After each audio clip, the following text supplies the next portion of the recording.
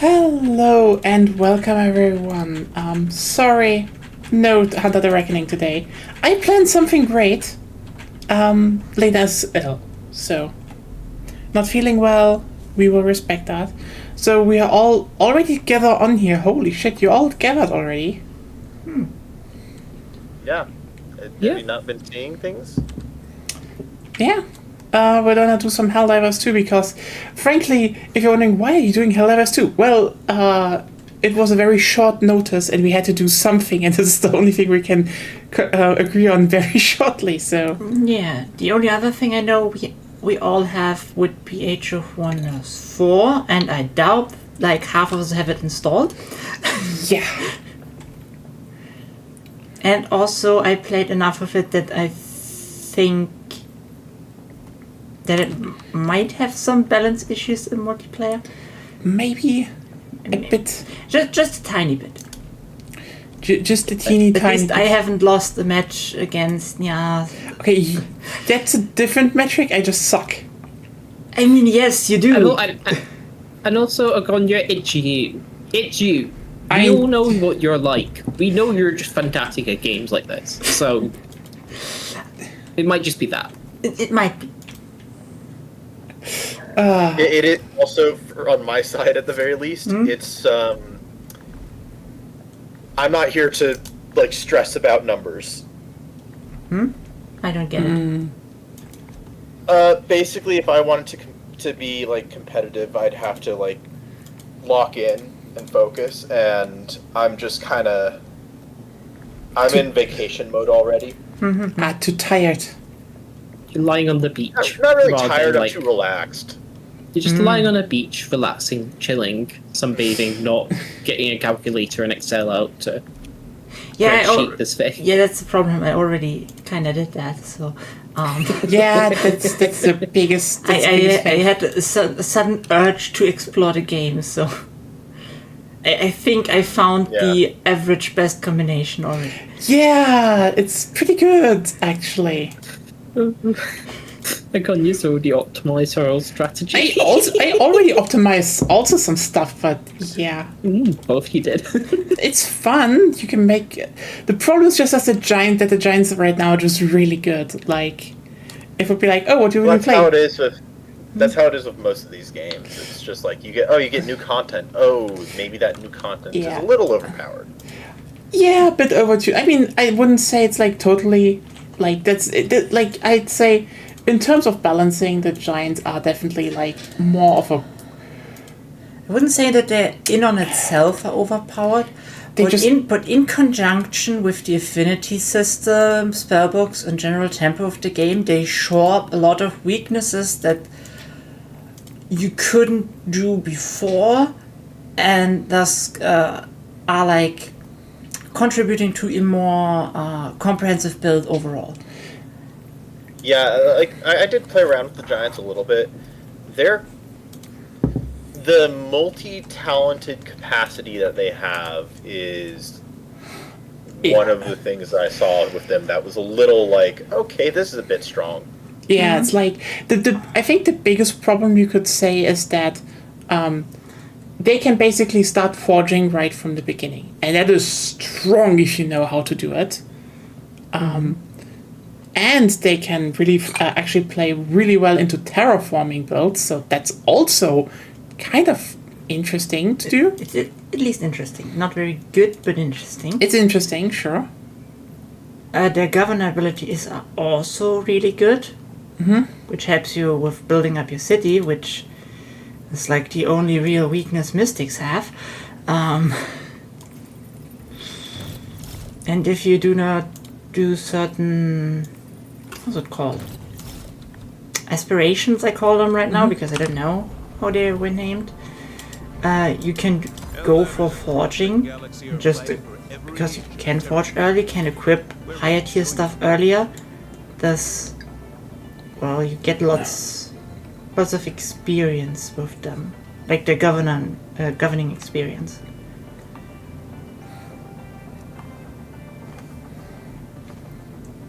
And they're still a big beat stick. Easy to hit. Yep. Because they're big, but still. By the way, Super Earth stands, the Chinese actually kept holding equality on SEA. After they Even though there was some after- dissent and complaint about it. Yes, after they complained to Arrowhead. Yeah, it's like this whole thing will be tainted, and I will.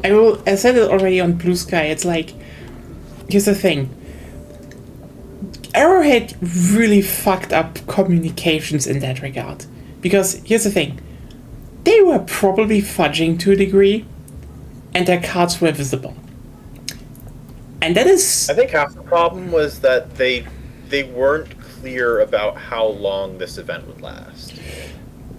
That's one thing. They can now say whatever they want, because we obviously don't know inside information. It's just like, the biggest problem they have, they basically had one player base that organized itself, that was emotionally very much invested, and then, the card trick was just half visible. Yeah, the rules apparently changed. If intentional or by fudging, we don't know. Like, if it's just supposed to be that way, or if it was a more spontaneous decision. We don't know. But yeah, of course, a player base that's highly invested in that will get very emotional. Yeah, so... So should we get started on the match? Yeah, sure, I'm just going through all the stuff here. Okay.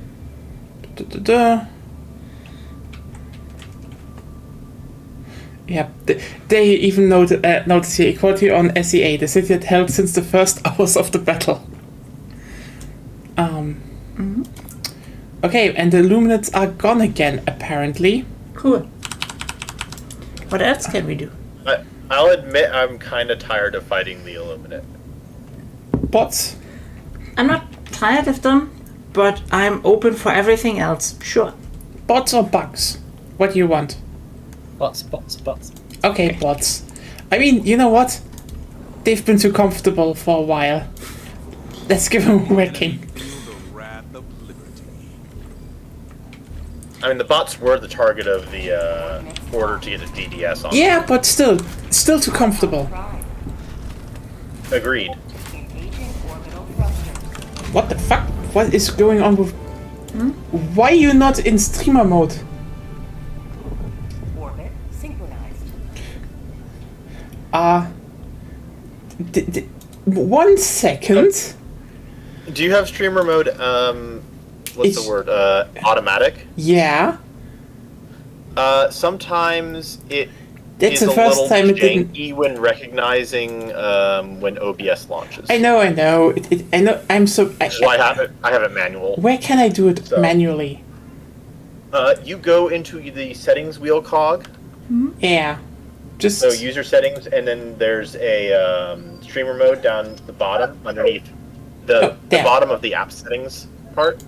There we and go. then you just turn it on from there. Yeah, thank you. It's just because, usually when we yap, sometimes, Patrick is coming, so just ask, and he actually is not storm chasing today. So, yeah. Let's fuck up some bots. What is that line? Oh, the intercept convoy. Oh, that's the convoy, yeah. I never had them. That's the convoy. Which line do you mean? The dotted line. The blue dots. That's where now I Walker's one. see it. Okay, you see it as... Yeah, that's the path that the convoy will do. So you see it as blue. Yeah. Okay. What do you see it as? Light greenish, like turquoise-like. Okay, yeah, but turquoise is it? It's supposed to be a light blue. Though. It's a secondary objective color. Yeah. I'm just not good with light colors. So... Aren't you kind of colorblind? Yes. Yeah. She'd be too OP if it weren't for that one nerf. Nerf. To be fair, since I'm colorblind, I'm good at noticing other differences, though. So yeah, that's actually not the downside directly. Like, for example... It can be. Yeah, because, for example... some people can develop like a better, like with colorblindness, can actually can develop a better sense of shades and movement. Yeah, which is really It's also the whole rods versus cones discussion too. I don't think that the actual effect is related to that, but I think that there is a. It's just like if you can't distinguish color, you need other indicators, or at least you search for other indicators to like different. brightness or Yes. sort of stuff.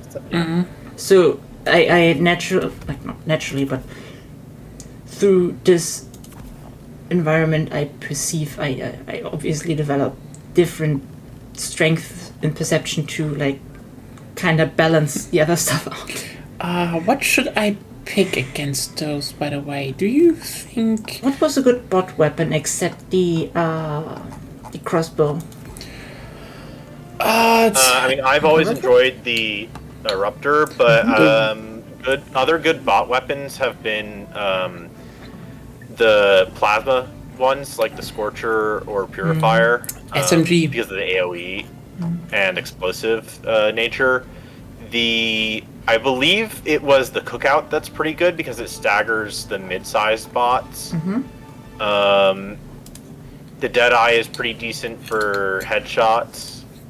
I don't remember anything about the ARs or the and submachine guns are good in general if you're using them against the in conjunction with the shield.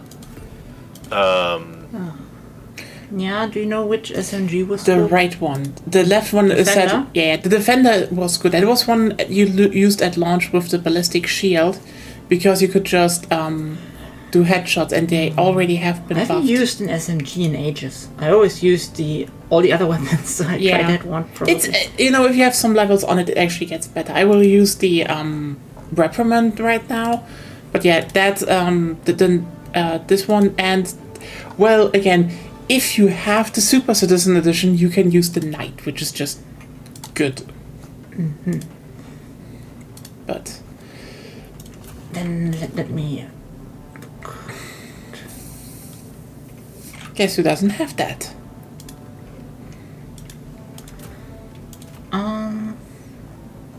What else is good? So this was a one-handed SMG? Yes, that's why. That's the thing with ballistic shield, because you can just be really. I need to use the bubble shield basically because I have a two-handed one. I was just wondering what else I could bring.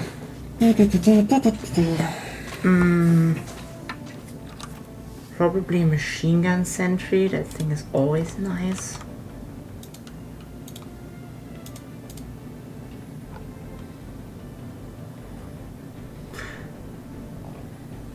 Do we want a car?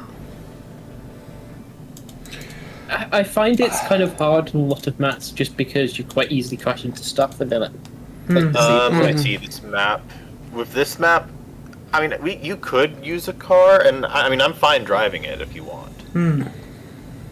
Well, I'm also missing a strategic weapon. I can call in an extra. Here's the thing about strategic weapons. You can. There is some logic in just kind of like being like, oh, you know what? I'll find one. And usually, if people are pretty good about picking up their old weapons, you can always pick up your teammates. You can always get a teammate's strategic weapon. I mean, I'm getting in the Quasar cannon because I want to check if that's good against the big ones. It's okay. Actually, now that you mention it, What would be I'm better? gonna change my rocket pods to this. Fair. Okay, or should I just spam the expendable anti-tag? Genuine question. I can call it down. We have two with us, and that would also be probably pretty good against some stuff. Would be. I mean, if you two plan to primarily use your mostly use your primaries to deal with enemies, then I'd say that would work. Yep, sure. Then let's do that. So the expendables are then for tanks and hulks and stuff. Yeah, that's the thing. Yes. Because I mean, if you're smart about your gunplay, you can always take out the you can always take out the small and medium stuff with your primaries. Yeah, that's what I And wanted grenade. to. Yeah, that's what I usually do. I also have the, I will try out the, Hellbomb secondary thing. Ah, yeah, the Hellbomb grenade launcher. Yeah, the ultimatum. Yeah. I like it. It's getting used to the range is very. It's not easy. Was that the one where it has like the mini nuke on the front of it, sort of? Yeah. Or- I'm so it sticks out. Yeah.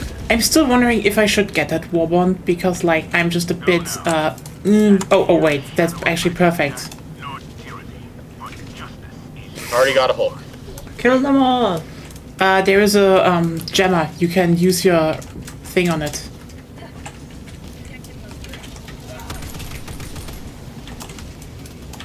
God, why did they already have a bot drop? Can you come, Agonia? Huh? What can I do? There is a jammer up here. You can just shoot it with I your don't grenade think the launcher. I don't think the ultimatum can actually. Oh, I already shot it at a thing because Nya said it without targeting at anything. So I don't have ammunition anymore. Ah, If you want me to shoot at something, be at least kind enough to ping it. okay, I was actually like, I mean, I pinged it, so there was that, but I only pinged like the general location, not the actual object.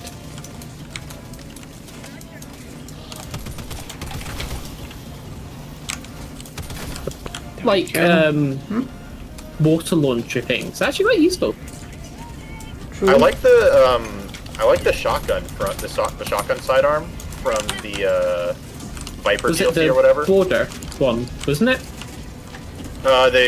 The jungle. yeah. DLC. Jungle. That's what. Yeah.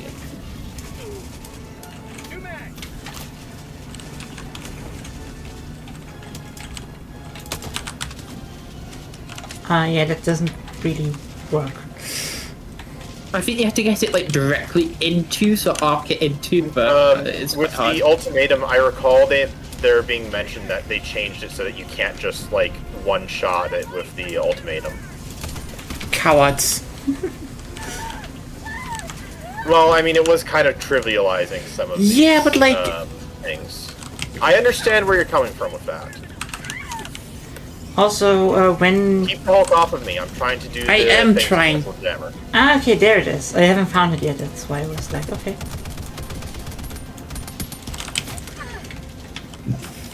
Okay, the jammer should be offline soon.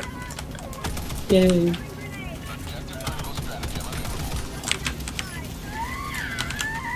okay, getting in the Hellbomb. Yep, working on it. I have it.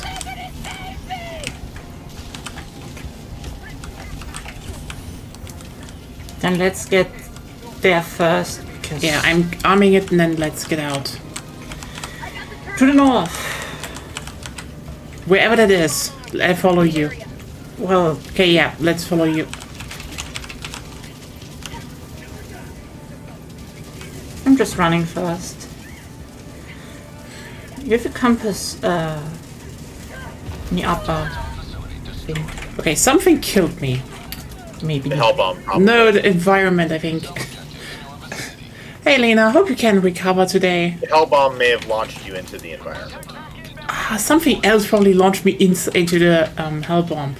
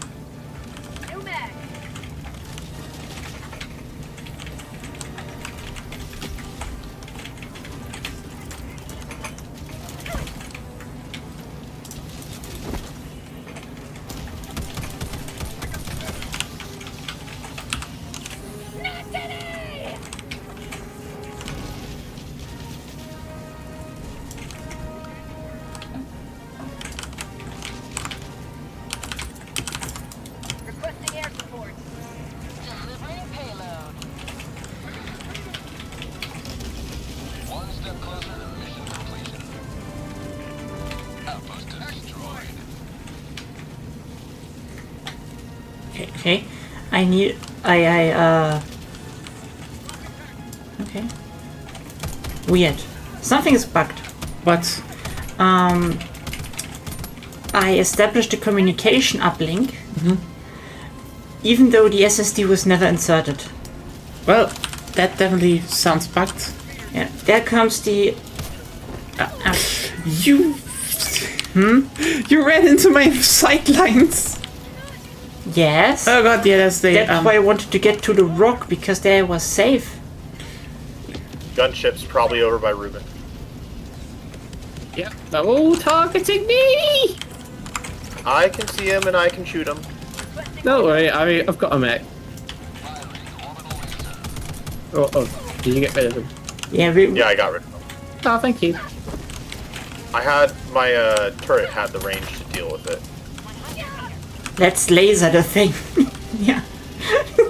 Just fuck off! No, I don't like this. Huh? Why? We just lasered them. It works! Yeah. Intercepted convoy. I still feel like laser is a little potent. Lasers are like, yeah, they have a 6-minute cooldown. So they prevent you from bringing anything else, but they are really, really strong. And I think, from my experience with other factory striders, or whatever they're called, this one, those 3, are weaker than usual. Well, it did look like there were 2 lasers on it, though. Yeah, because we were throwing 2. Me and Nya always have lasers. Yeah. Yeah. So this was more of a nope, kill it with fire situation. Oh, you know what it is? It's the fire. It's the fire change. That could be. Because lasers cause fire damage. Oh. Yeah, it would make sense. I'm dealing with the gunship base. Mission done. Okay, let's go to the next. Yeah, for some reason I can call down SSDs for these, but you never need to insert them. Interesting.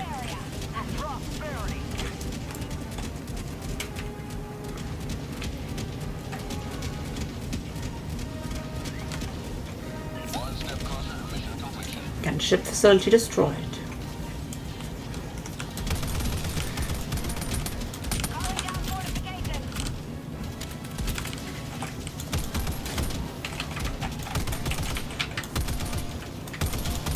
I will probably throw something in this room. Be careful. Yeah. There comes down napalm. Napalm. I don't think napalm is like the best thing against bots. They burn. It's okay, and it's probably better now, actually. Especially against the big ones.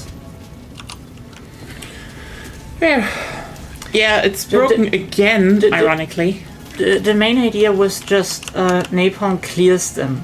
So you only have some produced ones to deal with afterwards if you only clear the base.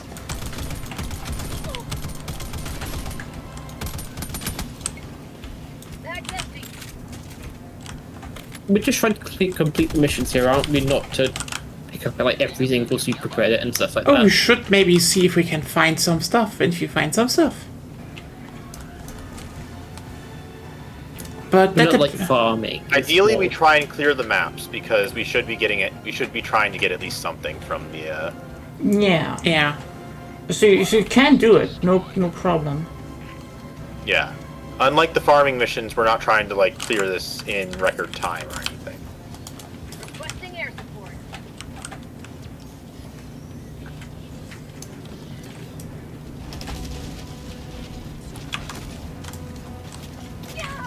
Oh, I dropped some samples if you can pick them up, Conja. Yeah, well...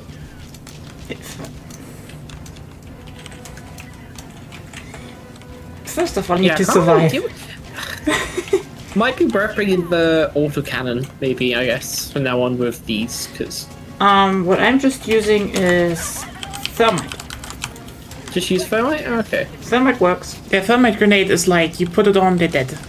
Oh. Thank you. I just need to find the terminal. It's over here. Let me just do it. Yep, you do it then.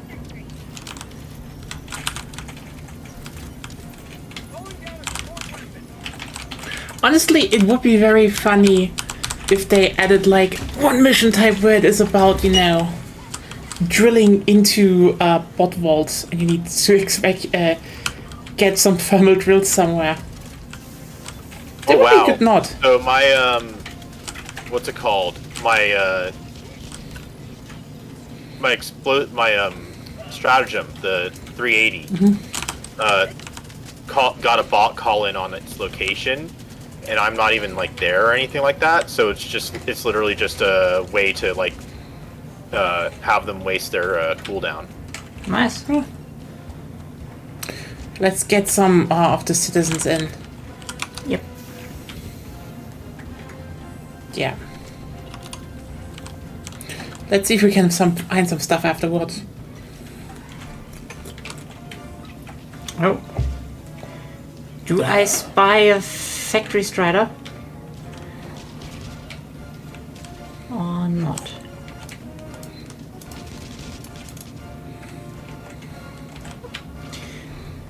But yeah, bots are fun. Oh yeah.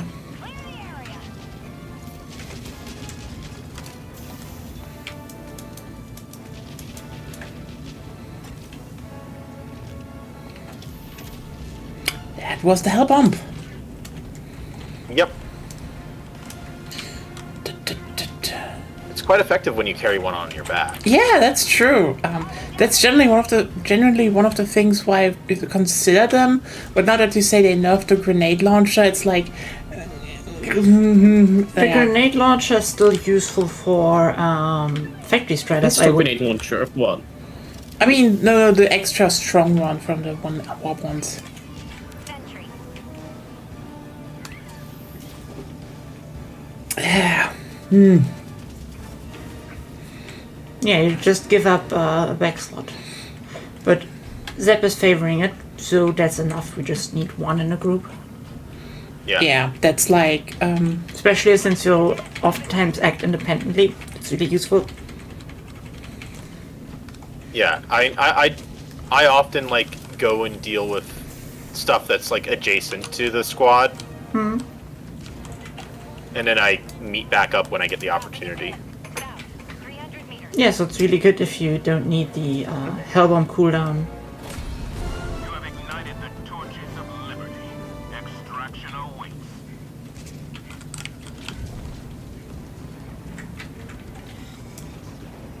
Careful, Rube.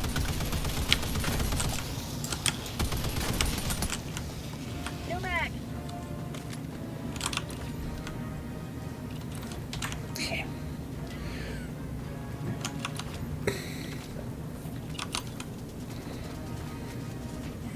Watch your back, Rube. Ah, yeah. All right, we should probably check out this direction in the north. Just in case we want to try and find stuff here. Yeah, I will be waiting at extraction. Just tell me when you want to count down to start. Okay.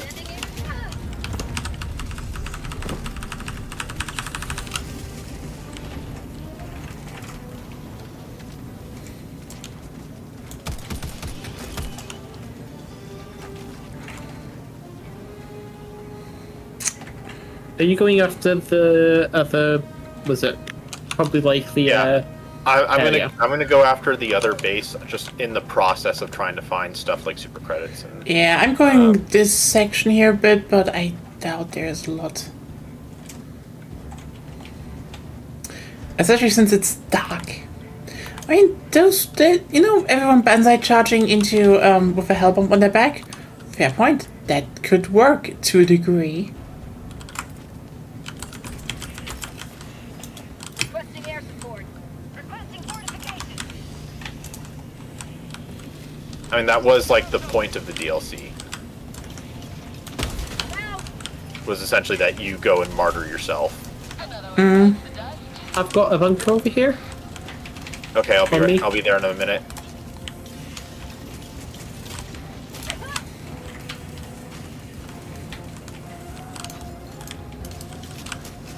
I've just got a minor location of interest.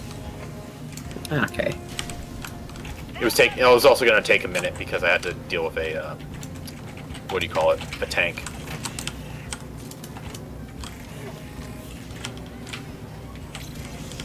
Ah, finally. Light. Oh yeah. Okay, I'm gonna You know, roll a root. interesting though. I might be actually streaming some Payday 3 soonish, maybe. Did they fix the game or? No, they can't. Okay. Like, here's a thing. I had the big thought a while ago, and like, I think the big problem Payday 3 has compared to Payday 2 is just, when Payday 2 came out, it was an overloaded mess. It was extremely ambitious. It had some mechanics that were just, they made sense, but they were also like for example, noise values on guns. Cool idea. Effectively rendered like 99.9% of all guns completely useless for stealth. Because, silencers just dampened the sound. They never, worked like video game silencers. Super credits. Nice. That's something. Wow. Careful. Walkers nearby.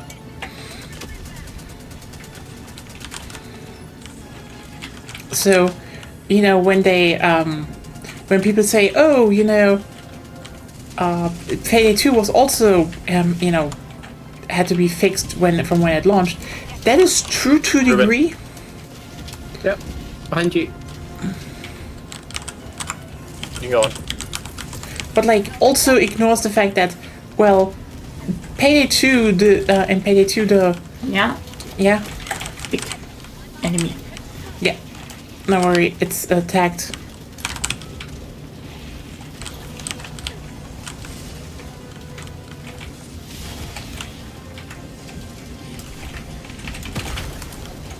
Fook didn't switch back. That was a bit overkill. Yeah.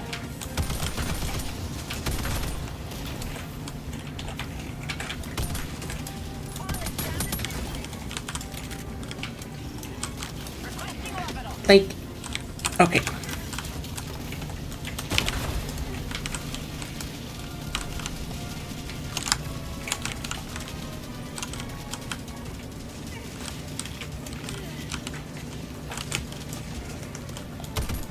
It needs to go to the left about 45 degrees.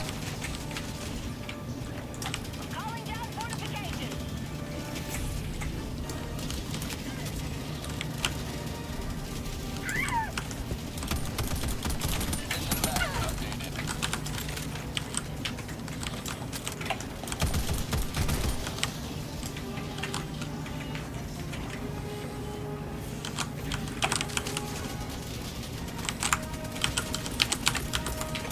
Requesting advanced weapons. I really start to like the expendable anti-tank. It's great. It's so good to just have on the side, actually. Yeah. Like, you normally need it when you're out of thermite or something against the Hulk. Well, also, if you're just like hanging around in a place, it's really good because you can just like call in as many as you need. Another one, another No Hulk. worries. I'm getting Be it. good to run Wait. now. Yeah, we're good Right. to run. Okay. Go southwest. Yeah, Yeah, we need to kill them here first, or else I can shoot the Hulk. we can. Not around the corner, and not with this fire. So let's clear them out first a bit. You head to the one southwest group, I'll head to the one to the west. Okay. Then around the corner. There it is.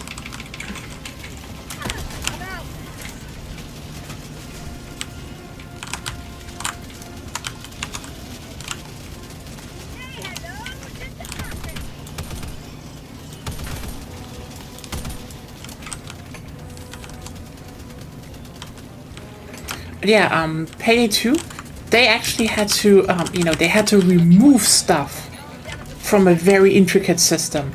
Make it simpler and shit. That's how they fixed the game. The additions were more like, they added the whole perks and stuff, but like the majority of perk stuff were, previously skills in the, skill tree anyway. They just were like, okay, those are mandatory ones anyway. Let's put them into perks, and then they added like, oh yeah, here's just some slight variations on what you can do with your character. Cool. Payday 3 is like, did they just walk over the wall? Yes.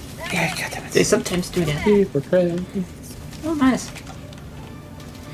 In Payday 3, it's more like, they have barely anything in the game aside from, you kind of break in somewhere and, you steal bags, and that's it.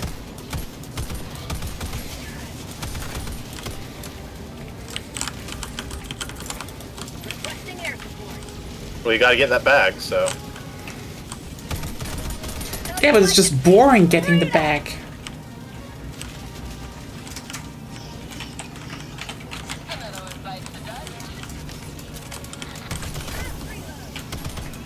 Thank you, Rube. No, it's One of the Super Earth things. glitch. Bugged.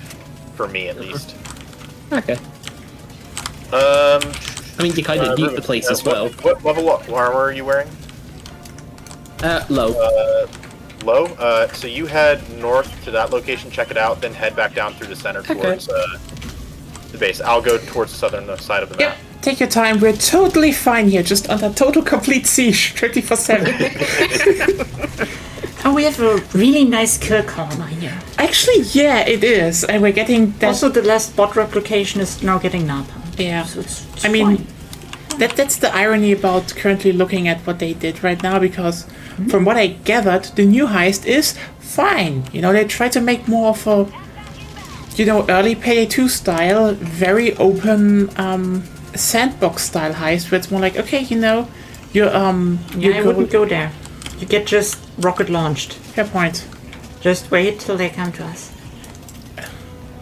It's like, okay, hey, we go,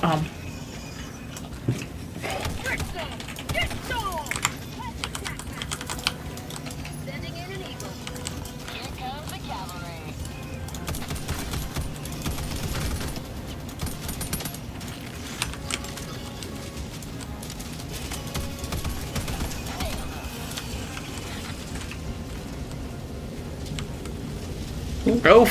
oh fuck, okay, now they're reading something. Huh? You know what?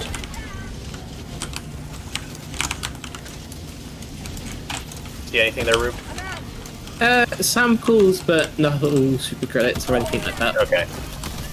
We'll just grab the samples and head through the south towards that marker.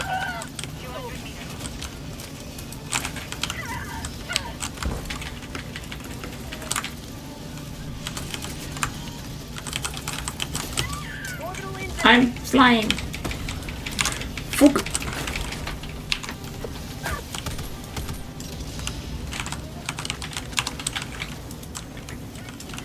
Okay. Just tell us when you want the countdown to start, okay? I don't know how long clearing some of those minor locations are going to be in the southern side, so I might need to wait for a minute. I mean, can we do that? Should I just go there really quickly and grab them? Sure. If you're gonna go and grab the two on the farthest right in the bottom, then I'd say in like a minute, Agonia can start it. I will do it. Because Ruben and I are still on our way back. Yeah. But yeah, basically they made a really, more open heist with, basically, oh hey, here are warehouses and you can tackle them however you want, and the security room is also more randomized. Everything is more randomized. I'm like, okay, this is neat. And then you realize the thing, why Payday 2 is good and why Payday 3 just kind of falls apart.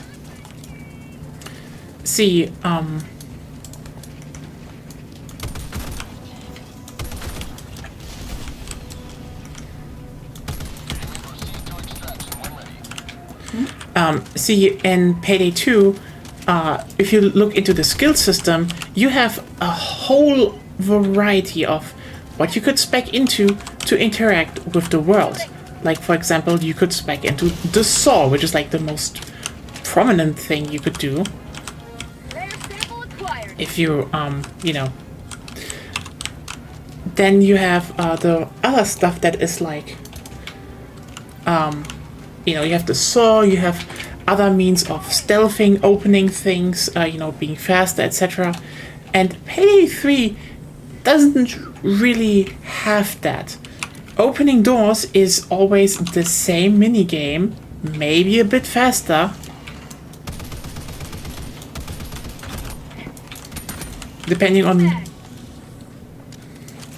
what you skilled, but you know, there is no, oh, you know, you now spec into the saw, give up a main slot, and now you can completely differently call it in. Sure. Yeah, was there any at the 2 that you went to? Nope, there was just like samples and... Yeah, it was samples. Okay. So what would be in, yeah. you know, when you look at Payday 2, for example, if you have this, oh hey, people have to go and just open some warehouses and flee, like... hey, Red Seraph. Pretty okay, we just cleared the whole map, and I don't know if this was that smart, but we did it. We did it. Yeah. Be aware, more napalm. Don't go there. Oh. I see. I will take a different route. Well, there are bots coming from there. Yeah. But yeah, basically people compare to, you know, border crossing, and like I get border crossing, you know, reused assets, simple heist, but like it had like this 2-stage thing. It was kind of cool, honestly. It's a good heist, but like the main thing it has is that even if you just make a heist in Payday 2 with you have to just search an area and gather as much as you can, you know, because of this stuff like saw, etc., how you interact with the world, you know, you can shoot doors open, etc. It always comes down to you have a lot of ways on how to approach it. In Payday 3, you have one way. It's either the lockpicking game or QR card. Yeah!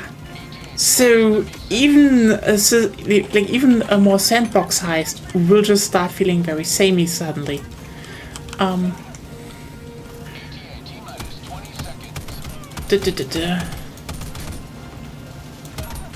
Yeah, I do hope next Friday I'm gonna be in a good mental state to GM again. I mean, this was gonna be our last one.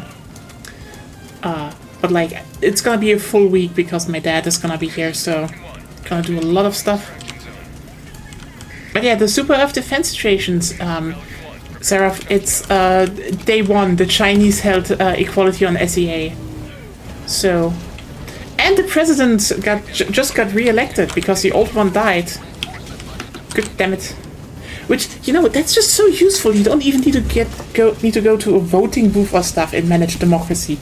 They just have like this spreadsheet of what you like, and then they just give the vote to whoever is best for you by an algorithm. Isn't that a great system?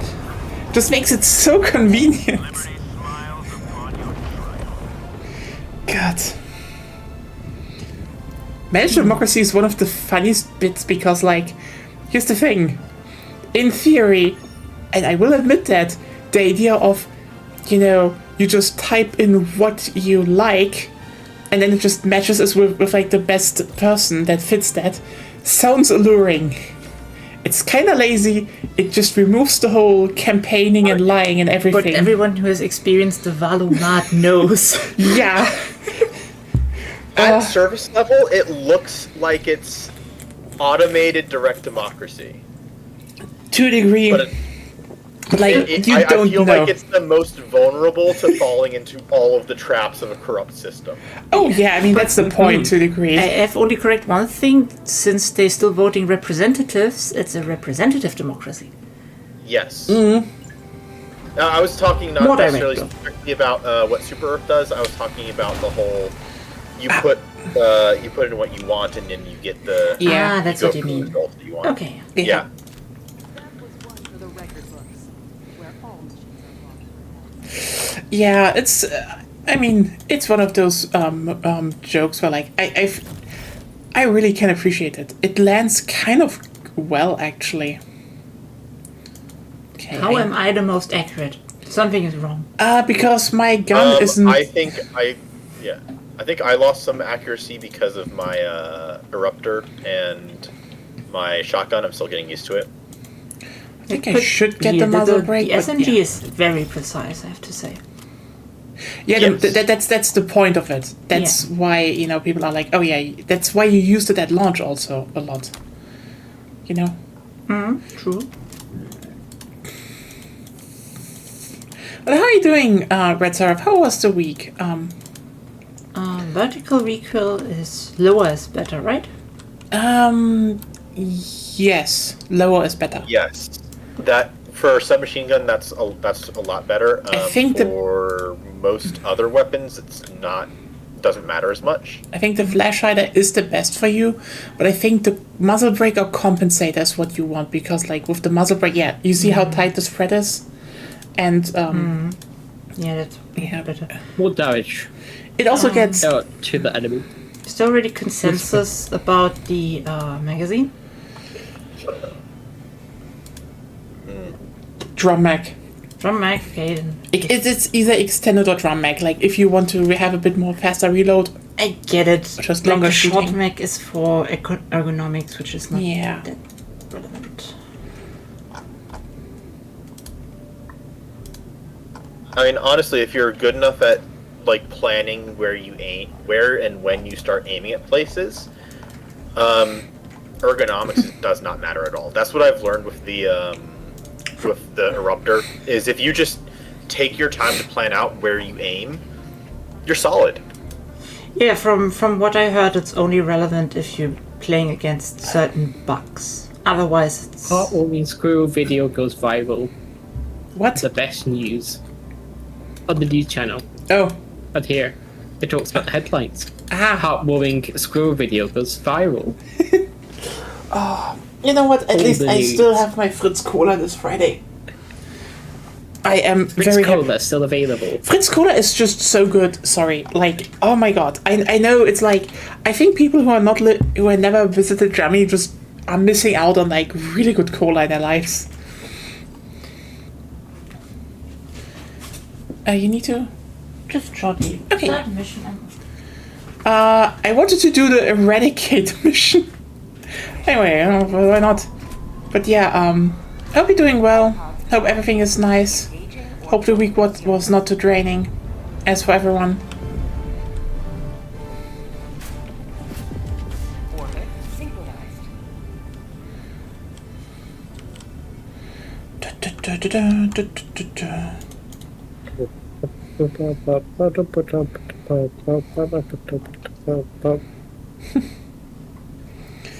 Ah, well. But yeah. So, are you So guys... I mentioned that I was getting that I got new glasses. Apparently, apparently there's a little bit of a struggle I'm having with them. I need to get them refitted because Same after I and wore them same. yesterday. Literally same After and I same. wore them I have the yesterday- same issue. I just got new I glasses. wore them for all day yesterday, and when I got home, I saw, oh shit, I have like massive bruises on my nose. Ow! Yeah, okay, no. slightly different issue then. Yeah. Ow! Bruises on the nose. That's not nice.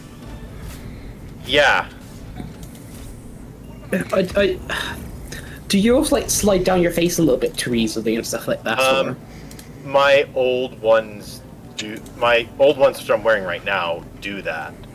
Not all the time, but it depends on like. It was worse earlier, a couple weeks ago, but they did tighten the frames a bit. They fixed the problem a little bit when I went to go get my other glasses, but I mean, it's not really a problem that you can easily get rid of. Yeah. Okay, by the way, this is just eradicate forces, so they will just swarm us. I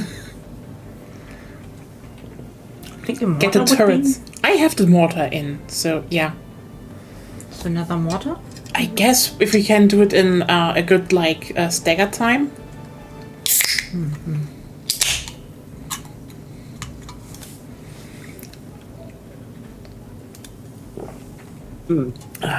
But yeah, gonna be a full week to next week. Well, at least half of it. Oh yeah, so Nyacast, are you guys still learning how to code Yes. at all? Yeah. Ah. What IDE do you guys use? Okay, we're not at that level yet. Sorry. No idea what it is. Shit. Don't assault It's us a with. integral developer environment. So it's like, VS Code? We're using Godot engine. Godot. Oh, are you doing Go? Or What? Just don't the assault. programming language? GD script. GD script, Golang. yeah. Oh, okay, yeah. I was about to say, like, just don't ambush us with nerds. No, it's just that we're not familiar with the terminology. Yeah, we're not absolutely familiar Ah, with okay. that. I mean, also it might just be a language barrier thing as well. If you're learning a German, maybe, or I don't No, know. like most of stuff. It's more of a jargon thing here. Okay.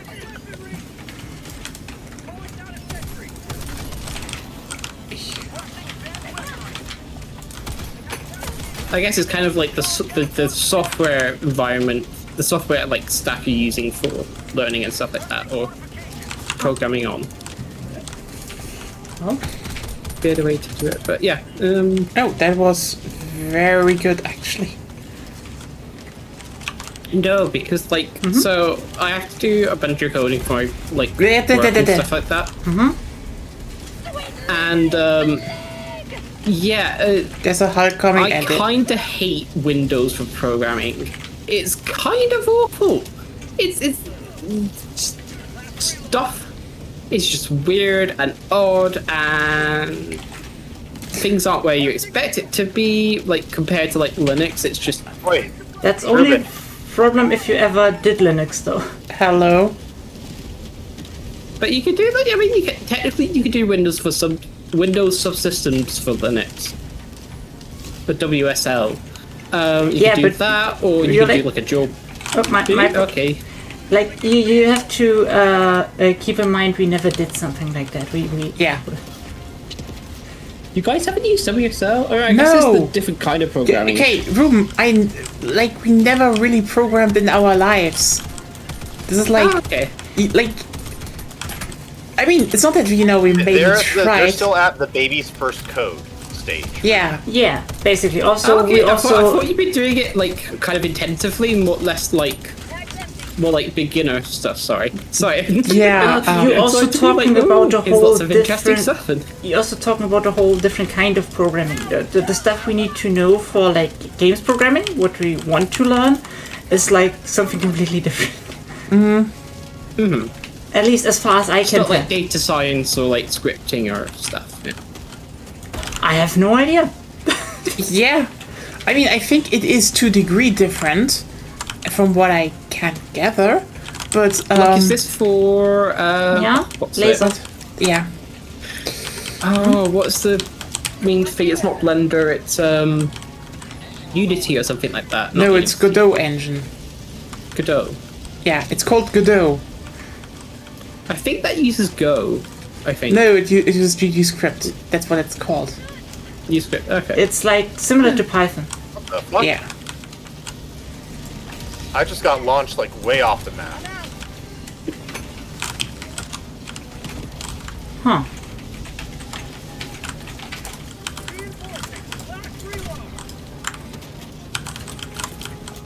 Requesting air support. All I was trying to do was test out my flamethrower against the tank. Yeah. Should I tell you which of where that idea might just have been a bit dumb? Wait, No, Godot's meant to be using C++. that wasn't the idea wasn't the problem. The problem was some like weird glitch caused me to get like super launched at, like into the like off the map essentially. Ah, yes. Honestly, I feel like the So, Room, you asked something about C++, right? Yeah, it's meant to be C++, right, for Godot. no You can use C#. C sharp you can use. Yes. Ah, Okay, let's get in. I'm By the not way, there. C sharp is just C++++. What? Oh, Yeah. sorry. No one. I told you. It's all C.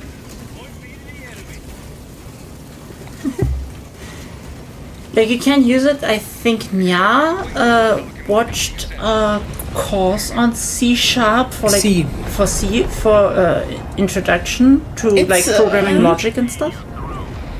It's neat. I kind of like the fact that it's just so rigidly structured, but like I can also see why it might be hard to like learn.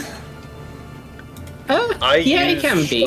I first learned a little bit on Sharp, and then I very quickly ended up just using C++ for most stuff whenever I would do anything. Yeah.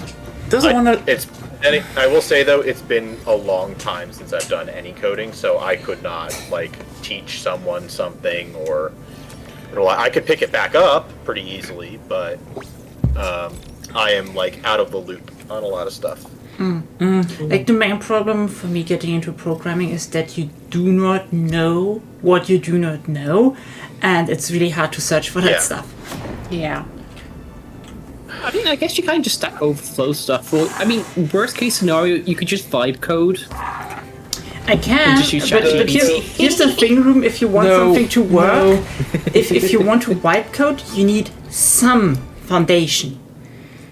Yeah. Some. True. And that's the point we need to reach. We need to reach from 0 to 1 so that we can start actually accumulating relevant knowledge. Yeah. Yes, I mean, what you need to accumulate is knowledge of the various like systems, so the grammar You need to know and what the, to ask. terminology Yes. and stuff. Because as long as you know all of the base systems and like core systems and stuff, as long as you know those inside and out, you can always run and You can always pretty Google quickly stuff look and up vibe code. questions. Vibe code. It works. But It you works. need to have that base level Yeah. knowledge in order to properly start like Googling shit.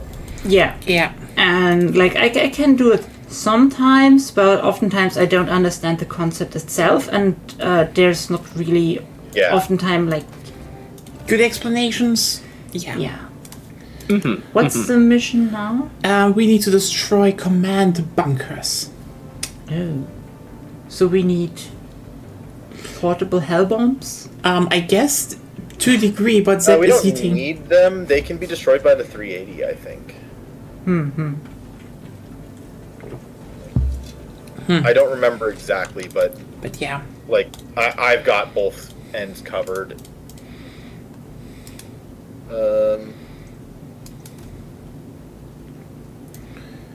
I mean, I do wish to a degree, I did start learning coding a bit more when I was young, but Yes, we know you have That's regrets. Stop it. fuck you. That is just more of a, yeah. It's like, oh no, I started coding. Great. Stop thinking about that. Start learn coding. It's way more efficient. You're not achieving anything thinking about what might have been different. I know, but like, still, when should I get the time to write stuff again? Huh?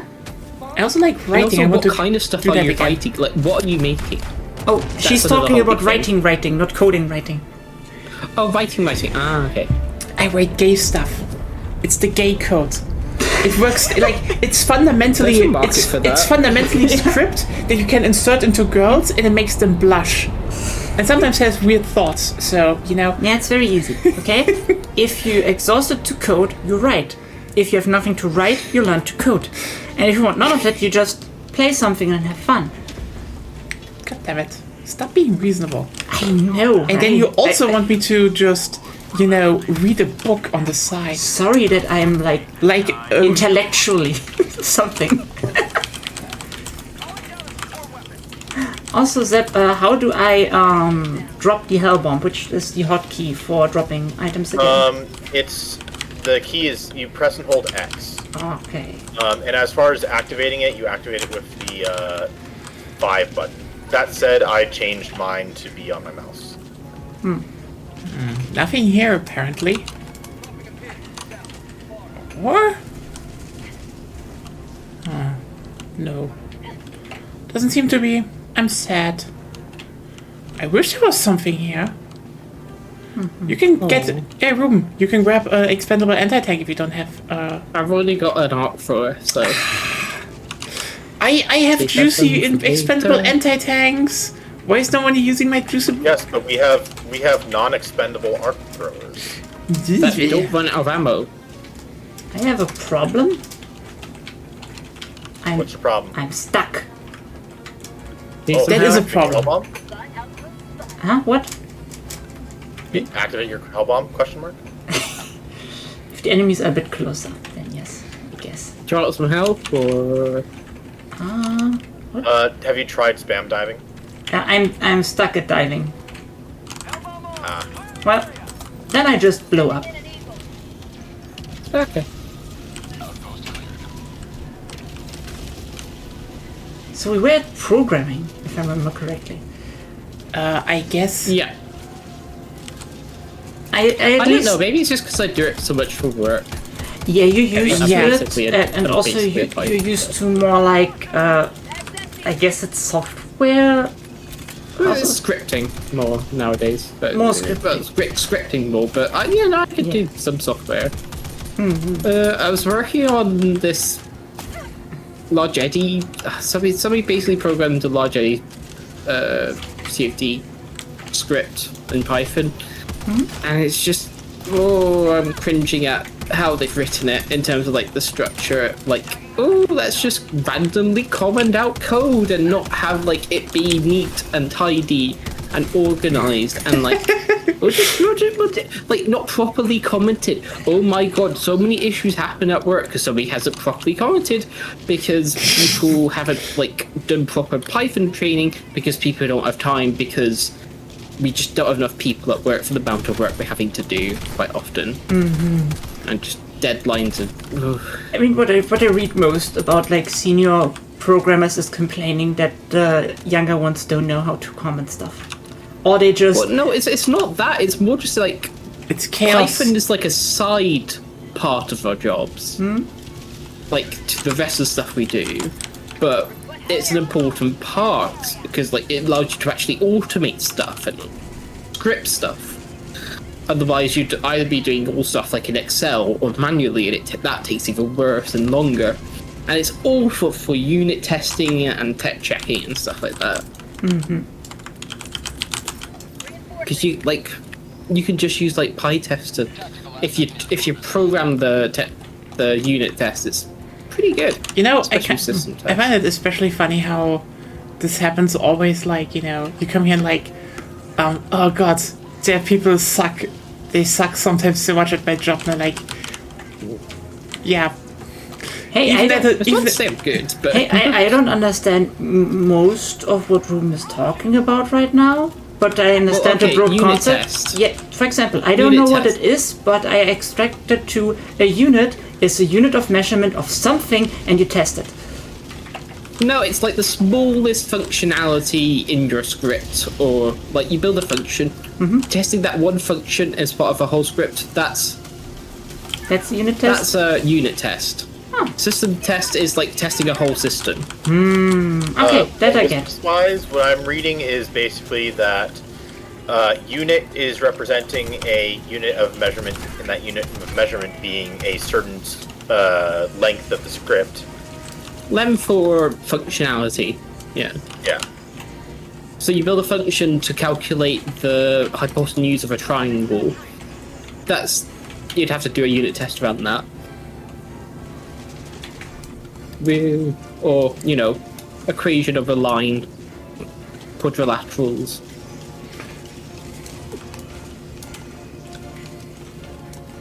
Yeah, I mean, Why do we never do trigonometry out in our real world?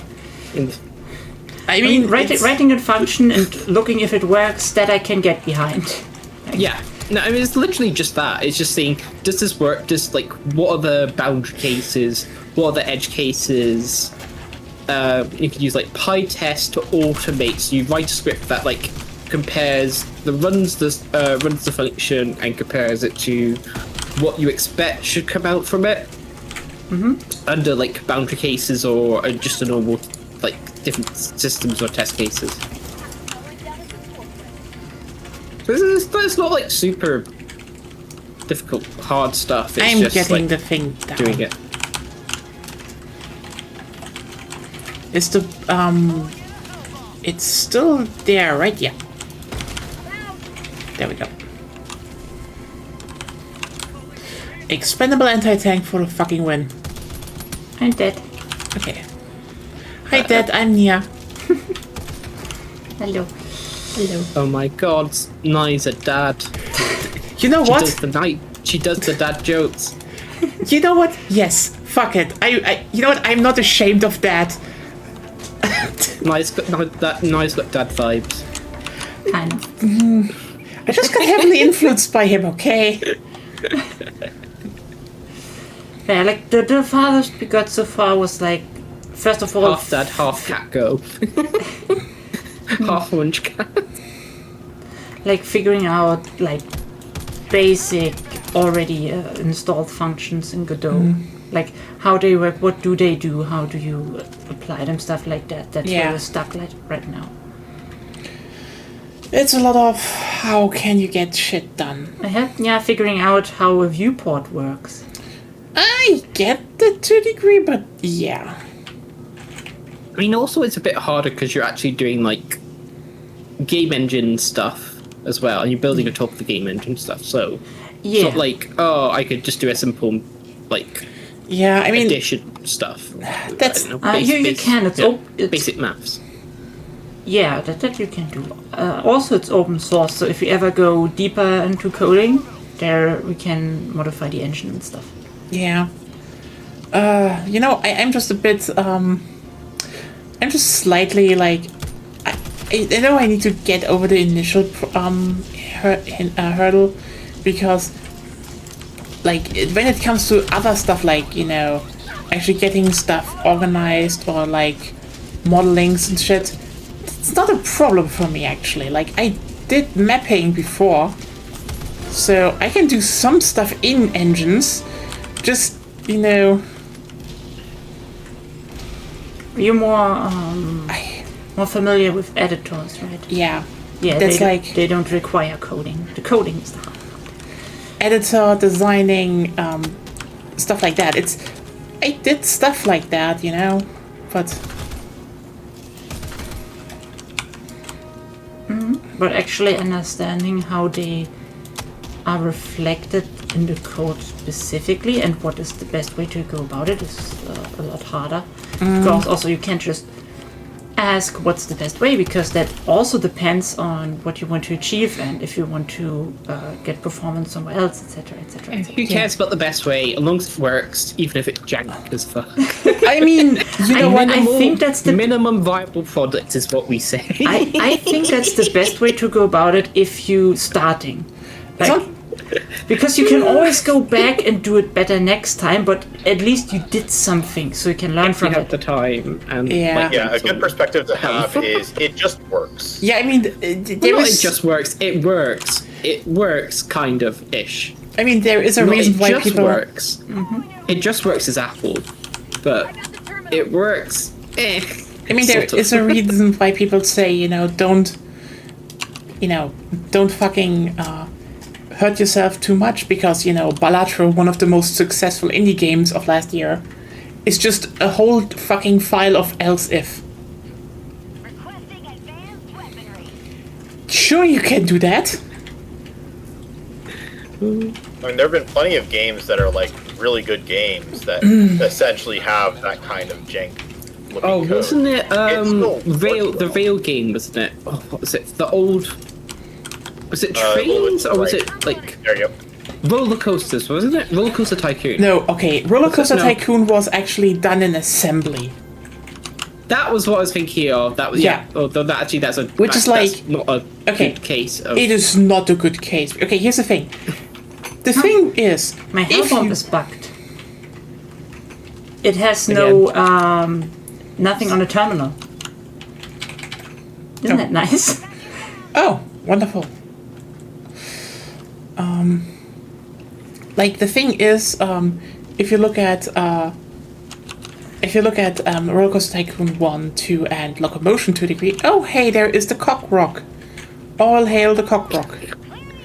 The thing is that, yeah, it's one of those games that's like, yeah, it was done completely in assembly, and due to that, it's actually really, really fucking performant. Bad. The problem is just, you know... I don't think you want anything even on the level of Roller Coaster Tycoon to write in assembly. That's like... Yeah, it's that weird kind of game where someone is just insane and does things in programming assembly. like, imagine today's games in assembly, how long that would be. And you need to keep in mind, even back then, people were like, are you insane? No, that is insane. Yes. I mean, it still runs today as well because it's like in assembly. So Yeah, sure. I mean, no, here's the thing.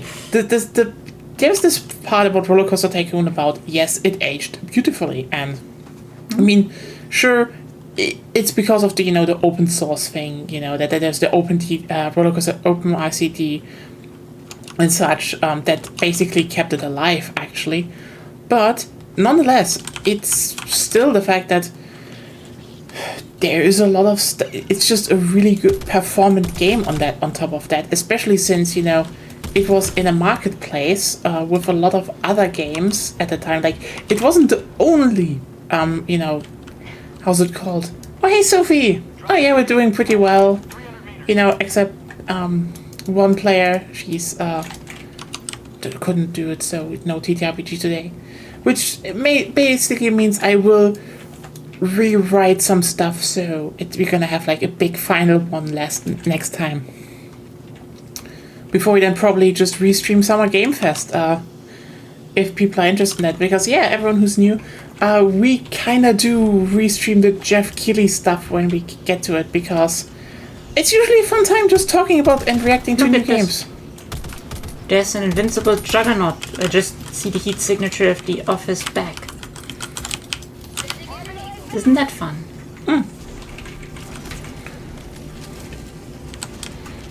But yeah, what basically is the case here is that Roller Coaster Tycoon, even back then, was way more performant. Like, there was Theme Park 3D, and like, they did a lot of stuff that was impressive. Like, you know, for example, oh hey, you could just ride the roller coaster, you know, in first person, and that was impressive.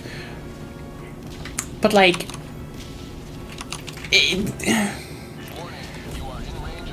we all know that you know they could just slap one down and that was it. This wasn't like Roller Coaster Tycoon allowed you to just free-form build roller coasters, and they kind of had relatively accurate physics, as you know, considering it's like a whole sprite-based game that is just faking to be 3D. That is impressive. Sprites are super. Got tea and better shot to the lemon LP. lime goodness. Honestly, I don't like sprites. Like, Sprite is there, not Sprite. I don't like Sprite, the soda. It's just too sweet. You don't like Sprite games? I like Sprite games. Why? I don't like Sprite, the soda. No, he doesn't like Sprite. She hates the drink. That was my point. Yeah. But Wait, the actual drink or the... yeah, the actual drink. It just no. Oh, okay. It's Yeah. I get that. like, if there is a definition of sugar water, it's fucking Sprite. Sugar water's nice, with a little bit of lemon. I like totally lost my sweet tooth when I got older. Ah, fair enough.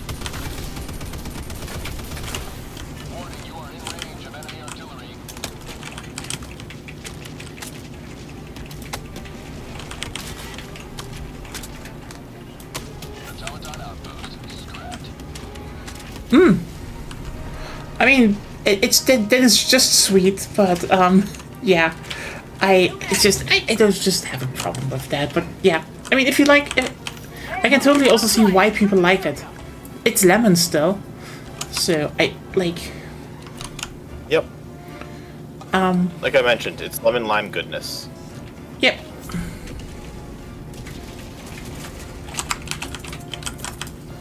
Requesting air support.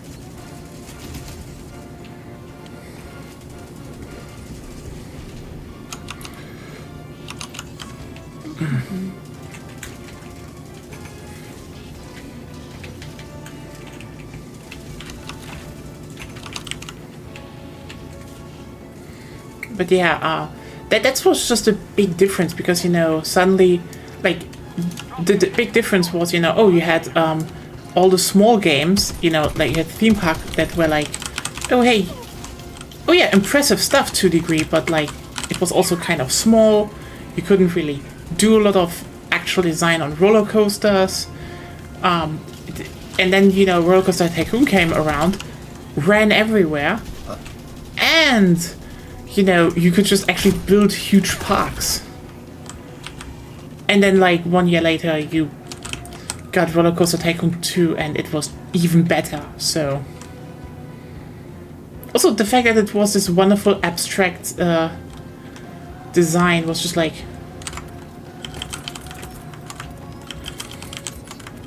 Wasn't that mostly a product of its limitations and stuff like Oh, that? I So, mean- like...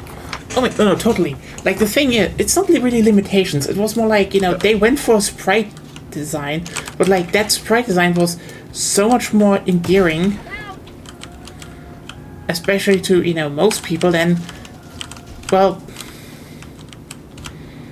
your average 3D design. Like, if you look at, for example, yeah, again, theme park, they tried, but also, like, it's just not that. It just doesn't compare. Oh, fuck. What the fuck was that game? I look into, like... Tycoon? No. I mean, I look into, like, a place where, like, you can blow open, and 2 arc throwers. Like, what the fuck is that? That's a middle finger right there. Okay, but yeah, yeah, Roller Coaster Tycoon you could just make amazing parks, actually, and it was suddenly it was just fun to do, and yeah, I mean, theme park was basically that afterwards. I don't think, like, that's I know when you want me to call in the extraction. Sure. like, From my side, I'm good. You can call. I just opened something yeah. here, but I could be there in a second. Okay, Ruby, I guess you're here I'm as well. heading Ruby. to extraction now, so... Okay, then I will call Okay, it it doesn't. Yeah, something is. Doesn't work. Yeah, wait a second. Yeah, it's bugged, probably. No, there could be 100 freedom credits below. Ruben could probably open. Oh, it's opened. No. Oh. It just took a while. Yeah. I also noticed some performance problems right now with the game. I didn't have before. I can totally tell you this is probably because they, got a big update out and it's more like, oh yeah, we need to check what works now and what not. Yeah, they need to bug fix and stuff. Happens every time. Yeah, that's by the way one of those reasons why, I know people are like, oh, do the devs fudge or not, and like they do, because like, and this is probably a bit of a controversial take for some, it's healthier for the game, as a game purely, because here's the thing, they had a rough year last year.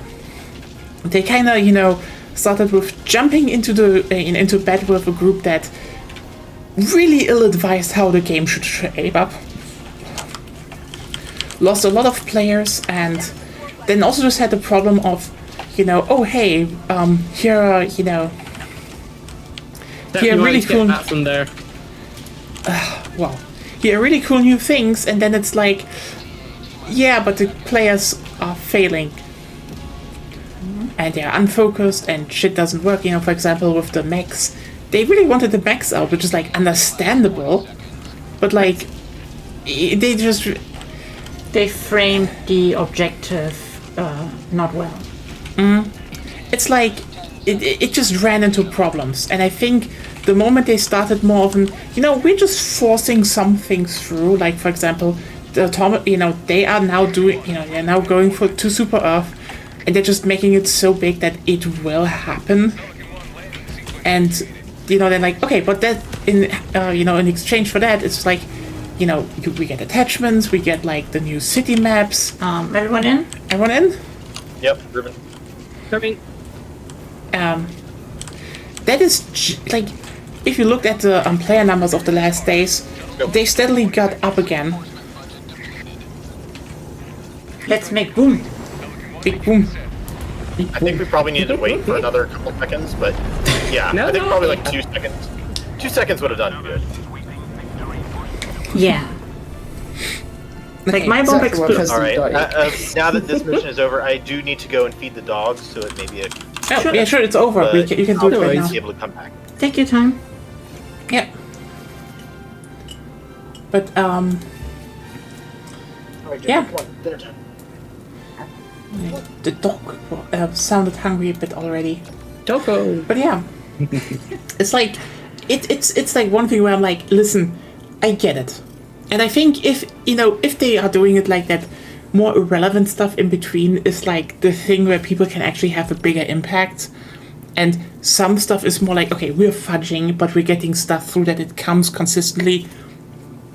We're not talking about a TTRPG campaign. When it comes about TTRPG campaign, and like we have talked about this before, that if I will run again on the server, on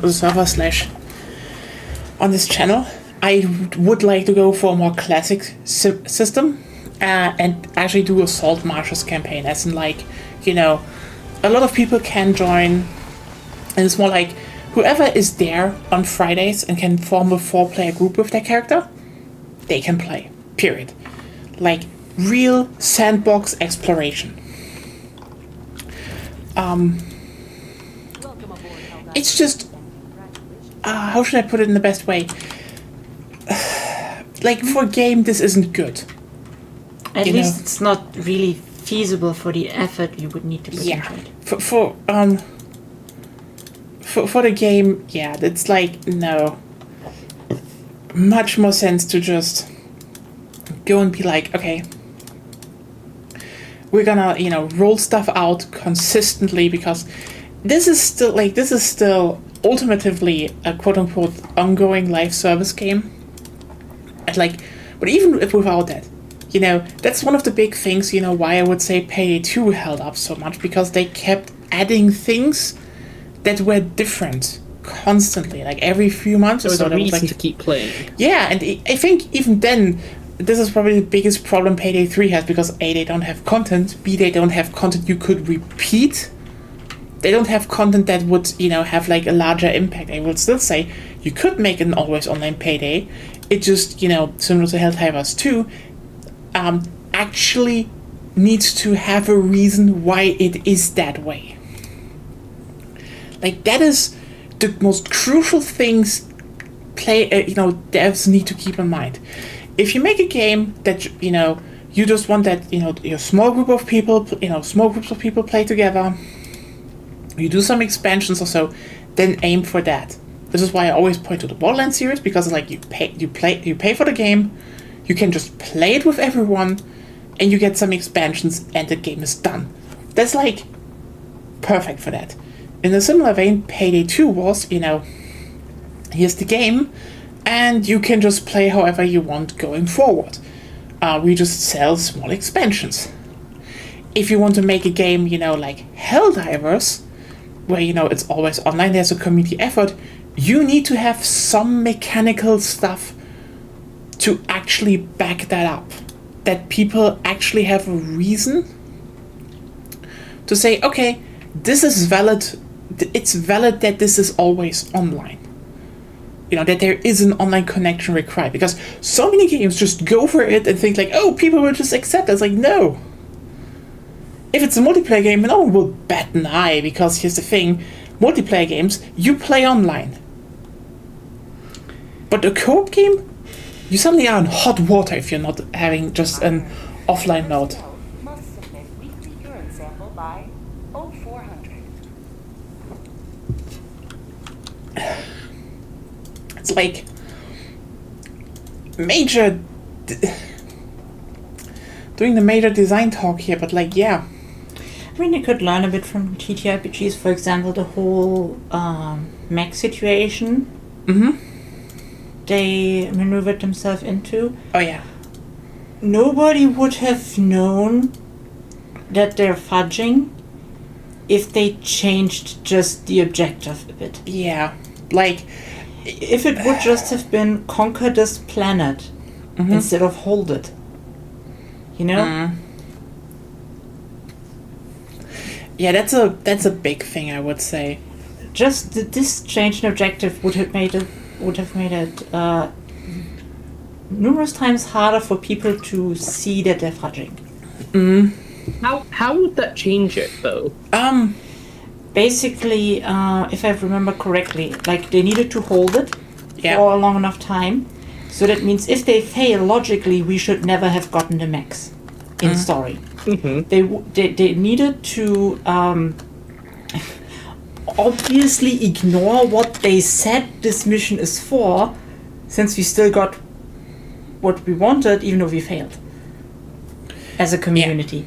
It's yeah, I mean that's probably one of those big things when we like, it's like immersion breaking. Instead of if they just put a planet there, they have the content they want to give us.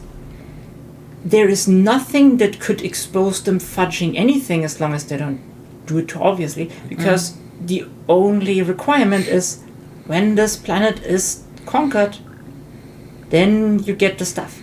Yeah. I mean, I would, here's the thing. I would actually, and this is a big thing, probably start expanding on that a little bit, as in, okay, because I think to a degree, what this game could need going forward to also help through dry periods is a more quote-unquote static approach to stuff. Oh, we have an update right now. Wow. Oh, not? Okay, so here's the thing. Basically, basically how we got the mechs was we had a planet. They had a planet where they just had factories pumping them out. I think those should be like permanent planets. We can see that they're like, it's like, okay, we have already stuff like Center for Civilian Surveillance and stuff is on this one. That they say, okay, this is the factory planet, for example, for the mechs. And every planet that is closer to it, for example, on the automaton front, could get them in faster. So they have maybe or like as an extra stratagem, like sometimes we have Eagle support. Yeah, but also like, if, that planet falls, that stratagem will be just locked until the planet is regained. That for this big stuff, it sounds good, but it also works against their monetization model because they barely have enough manpower to pump out content, and the mechs are in a warbond, so people would be pissy because they paid money for that content. No, the mechs are not in a warbond. Pretty sure they are. No, they are not. Just the skins for the mechs are in there. Okay. So like, I will definitely say this should be stratagem stuffs that are not in warbonds, obviously, and it should be heavy duty stuff. Like, for example, that you say, oh, this one planet produces the 500 kilogram bombs, so you would just get a lot less of them if the planet is not held, or some planets might get some buffs. But I would say having a few strategic objectives in like this ring around Super Earth would make it a lot more interesting, because then suddenly you had just some points people would be like, okay, we need to defend that now. It would be more engaging for the community, especially the organized part of the community. Also, then the fucking bug divers would have something to do, because if they couldn't get their ass to defend Super Earth, they could at least defend like this one planet that gives a buff to the people on Super Earth. So, that would be a thing. It would, like on a strategic level, like the community needs to focus certain efforts, it would make it easier for people who do not want to play against the Illuminate, for example, to still contribute meaningfully. Yeah. I mean, that's, for example, also why I said Payday 3 actually lacks that kind of online stuff. As in, for example, there is a certain resource thing that goes into, the enemy / the police, or, the security firms and everything. But, for example, one of the easiest things they could do is just make, like, a bunch of randomized, well, this was kind of like the first DLC they even had for Payday 2. The armored transports. They kind of have one armored transport hit in the game, but it's not even remotely as good. Because, okay, for everyone who doesn't know, armored transport in Payday 2 were basically just here, like, 5 maps, I think. And at 3 points or so on the map, it's basically, there's an armored transport with, like, 3 cars, in pure heat style. It's just you ram it with a truck. It's like you kind of need to get in there, so you could blow them open and compromise like half of the carriage, half of the loot. You could saw them. You can't saw. You just drill them open, and then it's just like you have a shootout, and then you grab everything and then you leave. Which is like, this is so simple and so good, and it's like, well, in there there's still in a transport there's still lockers which you can saw. You just give up your primary for it. Fair point. Which would still make it faster. Again, you see how clever that system is, because you could either lockpick the lockers, which will take a lot of time, or you could saw it open. But someone has to actually just compromise their main slot for that. Payday 2 is so good. Same with the transport themselves. Yeah. You can drill them open. You can spec into drills, but it will take a while. Or you blow up half your loot and spec into C4. Exactly, and that's just really cool. And here's the thing: Payday 3 just has one mission that is you kind of escort it like a payload, then you drill in, and then you open the and it's not even like as many compartments as in Payday 2, and you open them with the same minigame over and over and over and over again. And then people ask, like, why do people say Payday 3 is bad? Listen, Payday 3 right now is playable, it's just really fucking mediocre. I mean, the minigame is shit as well, it makes no sense. The minigame is bad. It should just not be a minigame, sorry. You can make it. By the way, I'm back. I'll come back. Oh hey, I actually wanted to get to the toilet right now because damn it, sneaky Zep. Just 1 second. I'm back in a second. The ranting.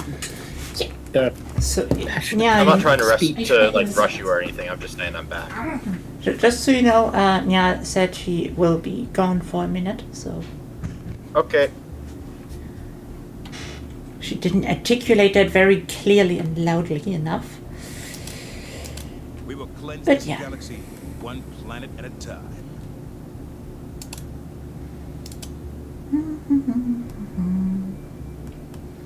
Yeah, the SMG is really useful against bots, especially for me.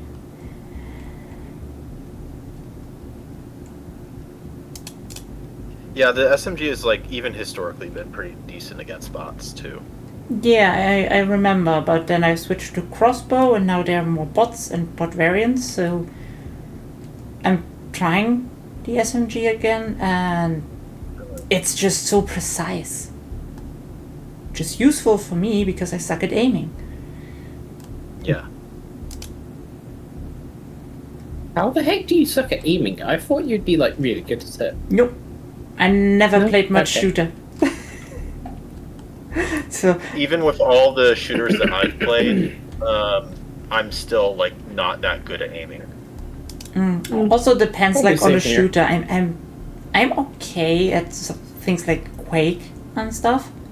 But like for example Call of Duty, I've at best dabbled in, and it's not like there are a lot of systems in Call of Duty that you need to take into consideration that it changes how you would normally quote unquote play, as like the respawn system of players and stuff.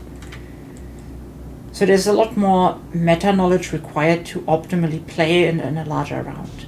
In like 1v1 situations, I do fine because I can take measures that basically alleviate the need to aim. But in like a bigger round, no. They're not good.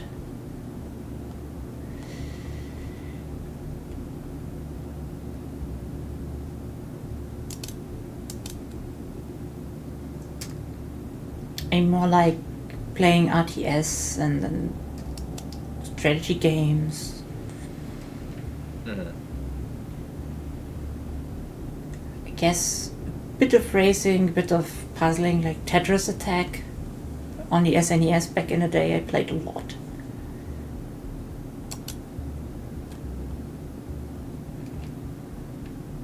And RPGs, I guess. Yeah. Pretty much everything except from shooters, mostly.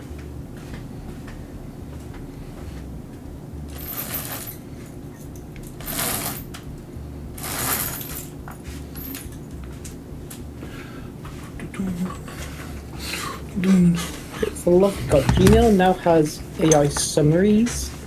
Yeah. They've had it. They've been loosely rolling out for a while. It's been at least a year. Yeah. They just didn't have it for everyone. Okay, hi, what did I miss? Nothing much. But like with Google rolling that feature out, I based my whole way to search has just added the impulse to just scroll 2 times after searching something. What? Oh, you add Reddit? Wait, do you not use like a different search engine to Google? Sometimes. Sometimes, but not really, no. Is there... To be honest, I've just transitioned to DuckDuckGo because yes, it's Bing. Okay, is it good it's not now? bad. Because that's the thing. I've found it to be decent enough. I mean, I think that's probably it probably reached a point where Google is now so shit that DuckDuckGo is just better.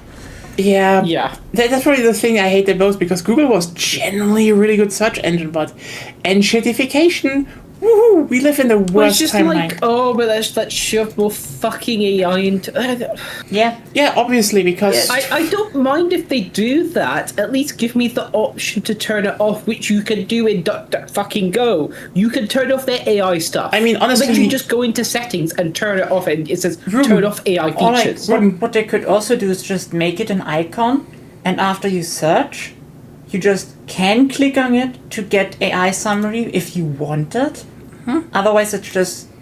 Yeah. So the funny thing is, it's the opposite. You can like click on the web tab if you go for more than web. Then it doesn't do any of the AI features. But the fact that you can't set that as the default or not without like add-ins,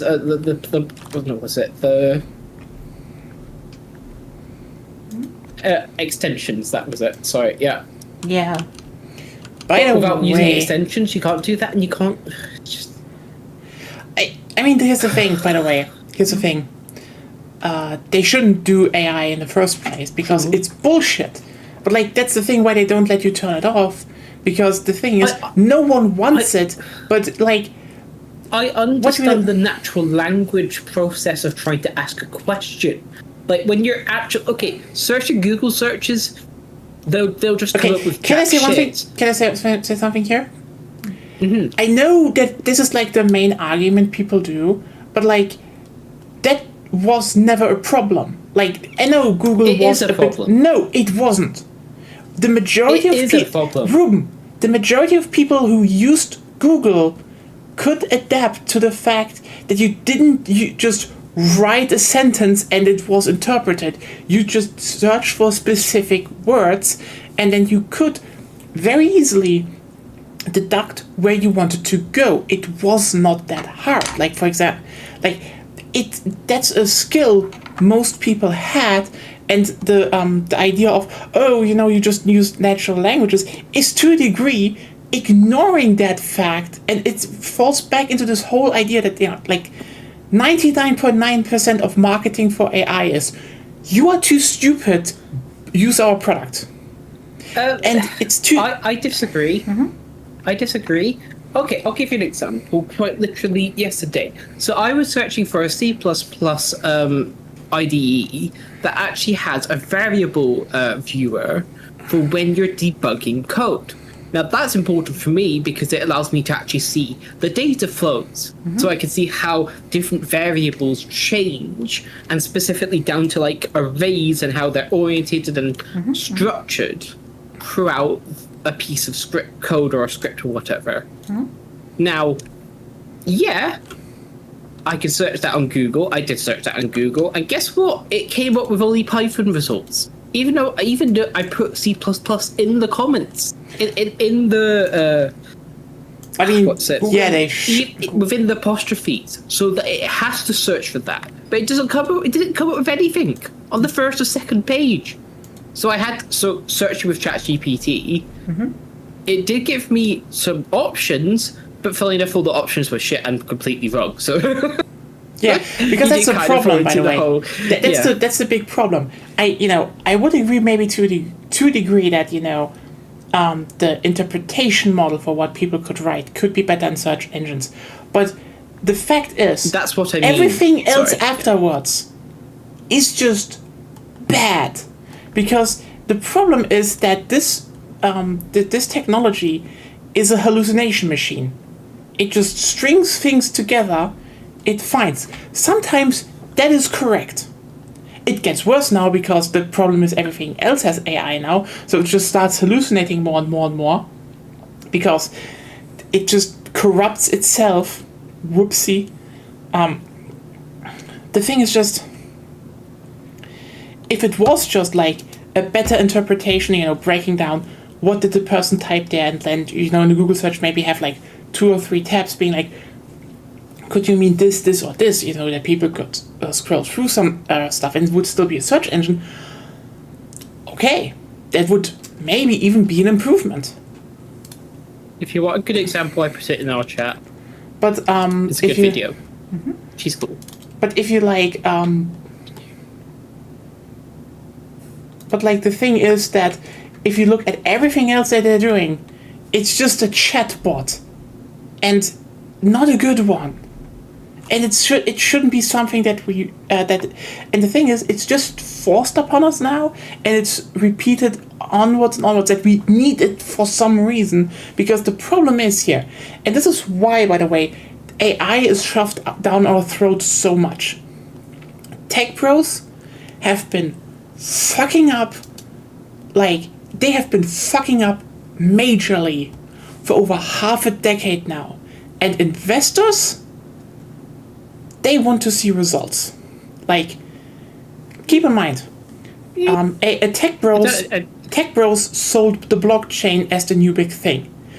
Nearly every investor nowadays. Tech Bros are pretty much the same thing nowadays. So to a degree, but they have overlap. They have overlap, but a lot of investors are not Tech Bros, but they're listening to the Tech Bros because again, the computers made the money, so these people should have. Can we play while you're doing that? Yeah. Should we do another bot mission or another bug mission? I don't mind. Liberty calls Zep. for aid across the galaxy. Only you can I just want to shoot stuff. Okay, that says nothing. You just want to go more shoot bots some then. people or something. This is American. Yeah, I mean, I'm fine with either, so. This one largest ICBM. Let's do this. So that's the thing. Loving American. That's a big thing when people say, "Oh, hey, why are they so determined to force AI on people?" We have also to say that it's more like the how's it called? Civilian sector. Let's say it like that. Yeah, because in research, the thing is the general AI is really useful. I mean, the thing is that's the problem, that's also the big problem they have, because if they look at, for example, how's it called? If they look at, where quote unquote, where AI / basically just the pattern recognition part is used to search through a lot of data, that is old stuff already. But That is already sold. The prediction model also helps in research, though. Yeah, to a degree. But like, you need to keep in mind, research doesn't do a lot of money. It's useful, but it doesn't do a lot of money. There it is useful. The problem is like for, I call it civilian sector because I don't know a better word. Like the average consumer generally doesn't need it. Yeah. But the thing is, the problem is that there was just not a lot of growth left, 5 to 6 years ago. So they started saying, "Oh, Bitcoin, the blockchain," until that bubble burst because everyone realized, wait a second, controlled money is better and more secure than leaving it in the hands of some dipshits that can lose their hard drives. So while some people still like the Bitcoin bubble is burst, it's just scams nowadays. And the reputation is in the gutter. But tech bros got a lot of people into investing into it, and now they're pissed because they lost a shit ton of money. Then the tech bros were like, "Oh no! Listen, you can own things in the blockchain. NFTs are the new thing. NFTs, the thing that someone coded in an afternoon and literally said, no, this is a dumb thing because you can just basically just save like the small part of code in it, and or not even code, just like a string of informations, and it's just completely ineffective for what everyone claims. But no, they've were like, this is the big thing, and then people bought into it, and I probably do the objective, and if you want, you can just clear everything else. Fair. Then I do the small stuff here. There's lots of stuff here. Everything is red. Take care of the bases in the city on the east. Sure. And I will just do the one in the west here. But basically, then investors lost another round of really a lot of money. But then they were like, look, we can automate the human away. No, it's very obvious right now that this isn't working. I mean, it was obvious for a lot of people, I would say. But the biggest thing I would say that really just cements it is the fact that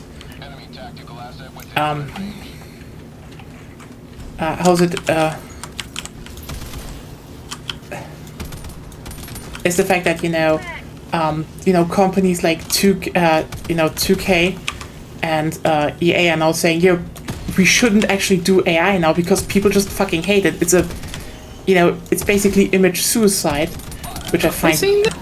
Yep, they said that. They literally were like. What specifically? That if you use AI in the production of video games and such, that people will just hate. Wasn't it the AI images though? Specifically, it was generally. Or was it more just general? Oh, okay. It was generally. People just hate it, and you know what? They're right. I mean, I'm gonna say one thing here. I feel like those two companies in particular, they probably knew from the beginning. Because here's the thing, 2K basically did jack shit with AI in general, and the best you saw from EA was like the fakest demo ever. Like no shit, it was embarrassingly obviously bad. Like not this wasn't even a proof of concept. This was literally just someone pretending this could work. Well, my body stretched out over the Z-axis. Wonderful. Stop climbing up rocks and let me clip my feet. Help! Want to get my shit back?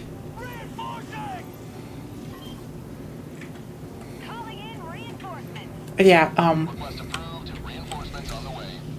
and I'm not. I will say, my commentary on this is essentially, I'm pretty certain that, actually, I am very certain that a lot of corporate level people know that AI, they understand AI now. Essentially, they understand that it's not a replacement tool; it's a efficiency tool. No. It's not even You think that Zep, here's the thing. That is What? still something that is being sold, but the reality is, and that is what a lot of, especially studios, and you need to keep in mind, there are currently two types of game publishers / studios out there. Those that definitely know it's a dumb idea because it doesn't hold what it promises. Because everyone says, "Oh, it's an efficiency tool." Here's the thing: everything that people say, "Oh, that could automate processes or make things better," that's already been used for years. Like, for example, the whole May I terrain clarify a little generation. bit? Sure, clarify.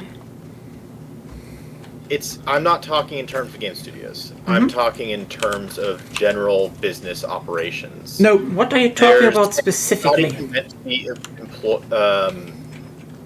I'm not even talking about like like efficiency in HR terms of, or like, they're doing stuff everything. like. I'm talking about things like enhancing people's ability to do their job, not having it do Well, the job yeah, for Zep, them. sorry.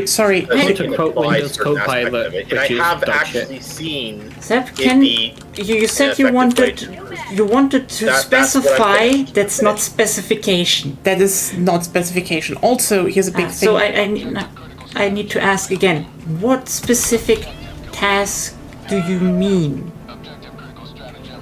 Like what So- would it speed up that you couldn't do before in this way? No, it's not a thing about couldn't do. It's about improving the efficiency of completing certain tasks. Okay, Improve which, productivity. which one? Like problem solving one? and Problem solving isn't Which a one? task. That's abstraction again. Yeah. You wanted to specify, and I would really like to hear a specific example because that would be a good argument then. Yeah. Also, can I say one thing? Multiple studies have shown that the usage of AI actually disrupts any task that is a little bit more complex. So, Yeah, but a lot of tasks are simple in business. and even Honestly, those the get amount of- disrupted because the problem is that AIs have are just so unreliable that the fixing of problems takes more time than actually just doing it outright from the start. It's highly dependent, though, No, in my experience. no. No, I'm No. talking about my own personal. I know that anecdotal it's your experience. personal experience, but overall, the AI is so inconsistent that it literally makes things worse. Like it's just overall a bad idea for businesses to adopt. Other than you think there could be something going, because after those studies came out, the counter argument from AI companies were just like, oh no, people just need to adapt. If they do it our way, it would be better. But like, again, the data speaks against that, and this is just like raw data. Like this is like the big thing a lot of AI defense just hinges on It nowadays. really It's saying- depends on which tasks these studies were focusing on. Like as far as I remember, they had a really broad bandwidth that they tested. But as I said, it's not every task ever was tested. That's why I'm also like want to hear specific things, because some people say it helps them code, and that's also probably true for some people. It's more helpful with more experienced developers doing very simple but menial but time-consuming little programs. Yeah. So, like, one example is Python.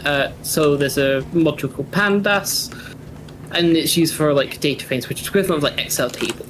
Yeah, but that is also one of the Often programming something in Pandas to do a specific like filtering set of operations or something like that.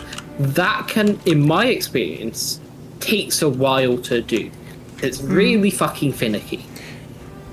I mean, AI you know what? is generally pretty good at that. So That's the That's a problem. specific example. the reason why I've been silent recently for this is I've been trying to think of a way to explain it without essentially breaching contract. There's things that I'm aware of that I'm not allowed to say, and things that I'm aware of that basically I shouldn't know because family discussion type stuff. which technically you're allowed to do. It's a matter of like when things go into the public that's concerned. But essentially, the details that's concerned. There's a bunker here, by the way. The details concerning this is essentially that I've seen it been used in order to help with establishing and writing proposals, not to like do their final draft, but like for example, there was a proposal my dad was working on that and it basically he fed the question into AI just to kind of get a different perspective that he would have either had to outsource to somewhere or that he may not, and that he wouldn't have had on his own. And it essentially gave him a list of options can someone that he come had never here? been able to consider by himself. Do you have a bunker? Yes, but also, Sure, I know what you mean, but Now, of course, also it's at that... not writing for him, as I said. It's just conceptual stuff. A tool to bounce off. It's a tool to bounce off and for him to do the creation. And then it's still based better on if you do it with inspiration. real humans, because again, that thing is again Well, yeah, but humans are 64% failure rate. Humans are expensive. That's Biggest thing is Yeah, human capital cost. that's not an argument. Like, No, it is. It is an argument. It's It not. is. No, It's it's don't a often have okay. all the money to spend on more of that. Yeah, but on here's the that. thing. What you're describing is something that they could do with humans better and more precisely. The thing is just, right now, everyone is... Actually, No, there's we another shouldn't be problem. arguing There's about that. actually legal concerns about hiring people to have access to certain information. Yeah, that's, how we operated I know for there's There, literally complications hundreds of about there are years. issues stuff with like having that, but it's AI's also- access to certain Once information again, as well. it's like a money thing too. Like, I mean, you that's... can't afford to hire someone else, these groups to have those ideas, and so you use a tool that is available in order to improve that. Now, it's not saying Yeah, that by the way- losing jobs because that job wouldn't have existed anyways. That's, by the way, something I want to point out that Ruben actually brought up. The biggest problem AI has is that it still runs over the fucking servers of other You don't have companies. to. A lot of businesses can do it locally. Oh, They Ruben. can. They still No. scrape the data. They still do. No. Do you know how they will make money in the end? Because a lot of companies will say, oh yeah, you can don't just have type to- everything into this machine here. Like, god damn it. We are just like one report away from realizing... So, yeah, I'm very well aware of what you're talking about, and Yes. there are ways around that. Yeah. There are as ways well. to mask. By the way, why is no there's one ways coming? to mask data. It's very simple and easy to do. Hello? Anyone coming over here, by the way? Oh yeah, sorry, I forgot. Where to? To the bunker. Oh, Bunker! that's a long ways away. Yeah, it's like I said it a few times already. Yeah. I'm sorry, Well- it was a little hard to kind of. Actually, okay, I'm gonna kill myself because I've got like no health and no stims. Actually, I've got no grenades. Oh fuck. Fast travel, I guess.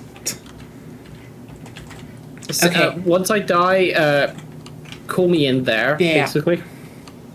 Oh yeah, Agonia, I found that the flamethrower is decent at pulse. Also, Gonya, can you pick up my Yeah. items? I got you, Agonia. Okay. Oh no, you're alive. I thought you died there. No. I saw the skull and was like, oh no. That was Ruben, so I could pause it. Yeah. I just didn't see Ruben. But yeah, that's all. the thing is just that Yeah, no worries. AI is just Before right you now. all talk over each other again, I will use this opportunity to talk also a bit, because it's hard to have a discussion if everyone is talking over each other. And I have to point out what was already said to a degree, which is the part of AI hallucinating. Yeah. To a very high degree, which, like, if you know what you're doing, yeah, in your job, you obviously Not a know. problem because they'll recognize it. Yeah, If you but know then what you're doing in your job, you obviously will recognize that. But trickle down, it will lead to people not being able to do it and rely on it first. Yeah. It is This like is why they need to. This is one of the things I'm encountering in education. We need to teach people how to understand it as a tool.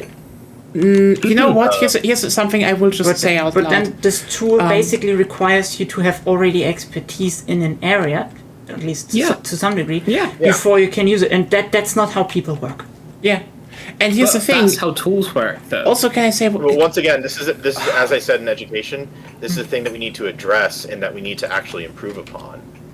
And make it so that the understanding of it as you grow up changes. Because we can't do much about people that already have this understanding, because some people just aren't going to change. Or at least it's not going to be very good or efficient at changing. I give you that, but just think about how many people are still opening obvious phishing emails. Oh, yeah, no. And now think about what... Once again, you can't solve all problems, but you can at least make the effort to solve as many as you can. By the way, which is what we have to do. We have to, but then again, AI has no... Let me put it like this. No meaningful enough benefit, I would say, compared to the downsides. Yeah. And that's the thing. I would generally say we should just start trying to ban AI.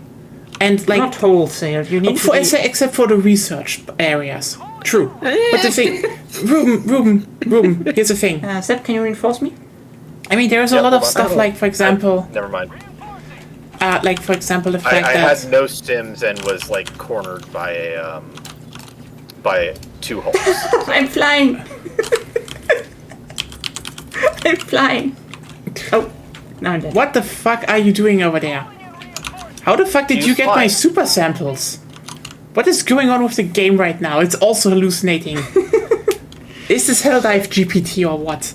Anyway, the thing is, I know people are like, ban or so. No, we should ban the civilian usage for it, and, for like at least 10 more years. The thing is, why this, as I wanted to get to, why this thing is forced on us now is the tech pros need something that works. They are, like, you need to keep in mind, they are desperate. If this one fails as well, like, if this one also just is a gigantic ass money sink that blew up their company's value for like another year, for a few more years, like, investors will just fucking turn away from them en masse because they are unreliable as shit. This is just... Hedges are open. The market can stay solvent longer than investors can stay. The market can stay irrational longer than investors can stay solvent. Yeah, I don't think investors are gonna rack it down until like a whole massive collapse. Realistically, I don't think there will be a big collapse. The thing is more in the case of a certain industry is just gonna be screwed. That is the problem they are heading towards, because you need to keep in mind, they sold themselves basically on the idea of we can solve the, everything the, the investors have with their old-timey stuff just by using the power of the computer. We're nearly done. I wouldn't go there. Okay. And what happened in reality is that it just cost them money, it made the workflows worse, it made the work worse, it's literally destroyed some of their stuff. Hey Rogers, how are you doing? It's just, it literally is a fucking minefield. Because, let's just keep in mind, a lot of those companies are literally facing copyright lawsuits now because guess what? A lot of this shit had to be just trained on stolen material, else it wouldn't have actually happened in the first place. And even after they said, oh no, we just do it on our own material, it turns out, no, they still stole material. It's like, the problem is that so much of it is like a last-ditch effort from tech bros to, get that next big win. Because they were like, when they introduced computers, they were like, look, we can make a lot of your, workflow better. And it was true because computers were, I know this might sound a bit demeaning, but computers were better, how's it called, typewriters. To the north, by the way. Could actually store information, you could share information. Yes, we know what a computer is. Yeah. Then, the internet came, and they were like, yeah, stop it. I don't need history lessons. This is more for the chat. They also don't need history lessons. They know what a computer is.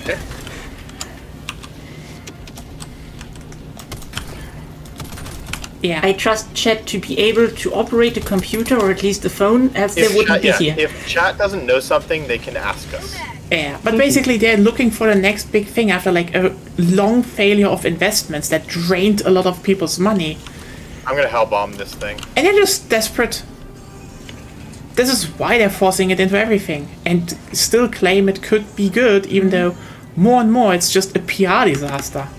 Yeah. We're doing fine right now. Throw me at it.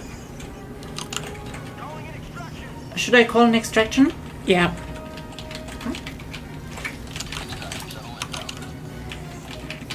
But yeah, as you were saying, in like creative fields, I completely agree with you. There needs to be like a very serious and strict limitation on any use of AI, even being like generous in keeping it around. Because I've essentially gone into the perspective that I think people need to start understanding that AI is probably just here to stay. Probably. It's, you know what? Yeah. I know this is kind of the thing a lot of people say right now, but it wouldn't surprise me that as it develops right now, it could very well be that the public blowback is so much that they might just scrap it to a degree. In sort of, especially given open source ones, I don't you're think not enough turning it of off. the public actually. Oh no, cares. like here's the thing. This is more in the sense of Bitcoin is also still around. NFTs are also still around, but they're so irrelevant right now because no one wants to touch them actually, except the most dumb fucks. See, Japanese corporations who just only now realized, oh, maybe NFTs could be the future. Shut the fuck up, you idiots.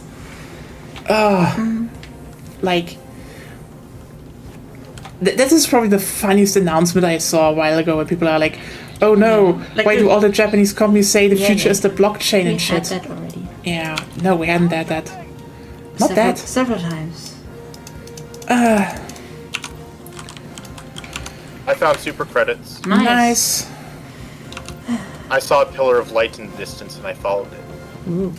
It was literally my guiding light. Like Was its name's Jesus? Like there's some. I didn't ask its name, but it looked bearded and had some robes on it. So Was it It's white or was it Santa Middle Claus. Eastern? He had white and he was holding a So he's American Budweiser. Jesus. Yeah. No, it's He Santa had Claus. sunglasses, a Budweiser, and a gun. So yeah. No, wait, wasn't Budweiser cancelled? Because they had the audacity to have a No, trans that person. was Bud Light. Oh, Bud I Light, guess sorry, Bud Light. Yeah, Bud Light technically is Budweiser, but people don't understand the difference sometimes. I mean, it's still shit because it's bad beer. Yeah. And everyone is like, oh, you can say, I brewed beer, I have a fucking license to say that. I can shit on people because I brewed qualified German beer. I mean, pretty much every country makes their own version of shit beer. Yes. Yeah. We do not talk Fucking about tenants. Kölsch. We don't What? talk about fucking tenants. What? God awful. We do talk about Heineken though, because the Dutch aren't here. Oh yeah, but the Dutch also don't like Heineken. Yeah. Like the main problem is like with the whole AI thing still is that it's extremely expensive on so many fronts. Yeah. It basically needs to scrape data from other people, ignoring copyright and other things.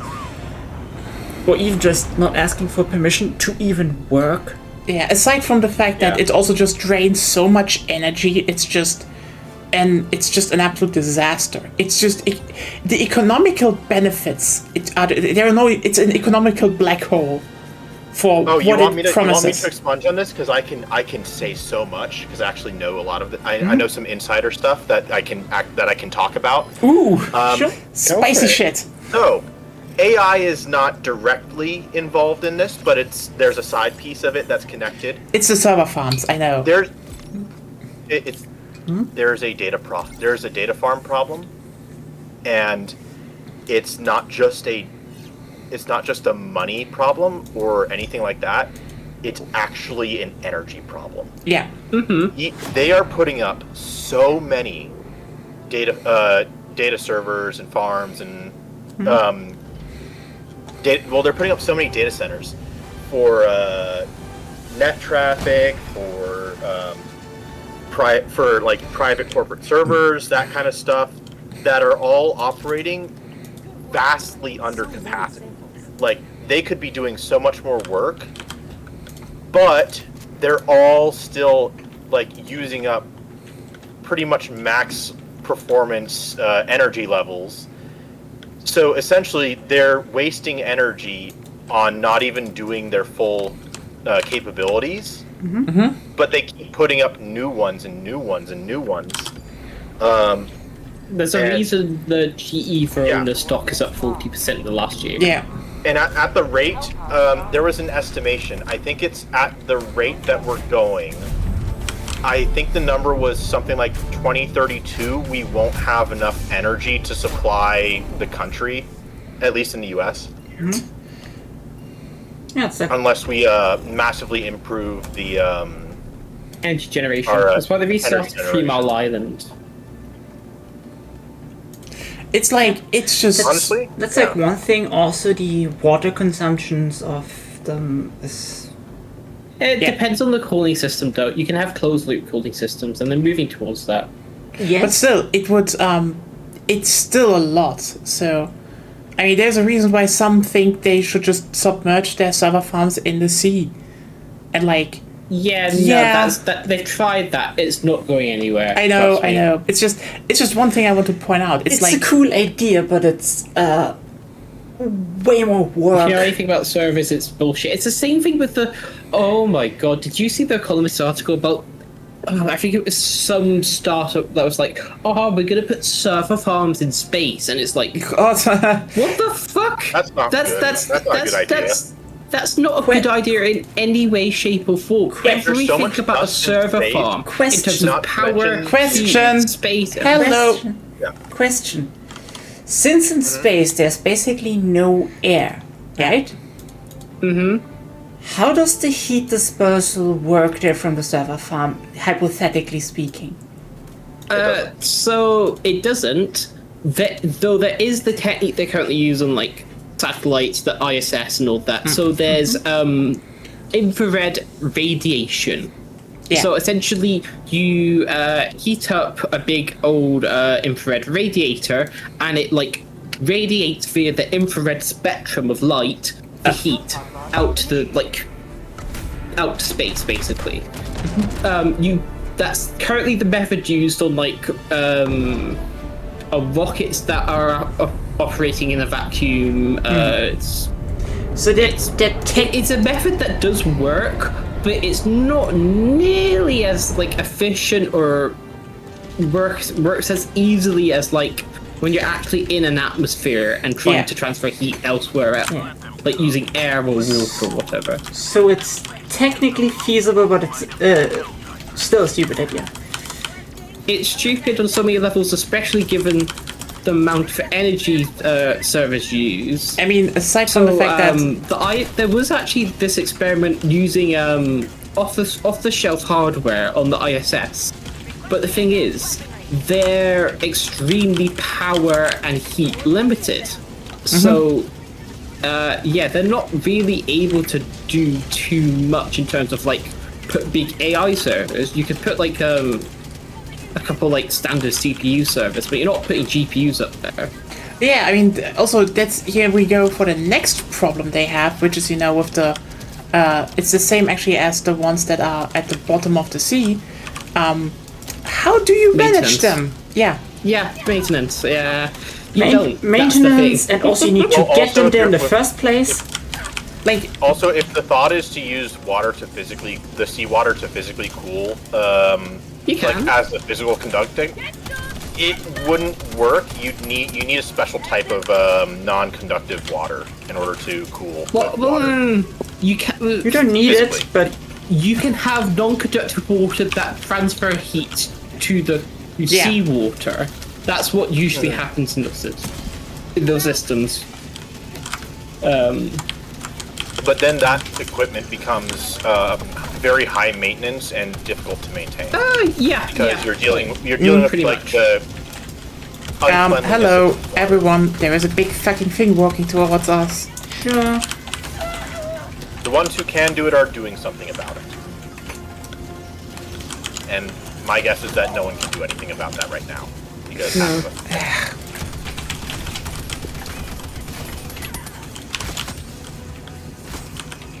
So yeah, don't put servers in space. It's not a good idea. Yeah, I mean, the servers in space are basically only, quote unquote, a good idea.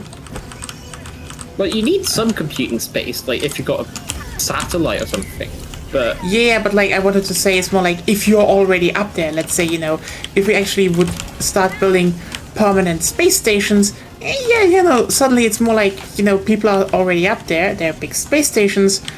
Sure, you kind of need that at that point anyway, so that's one thing. God damn it. Fuck. Hectic.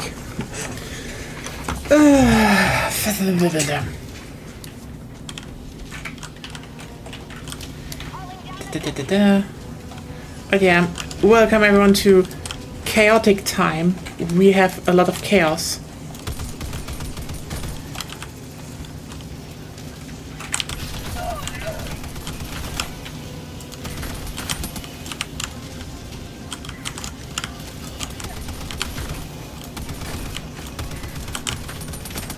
Yeah, I'm pretty much out of ammo. That's the main problem.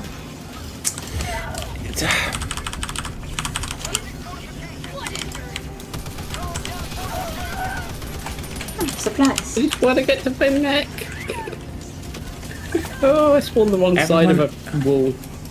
I pulled it on the wrong side of the wall. Oh, sorry, Ruben. I picked up your backpack. Ah, no worries.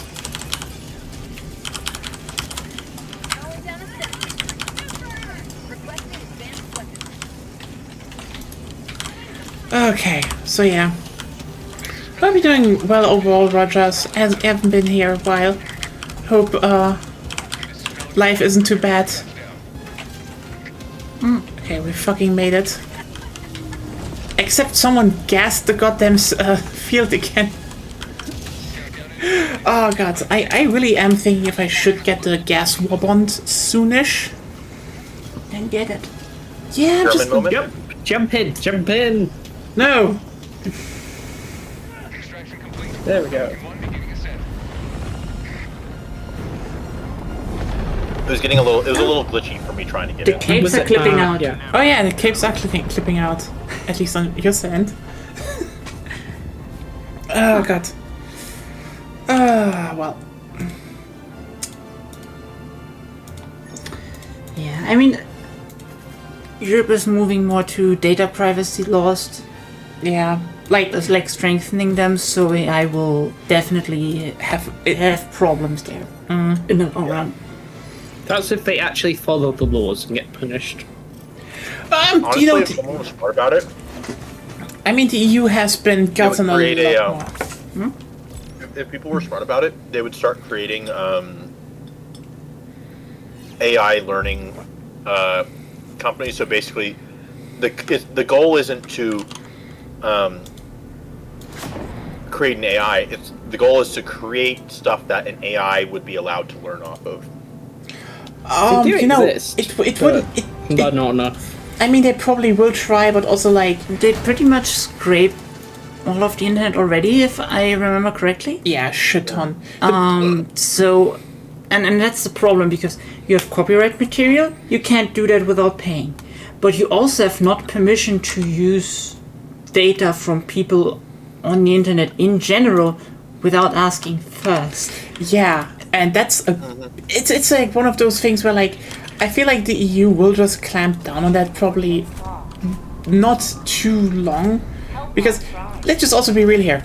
The EU has become a lot more pissed with especially American tech companies since Trump. I mean, they were pissed in general, but like now it's more like, you know, burned up, who cares? And that's kind of the worst case scenario for a lot of companies. Well, we will see. Yeah. I'm Have not you saying... dealt with any like students bringing in AI stuff, like turning in AI stuff rather than like stuff they've actually worked on? Yeah. I mean, it's... Would Can I say one thing about that? Would you elaborate on that, perhaps, or? Well, students always used like Wikipedia and then abstracted what was said back in my days, so I'm not surprised that people try now stuff like ChatGPT. Like that's one thing where I will say, yeah, you know, no one should be surprised that this happens, because and this is one thing I will say, this is to a degree of because of how school systems are fundamentally set up around the world. Because in nearly every country, you will get homework. And I will repeat myself here, homework is not really useful. Like, it will always be said it is. No, they are. The thing is just we have a lot of data on that, etc. And the thing is just, yeah, children spend half the day in school and then are supposed to spend the rest of the day just doing extra work. No one wants to do that. It's a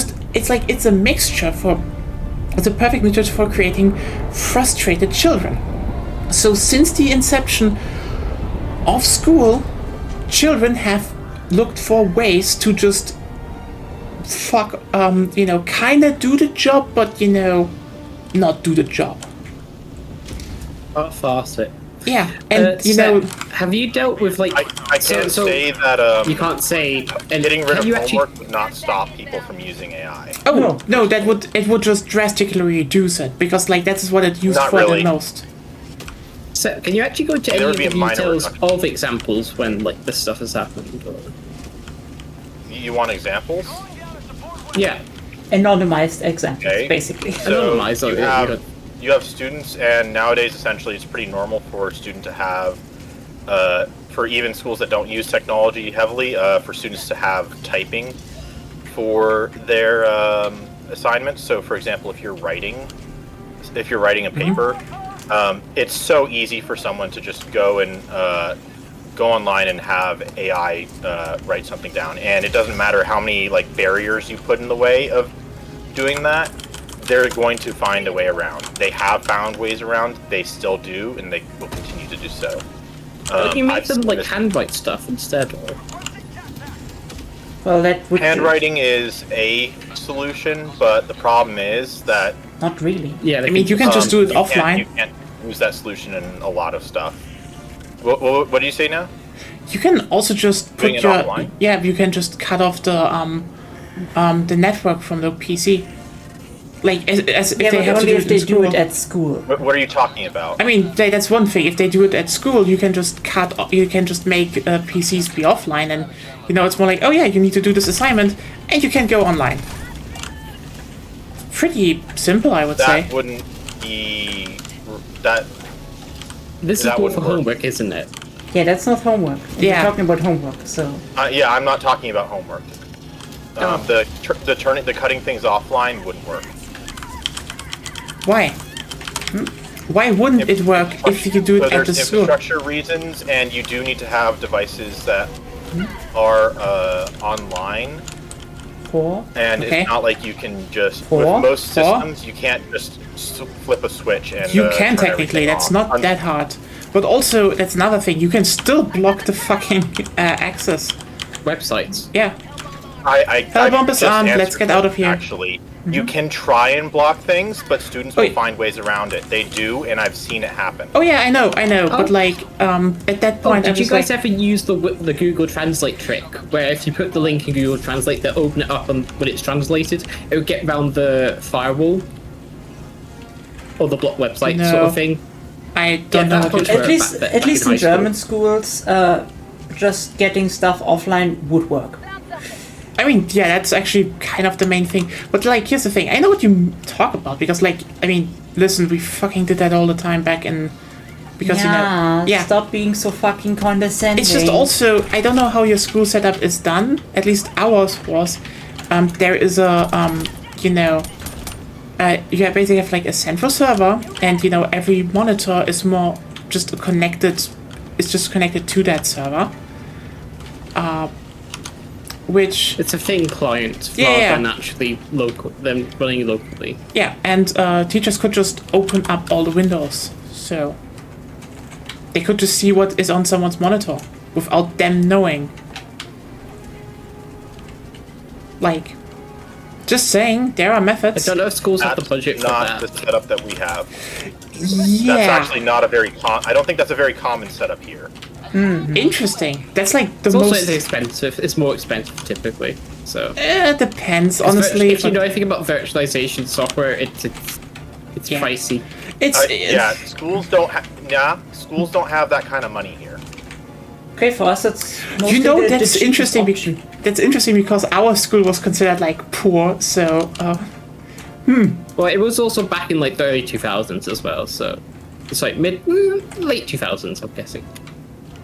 I mean, 2000s, yeah, sure. Like, I mean, it can't have been in 2035, so like computers and schools. But I mean, this is not this is just a thing that I would say, that just should be, this is one thing where I would say what we're talking about right now is more also legislative stuff because, like, yeah, I know the schools should not be doing this dealing with that on their own, and if it is deemed that no, this is like the only safe way for schools to have without interference, like teaching PC stuff. Well, then I will just say government should think about sponsoring that. Well, DT's schools are only their funding is set by Congress, and that's. I mean, that's the next problem in the USA, but like, so that's public schools. You're at a private. But I mean, that's not a thing where I would say, this is an unsolvable problem. This is, simply an organizational problem. So,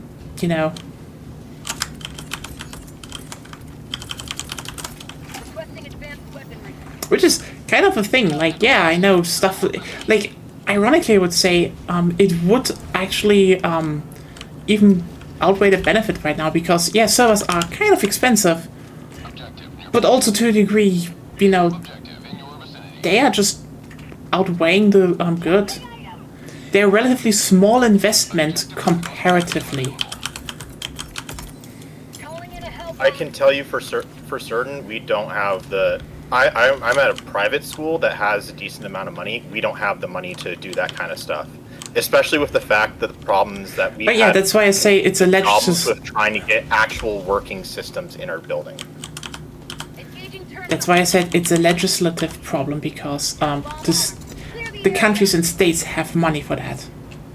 It's still not even a legislative. It's not even just a legislative problem. It's an industry problem, and not like education industry. I'm talking like data server type industry problem.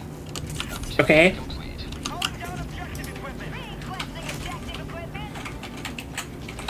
My own bot killed me. God, we're talking about this.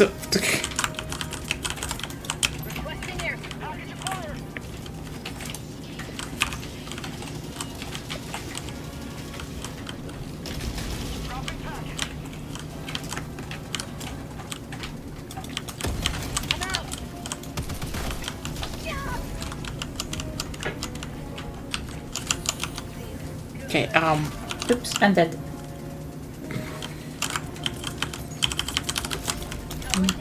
I gotcha. Oh, wait.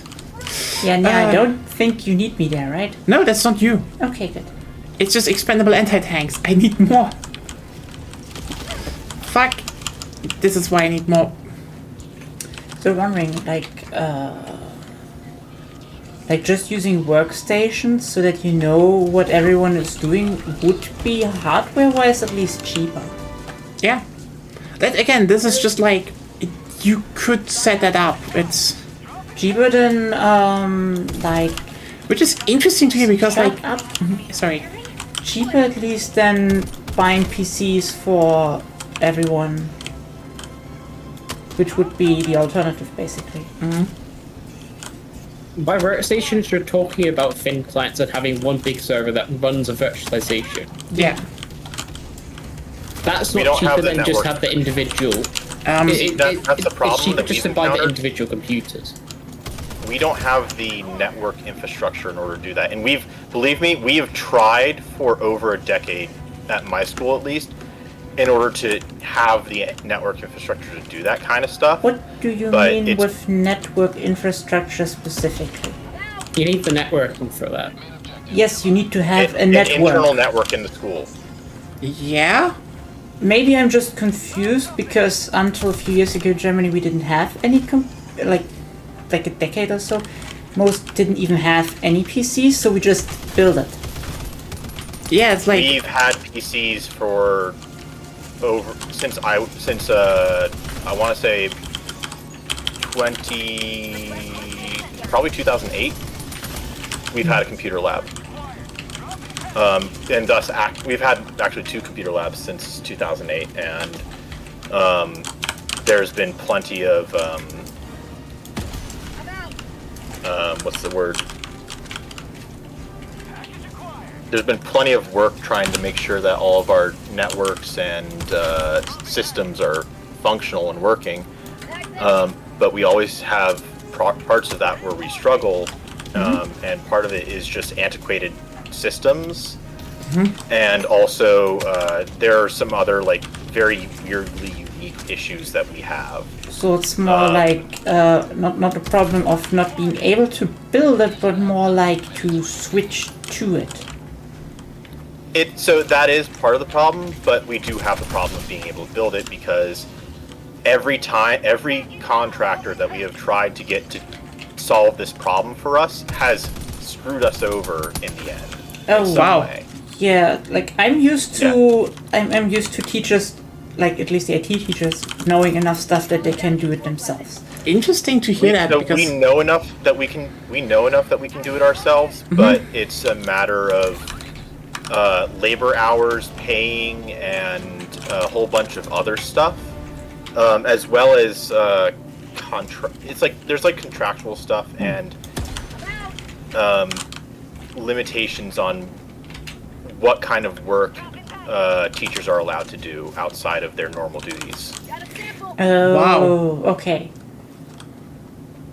Yeah, that definitely sounds we don't really have that here. We probably have contracts like that, but yeah, it's more hey, I know how to do it. I'm qualified. Here, can you see after qualifications? I want to do it, so I will just do it for you. Then. I mean, it's kind of also you can't draft in the IT teacher just to do some networking. But they're doing it on their own here, oftentimes. Yeah, I mean more in the US terms, basically. Yeah, I recognized that from Seb's explanation. Yeah.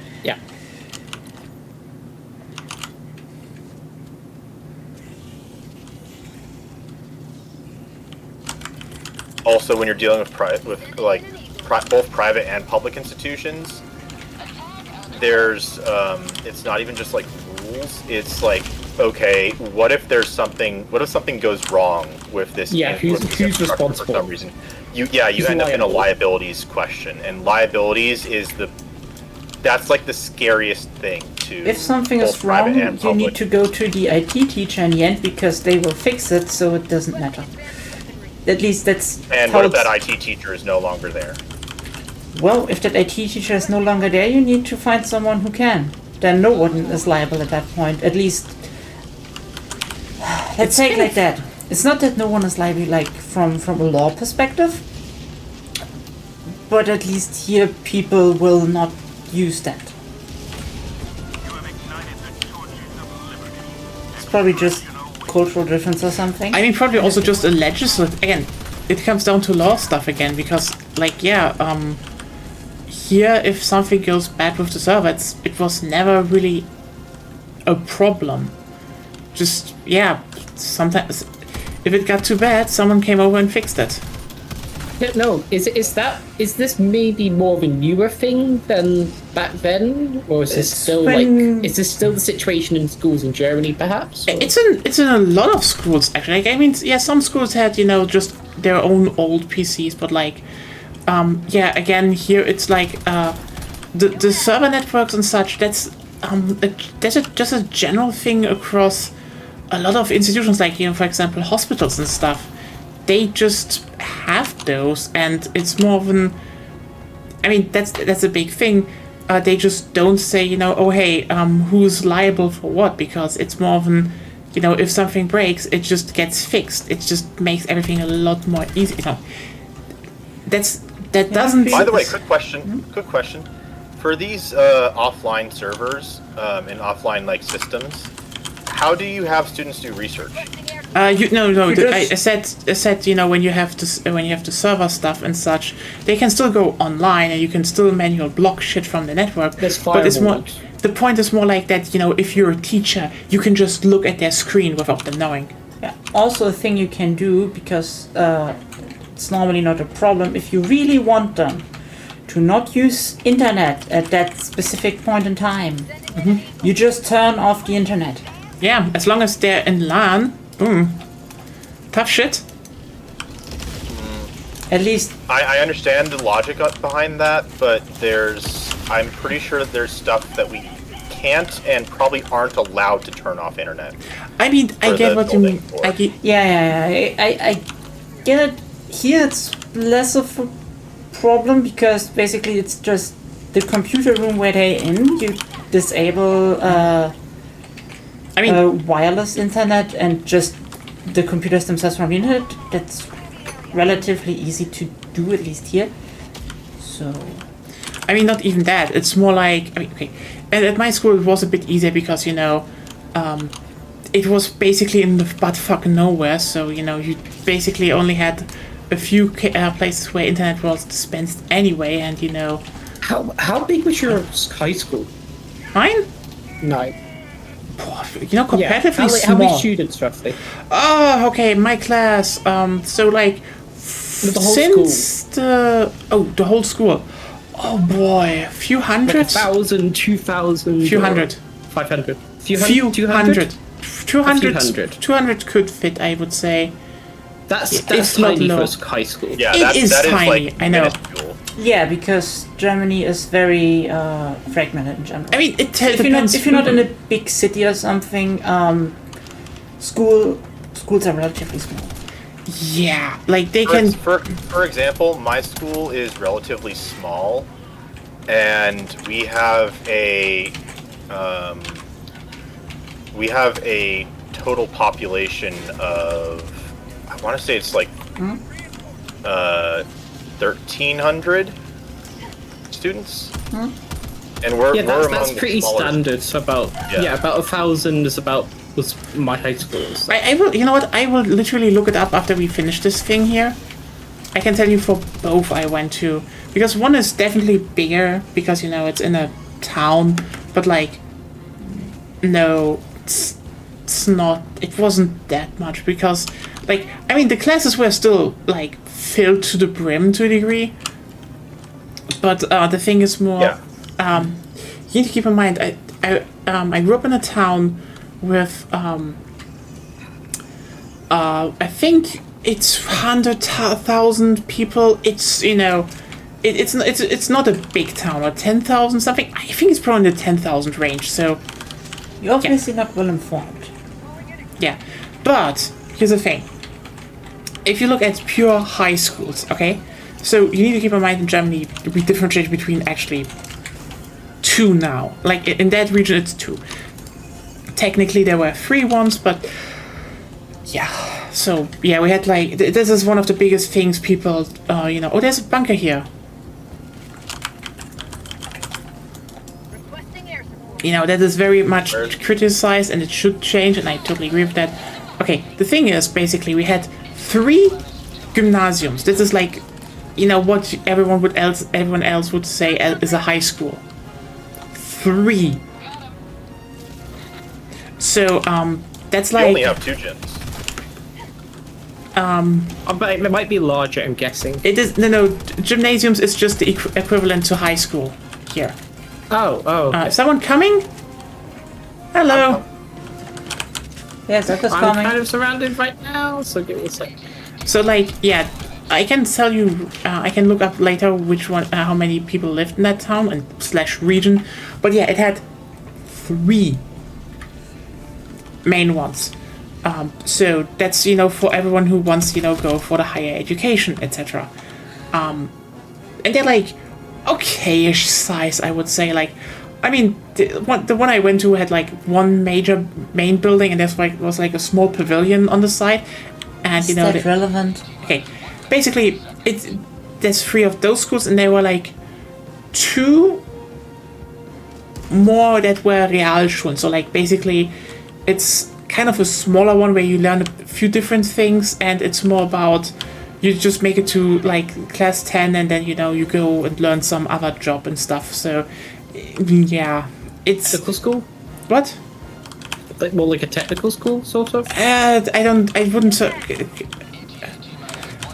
I don't know how to say how to describe it, because it's like very much a German thing. Oh, but yeah, we should head where back. you learn a specialty job, or where No. like No, you just learn learn career some or- stuff like that, but it's more about then you go into like a specialty job thing after that. That we was call the those idea. vocational schools here. Yeah, Yeah. vocational or technical schools, yeah. Yeah, it was more about it's more that, you know, it's shorter. You know, they don't. It's not, you know, basically one is supposed to prepare you to go to university, and the other one is supposed to prepare you for, you know, everything else. But like everyone wants to go to the first one anyway, because you know, if you can go for university, and also it's stupid that we segregate like that. Anyway. I see I where know- you're coming from with I- that, but I do think that those vocational schools prop up the industries that they They're not even doing that educate on. anymore. They're not really doing that Like, who's anymore. working as at the very machinists? least they do that here, Also- because otherwise a Not lot of those wouldn't be serviced. I think you're still misunderstanding. I think vocational schools, what you think of, is afterwards that. But yeah, like the thing is, it's criticized for a good reason, because like it starts with R and ends with acism. Because the thing is, until very recently, like 20 years ago or so, what school you could go on was decided by your, well, grade school teacher. Yeah. Legalized segregation. Oops. We didn't get that. That actually doesn't happen here. We're I talking know. about Germany. We're talking about Germany. Yeah, Yeah, I know. that's interesting. I know. It's just a bad system overall. Like, yeah. And it's also generally not good, I think, where you lived in the south. You had like 4 classes until it was decided for you to which you go, right? I was asking you something. Yeah. By the way, someone's joining. I had 4 classes. Yeah, Yeah, 4 4 classes classes. before they decided if you go to higher education or not. Yeah. You have the first, second, third, and fourth, and then it's like, yep, you are now getting filtered. Which I think is stupid. Yeah. Hello, Patrick. Welcome to talking Hello. about school stuff. Oh, okay. You're a bit But yeah. choppy. And very distant. Yeah, that's probably the reason why. Yeah. You know, because he's distant, that's why he sounds choppy. But yeah, it's just not a good system, is what I'm saying. It's really bad, actually.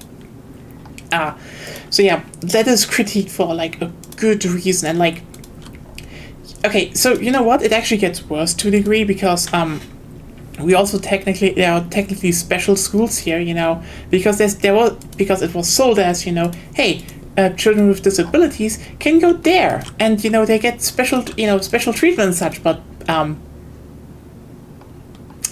yeah, like, I'm not gonna say anything good about German school system. It's no, there's too much shit there, and too much. There's so much stuff that should just be cleaned up from top down because, like, yeah, you know, it's completely. I got a question. Mm-hmm. Is that system like a holdover from what's it called? From like the old days of like nearly 80 years ago? Oh no! Older. Say 100 years. Oh, okay. This is Kaiser times. That was the time where school was invented to make happy little workers. Yeah, compliant workers. Yep. So yeah, I'm not gonna be like, oh hey, like no, we have definitely not a good school system, and it just keeps being. It works, but you know, it's just not good. Like the by thing. the way, Patrick, again, we cannot hear you if you were speaking. We did hear you for a moment. He's probably away. So. Oh, I'm back. There. Okay. Yeah.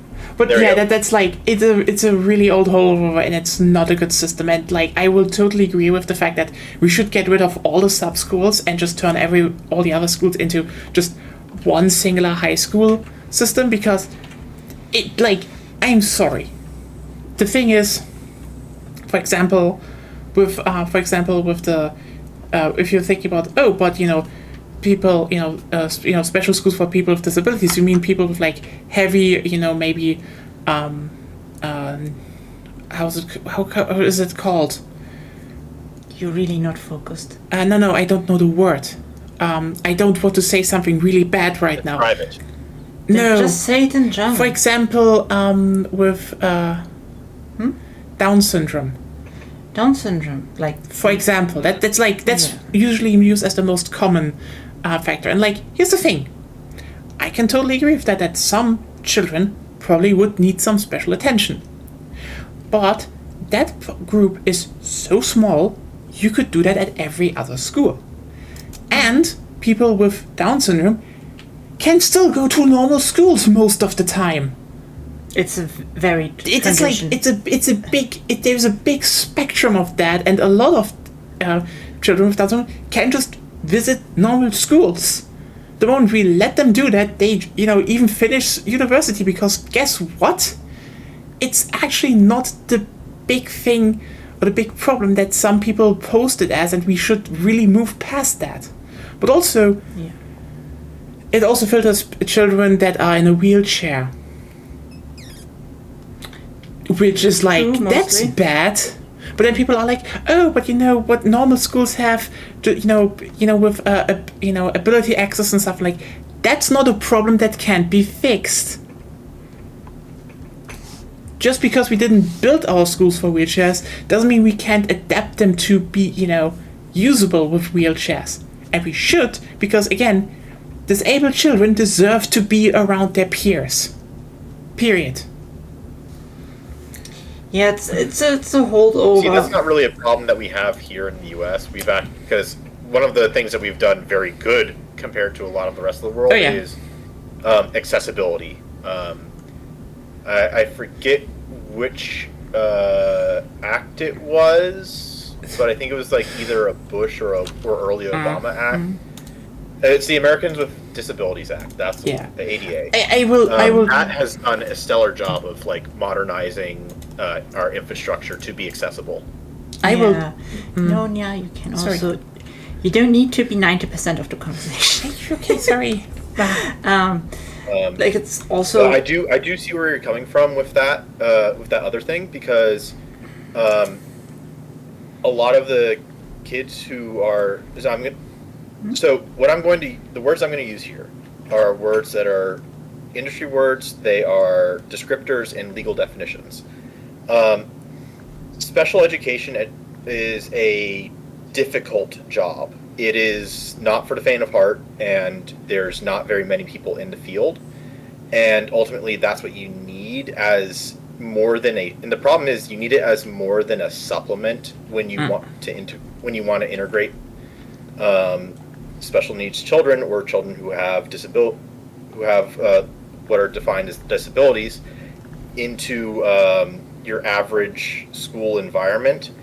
That challenge produced can oftentimes be detrimental to the speed of education for kids who do not fall into that category, which is why you end up with specialized schools where you get specialized schools or specialized courseworks or courses in schools that are capable of supporting that kind of. I mean, that's one thing where I would say yes. Like, you know, there will be cases like that, no question. That, like, this is one thing where I can say yes, but like right now the German school system filters way too hard, and it's bad. Not only filters way too hard.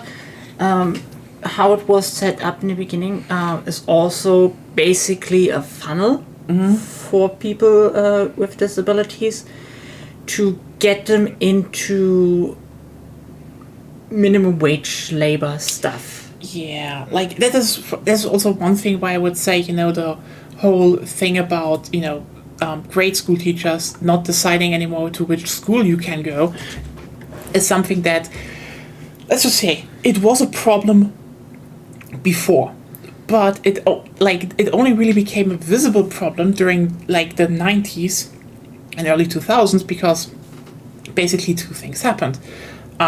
First of all, before that it was less a racist filter, more of a class filter. Like, you know, your parents were working class. Well, you know what? Realschule, Hauptschule, who cares? Then you and also before that, a lot of immigration into, you know, a lot of early immigration into Germany was from Italians, and we have a big Vietnamese group here. So, like, they were not, you know, they were seen relatively favorable. So that's one thing. Then came the Turkish immigrants. And at some point it was really not, it was hard to overlook that there is some racist filtering going on, because, you know, a lot of, you know, Hauptschulen and Realschulen started to become very much Turkish dominated. And then that's no one could, like, look away. And then they were like, yeah, maybe you should fucking start changing something about that, because this isn't good. Like, at all. This is bad, actually. This is also, by the way, why we have, like, still this ongoing Erdogan problem. Because here's the thing.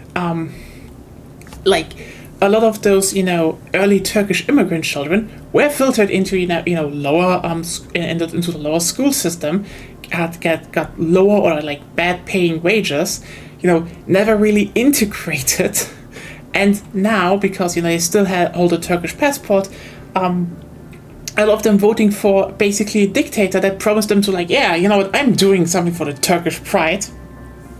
They don't know anything about it because, you know, they don't live in Turkey. Duh. Are we doing more bots or bugs now? That's a question I wanted to ask you. Aside from me making tea. I'm actually kind of interested in testing out some of the fire stuff with bugs. Sure. So I'd be happy to do bugs. You know what? We should definitely do one with bugs. We've done a decent amount of bots today too. That's true. That's true. So you wanted to do tea, right? Yes, I'm back in a second. Also, Patrick, hi that you're here. Cool that you're here. We really like the yapping. Oh, I have strong opinions about the special ed system in the United States because I was a victim of it. Oh, yeah. I was in part of it too, so I know I kind of understand some of the issues of it. Well, so, I don't want to say a victim of the special ed system. That's probably the wrong way to characterize that. I think the way I would characterize it is the charter schools are bullshit, and because they're bullshit, the way that they implement the way that charter schools are allowed to implement special ed is bullshit. And so the special ed program that I was in was bullshit because they effectively used it as a way to like juke their tests, their Colorado State assessment test scores. Can you guys define what a charter school actually is? Because I've never been able to understand A it. charter school is a publicly funded school that is not technically limited. That is private. It's kind of privately run. So it basically gets it steals public money in order to have private. I don't know if they have private profits. I don't know that detail. But they can if they want. Are run privately, essentially. So they're not limited by the rules and regulations of the public system. So the way they I also would get to describe skirt it is, certain public. You know how there's private prisons? Mm-hmm. It's that. It's private prisons. So it's kind of similar to the English equivalent of academies. The English school system's I've weird. heard very little of the academies, but I think you are. I think that's a. It's state-funded but independent of local authority control. So they're completely independent of. They're completely independent. Okay. Yeah. They don't conform to state or federal or local. It depends state over state. There's a little bit there is a little bit of oversight from the state. Depends on what state you're in.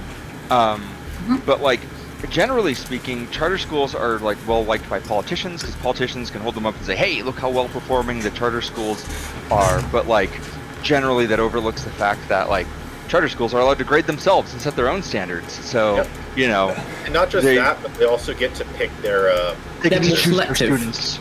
They get to choose their students. Yeah. So they can just pick the best, and then it's a self-fulfilling prophecy that they pick the best students. So they're going to do pretty well. Yeah, and they also, like, you know, will do things like the thing that my charter school did, which was, like, an aggressively, like, it was, like, a right-wing, like a hardcore right-wing, like, indoctrination camp. That it was a K-12 school, right? So, like, they're not limited by secularism and bipartisan. They were. So no like church-state rules or anything like that. They in theory are, but they don't. But there's nobody telling them not to necessarily. Yeah, they in theory are, but they're not. They don't have the oversight to enforce that. Yeah, that's the problem. It's a lot of Bible Belt charter schools that are preaching religion in class when they shouldn't be. Can I say one thing? Can I ask one thing? Sorry, just want to give a shout out that we are still streaming on Blue Sky. Can I say that you joined maybe? Just like, is it okay? Or do you want your name scrapped? Sorry, say what again? Yeah, if I can just mention on Blue Sky, you know, hey, we're still yapping and you joined, we have more yapping now. Oh, sure. Okay. Just want to sign this off. Sorry. Go on! Wait, Patrick, what do you do for work? I make video games. Oh yeah, I was trying to work out which person's serving. Actually, pretty good one. So, everyone, I think you're about to launch Beyond Sunset, and then you're gonna be on a new project. So. Oh, you're the sorry. Yeah. Sorry. I'm terrible with like people and knowing which ones who. Yeah. Sorry. Oh no, it's totally fine. I mean, I think the only thing I ever talk about on this podcast is like weather. So. Oh yeah, don't you do storm chasing as well? Yeah, that's kind of that's it. Yeah. That's kind of the thing I do. So. Yeah, he's the local weather guy. Yeah. I'm joking. John Tornado. Yeah. Which, by the way, I got some phenomenal tornadoes this week, but I'll talk about that later. Best storm chase ever. The Beyond Sunset development team went storm chasing this week. It was awesome. Cool. That sounds friendship building, I guess, or what's the term? Something building. Completely fucking unhinged. Out of team pocket. Building, I guess.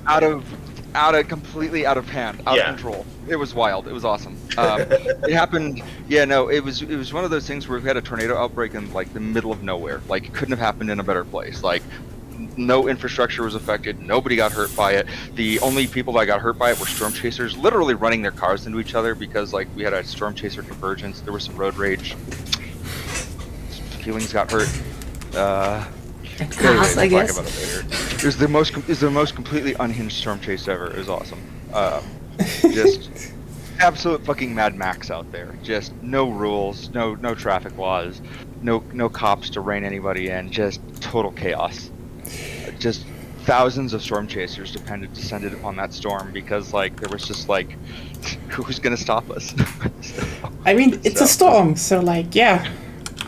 Yeah, and it was literally there's nothing out there. Where it happened, it was just it's in the high plains of Colorado. I saw your stream, wow. Yeah, truly nothing there. Truly nothing there. Yeah, I literally was like, wow, people live here. So we're fighting a predator strain, right? Yes. So what's good against those? Fire. So I recommend. This is where I would recommend the cookout. Or the breaker incendiary is also good. I can find use breaker incendiary. Now what else is good? I would probably just keep going with the expendable anti-tank. Actually, we're talking about gas main is stuff. good here. The expendable anti-tank is good. It's a solid item.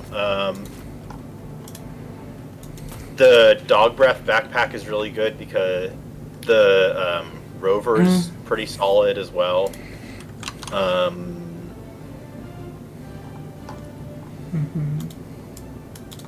I would say the napalm strike works. What else is good? The strafing run. So the Eagle strafing run is solid. So is the orbital airburst strike. And all right, I need to get order a pizza. I haven't done that yet. I've decided to order a pizza. I need to make that happen tonight. If I were to suggest something for you, Gonya, I'd say maybe bring get that pizza.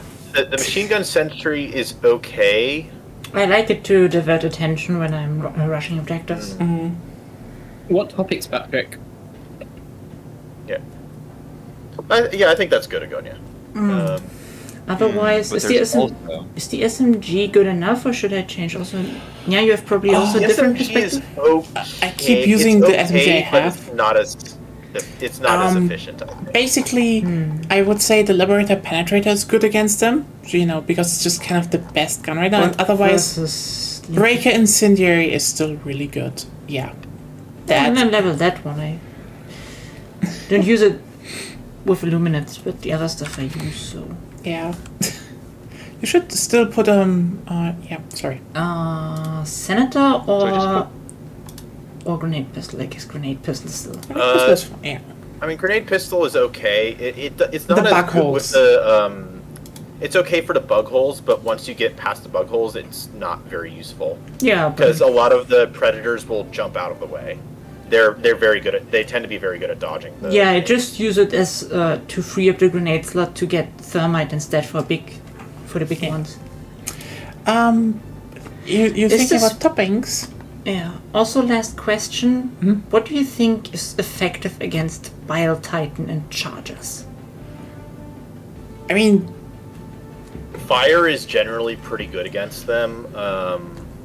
This is one of the things that I want to test out, actually, is how good fire is against them. And I actually just remembered I wanted to test out the jump pack.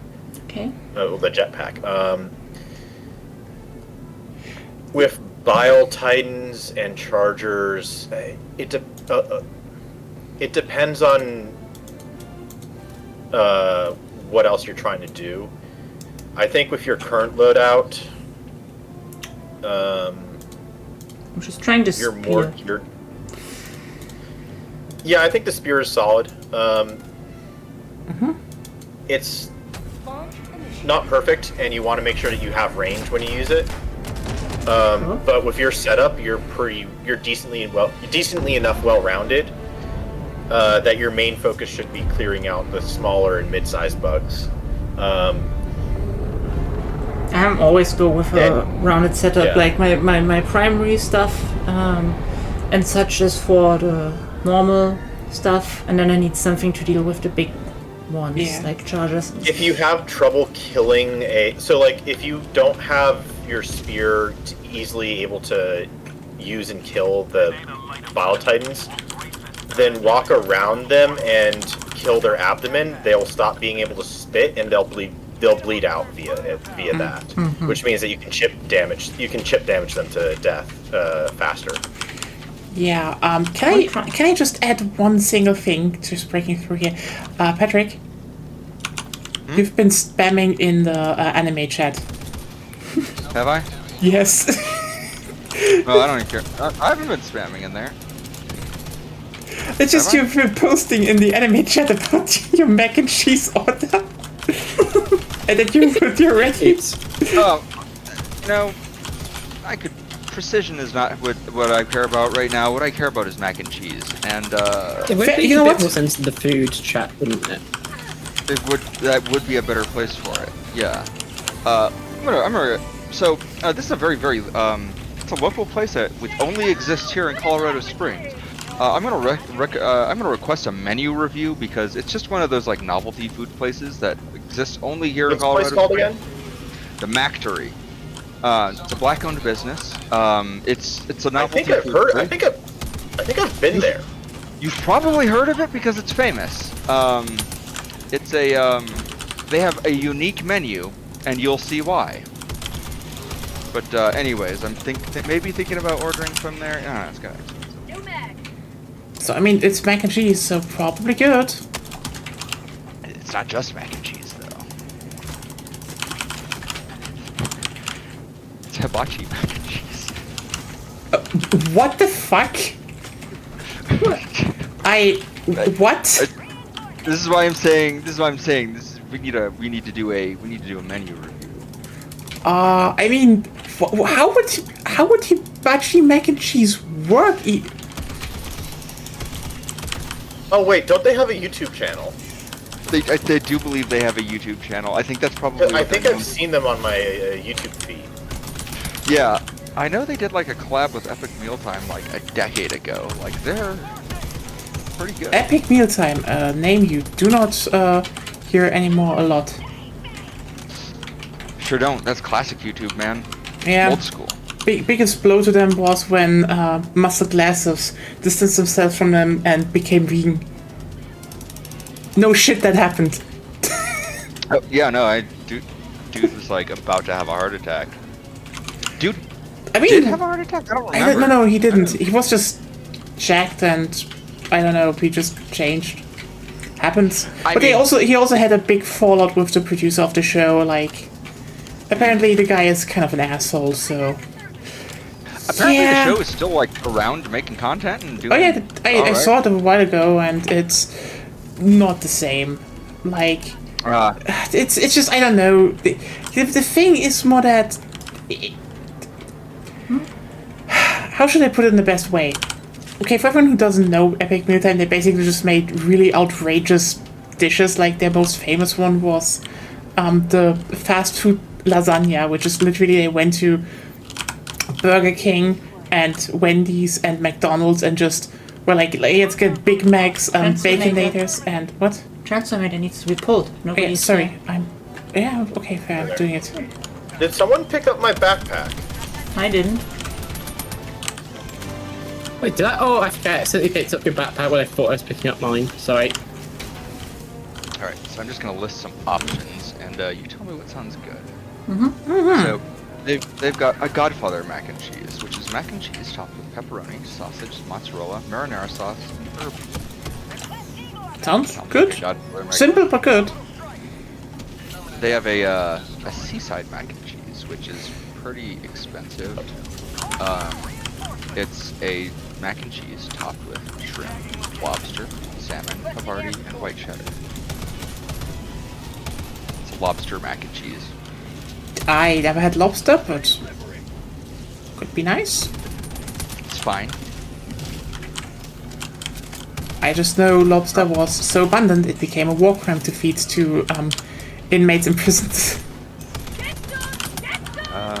They have a barbecue brisket mac and cheese. Okay. Sold out. Okay, that sounds good. Sorry, that's like barbecue brisket. That sounds great.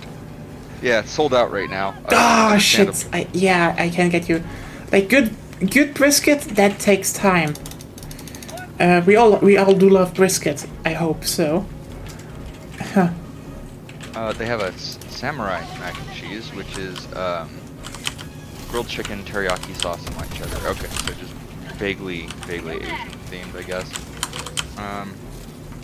They have a steakhouse mac and cheese, which is mac and cheese topped with steak, crispy onions, pepper jack, aioli, and steak sauce.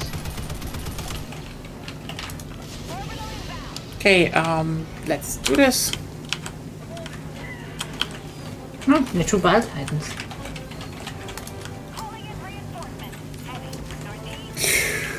More super credits.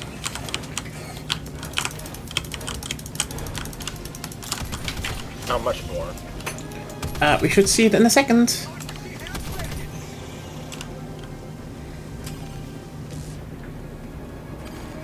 So,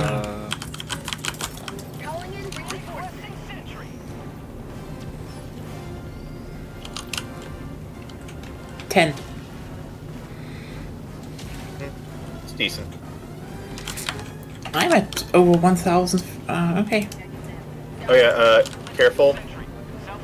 Oh, I know. that's exactly where I need to go to get my stuff. Like, Right. I was there already, I cleared everything there. It's not on the location. But Yeah, but it's on my way there. It was cleared recently by a laser because there were like 2 Wild Titans. I'm throwing you on the other side. Don't worry. Thank you.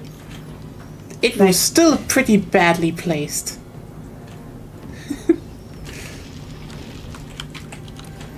Where's another Bile Titan? What? I think I killed it. How did you destroy the cockroach? You don't? You don't? I just collected everything from it. Yeah, Like need you to... know where I pointed to. How? Yeah. I couldn't figure Yeah. out how to destroy Yeah, that. wait. I already reinforced you Okay. technically. Okay. Yeah, and I landed on the Bile Titan and in the bug hole. Oh, okay, that explains. Sorry, I didn't catch that. Do you? Wait, are you stuck in there? No, she I- died. That's more like, why do I only have 3 sample? Anyway. 3 is more than none. Da-da-da-da-da-da.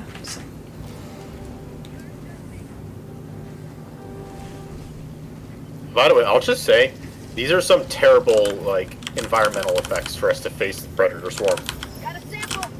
But I killed the, like the spear. Killed one of them.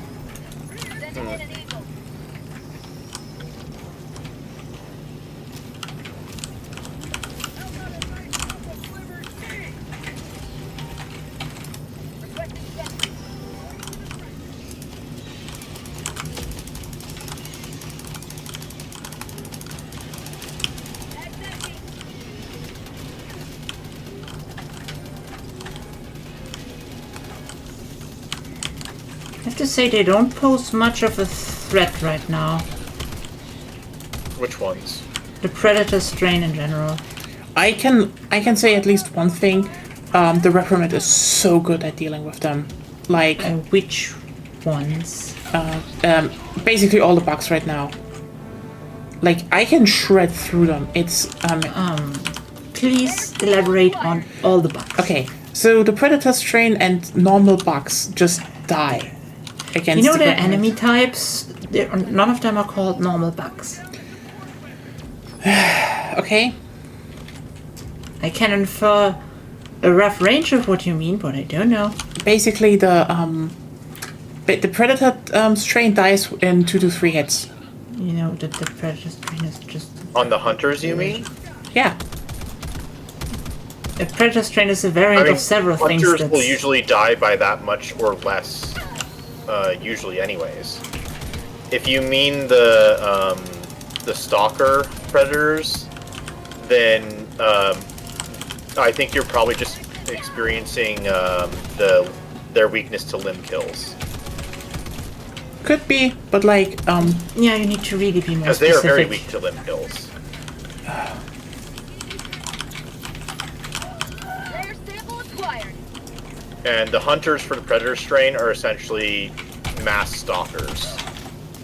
Huh, the console is bugged. That Okay, Someone else try, please? yeah, I got the terminal. I did it.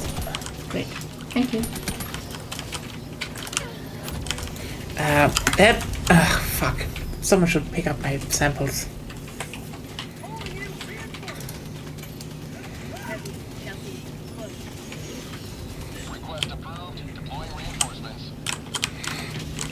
Fuck, missed it. Yep, and the charger instantly killed me. Happens.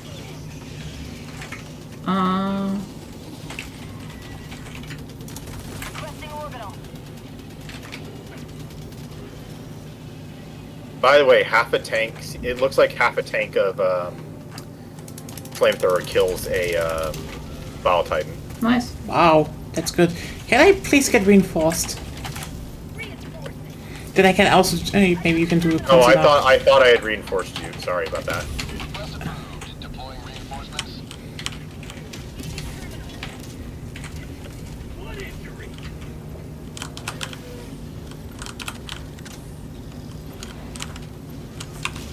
Release.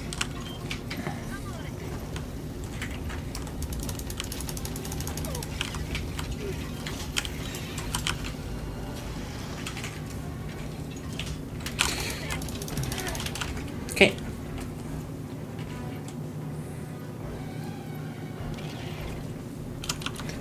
Yeah, Zep.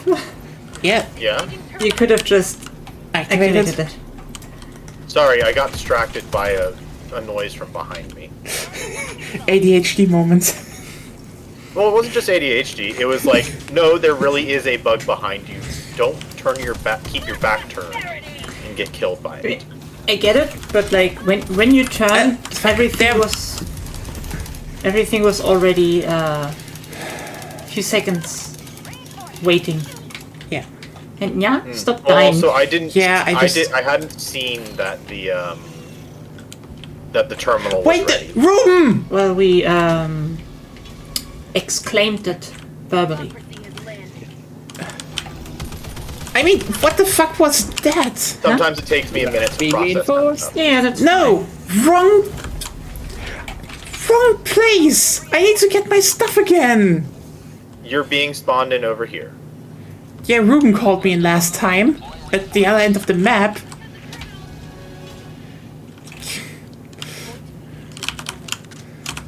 Okay, so the cookout got a one-hit KO on that hunter from that distance.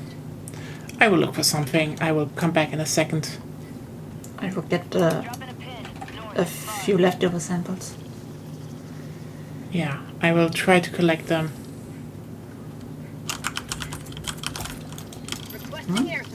I said I do. Is that... Wait, there's a guy. Yeah, but also there is some other stuff over here that I want to get. Because the cockroach was over here.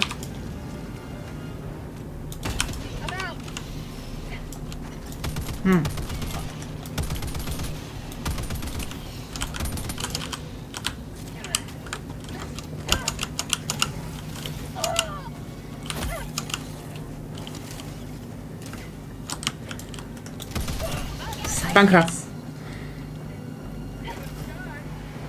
Yep, I see. I'm on way down. I'm floating. Cool. I like the cooldown on this backpack. It's not long, but it doesn't feel like so short that it's like OP. I mean, since now every type of enemy can shoot at you, it's probably not that OP, since you have no cover up there. Yeah, Yeah, what? No, it's decent for bugs. True. Because I feel like I missed something at the cockroach, because there should be 4, and I for some reason only collected 3. So I feel lag interfered with my ability to pick up.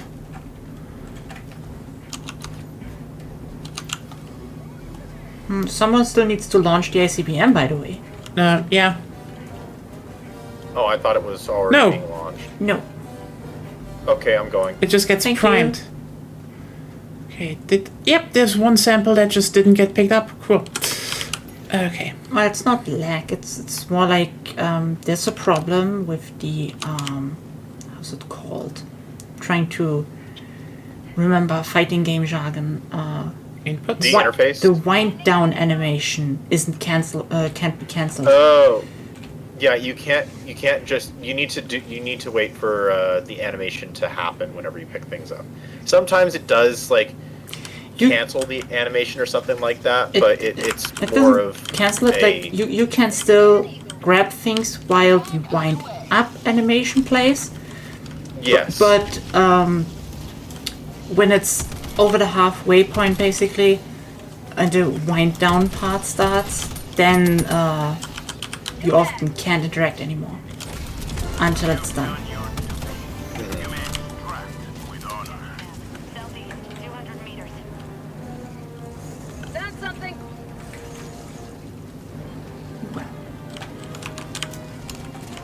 But I have the feeling the terrain generation right now has problems.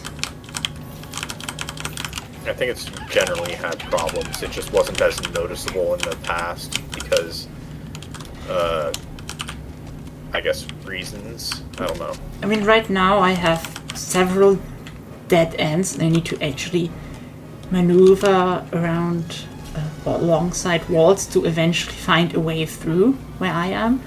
I found... Oh, there was a, that was with the terrain, that was with the map generation for this, because there's like a column of dead ends on this map in the middle, which honestly it's not very easy to see with the color of the map. You could actually see it when we spawned in. You need to go around on the bottom side, so just go straight down. I literally can't see it. Around where I am, Agonia? If you go down towards on the west side of me, like where my... I'm just saying that I can't see it on the map. I can follow instructions. Yeah. That's the that's one of the thing that I mentioned is just the map. It's not the terrain generation, it's the map, the mini map coloring and design. Yeah. Is a little... And I mean in general that part is basically unnavigable because there are several parts where it looks like you can go through, but you can't. And even with the bot missions, I had several times that rocks were like spawned in over things so that you could look inside the rocks. Stuff like that. Yeah, but it was seen when we went into the mission that this was inaccessible, so they should just show that better in the during the mission.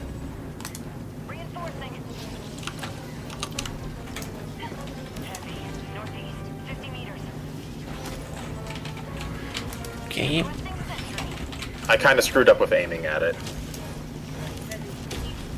Then try landing on it. Hadn't considered it. Oh, well now I'm doing that. Yep. I hit its abdomen. Nice. Oh, okay.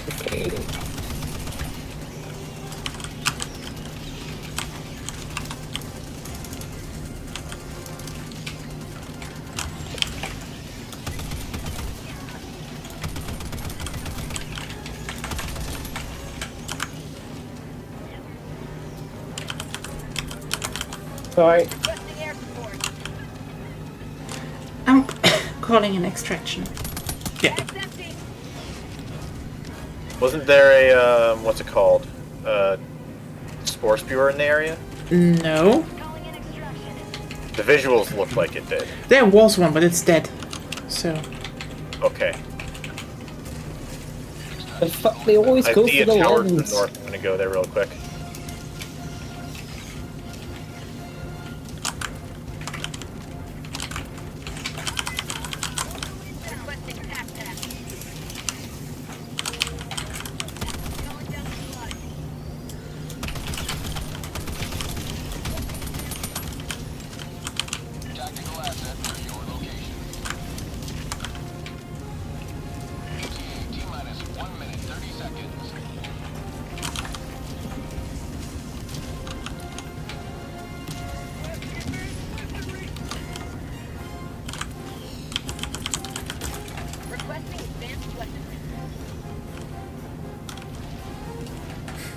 Coming from the northeast, by the way.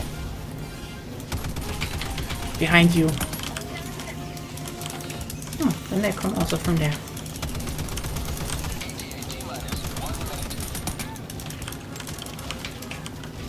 I've got a tower that I'm doing.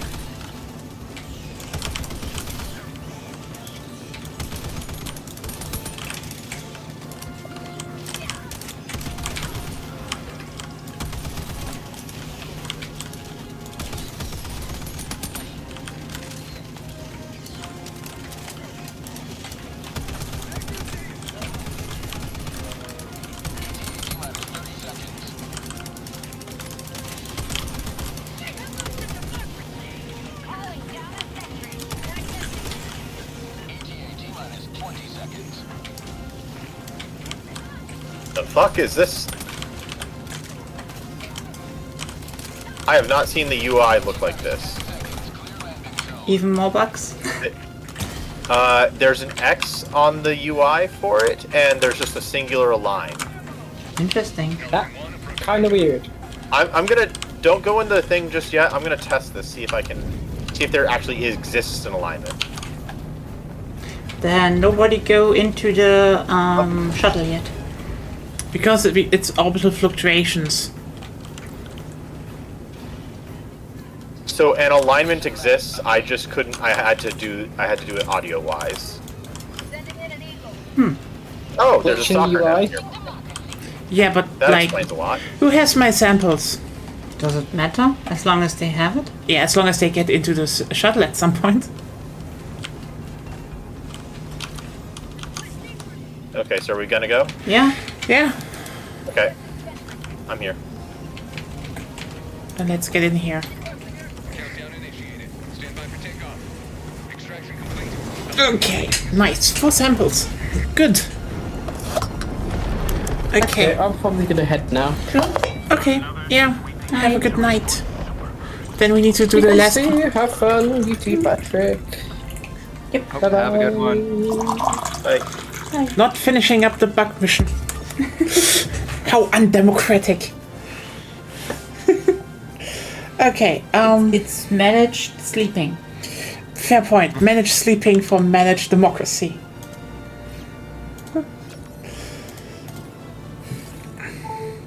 Okay, and you got some good stuff? You need to. Patrick, I mean, you know, for dinner. I suppose it's dinner, right? like- Yeah, definitely dinner. Time difference. We are like a bit earlier. It's a bit early It would be a here. very late lunch if it was. Yeah, okay, fair. Excessively late lunch. Or it'd be like a lunch, the sequel. Like, I could see lunch being maybe 4 o'clock if you're stretching it. I wanted Yeah. to Once you say, get to like 5 o'clock, It's a it's like, second no, breakfast. this is dinner. you know, I was like, you know, here's the thing. You know, there's breakfast, there's lunch, After there's 4 o'clock. Oh, good. there's breakfast, lunch, dinner, and the thing, if you the bit between breakfast and lunch is brunch. So would this be lunar or lunar? Because lunch is a fake meal anyways. That's Wasn't it like first breakfast, second breakfast? What's it called in English? I don't know. Brunch? I guess brunch, and then there is dinner, and then there is midnight snack. yeah. The most one of the best lines ever. Like, what are you doing? Breakfast. But you already had breakfast. But what about second breakfast? Yeah, I think.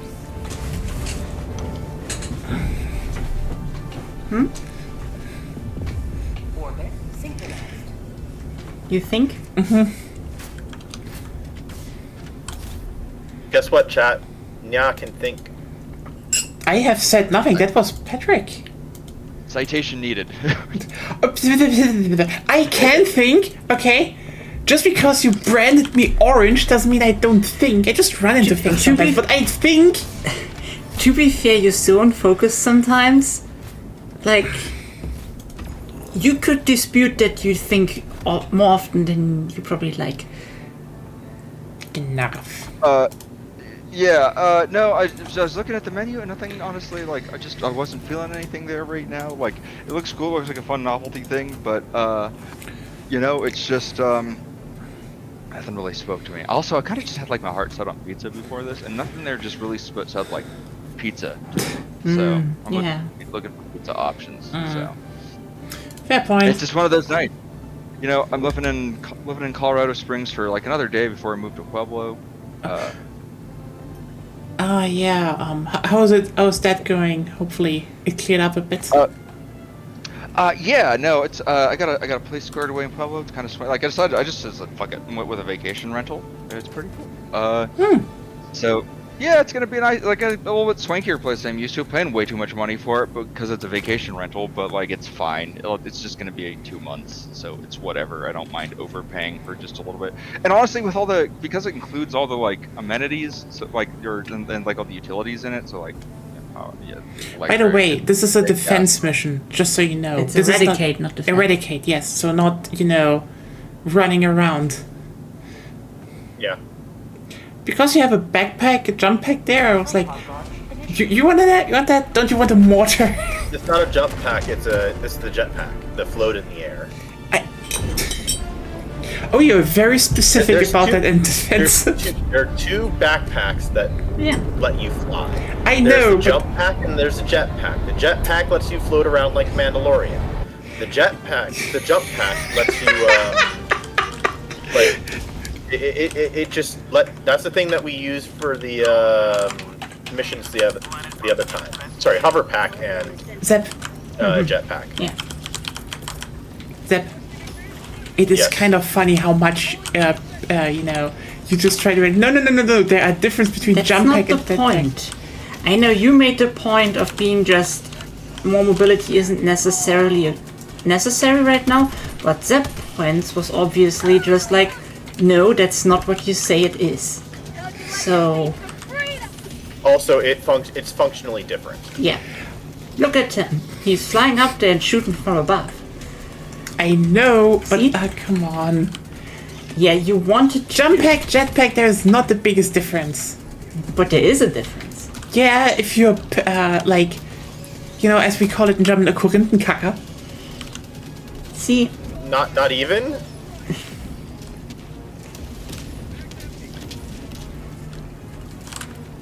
Yeah, that's just.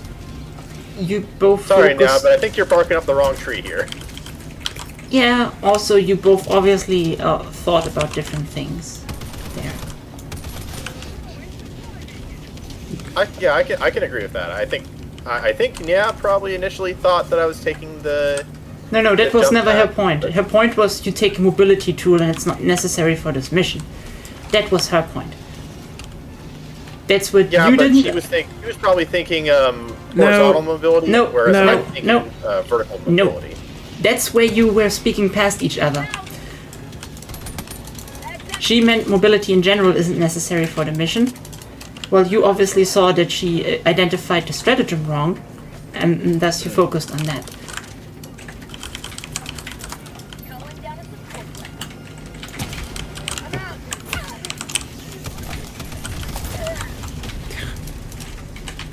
Can I say that you both are wrong? The thing is, yes. Here's the thing. Yes, I wanted to point out that your mobility tool might not be the best choice for this mission. That is part 1. But then I called it, I think, a jump pack. And then you were like, it's not a jump pack. And at that point, for me, it was more about amusement that you were like, oh. Yeah, you think he's defensive, but he wasn't defensive. He was pointing out your error. That's where you also spoke past him. Because he didn't understand what he meant. You know what? Let me just burst the bubble. I know exactly what he meant. And no. I knew also then you exactly wouldn't say that, because you obviously don't understand what his point was. I used the wrong word, and Zeb tried to correct me in a long-ass detailed explanation of what the difference is. That is humorous, because it is overkill. It's not humorous. Because as he already said, he was thinking you mixed them up and were referring to a specific type of mobility overall. Why do I need to explain it to you? I'm the autistic person here. You don't actually need to explain it to me because I know exactly what you mean, but just pointing that out for a second. Don't. You're just plain wrong. What is go? Okay, my gun is bugged. Fuck. Yeah, shit.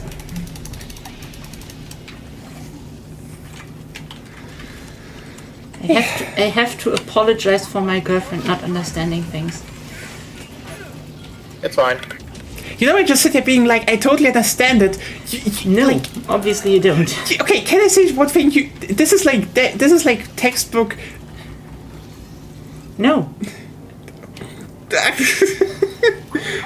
Patrick, help me!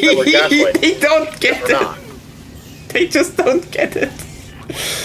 That's what we're trying to tell you. That you don't get it. I'm witnessing like a slow motion missed high five right now. It's glorious. It's just no. I just watched a slow motion missed high five. It was just the assessment that there were two different things happening here at once, and I just watched them roll right past each other. Yum. There are three different things. The attempt at humor misfired there, but it recovered in a way that was not intended, but was also funny just from an outsider's perspective. It's also funny on a meta level because you're still talking past each other. Yeah, I tried to bring it together. I am not. I can't explain this. 'Cause from your perspective, it's going to be impossible to see because it's a meta joke. You're still one layer down inside of the joke. You don't know. Well, I think I know what she wanted to achieve with that, but for me it came over pretty more accusing of as if Zeb was trying to distract. That was my impression. No, it's. That was my impression. It came across as good-natured for me on this end. So it's subjective. It's a faux pas. I think it's fine, guys. It's fine. Yeah. We're dealing with people here who don't necessarily all natively speak the same language, so these things are going to happen. I think it's fine. Yeah. Sorry, I couldn't do anything at that point. Request approved. Reinforcements on the way.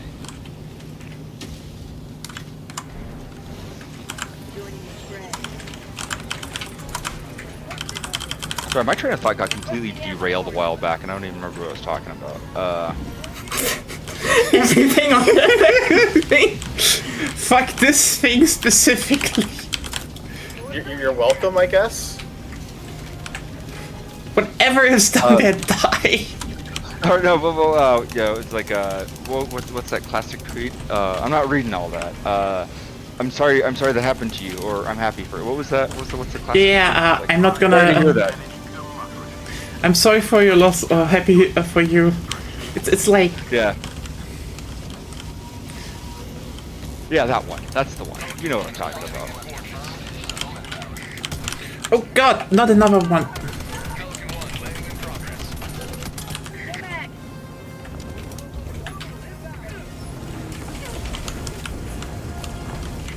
Whew. In. I just matched with somebody on Twitter. I think I'm just gonna link her to this stream and just be like, hey, this is me talking with my friend. Judge me on the merits of this conversation. Do you really want to do that? Absolutely. There's no better place to see me. There's no better place to see me than just shooting the shit with my friends. This is your guys' opportunity to tell the most embarrassing or made up stories about me to lionize me on you. I could bring up on you. I could bring up the time that I rescued all those puppies from the building. Yeah. I mean, I could bring up stupid topics, but every time I do it with Lena, we always get very close to toss. What? In terms of sellers. Oh yeah, right. Yeah, that's Ship of Theseus horse fucking. Oh, don't bring this up again. Oh my God, no. It's so bad. That's all I can say. Yeah, for everyone who's new, the Fridays are going insane, especially when Patrick. Actually, sometimes you provide birds. That's a really good topic to talk about. What? Birds. I didn't understand the first part when of the Patrick is here, sometimes it escalates also a lot. But also last time he was here, he provided bird topics, so that was good. By the way, about birds, so like we had a lot of small, a lot of tits in the tree here. Like this was, oh my god, this was so cool. Tit is a bird type, by the way. Like they're very small and rather cute. That joke gets played out so much here in American media that like it bounces off of me at this point. Like you gotta catch somebody off guard with the tits joke though. You gotta get somebody who's not aware of it. I didn't even want to make it as a joke. They were just like the tree was full of them. There were like 10 or so. They all were like ah. Okay, Zep, you wanted to say something? I am actually underneath I particularly am underneath a tornado warning watch, but the areas around where are you? Tornado warning. Where are you? I can do a quick radar lookup for you. I am in like Washington D.C., like the northern bit. Oh crap! You are absolutely in that watch. Let me pull that up real quick. Oh damn! Shoot. Yeah. Hold on. Let me pull up. You're in D.C. Let me see what we've got. Where's the DC radar? Yeah, because I still remember when I still remember the touchdown that we had a few years ago.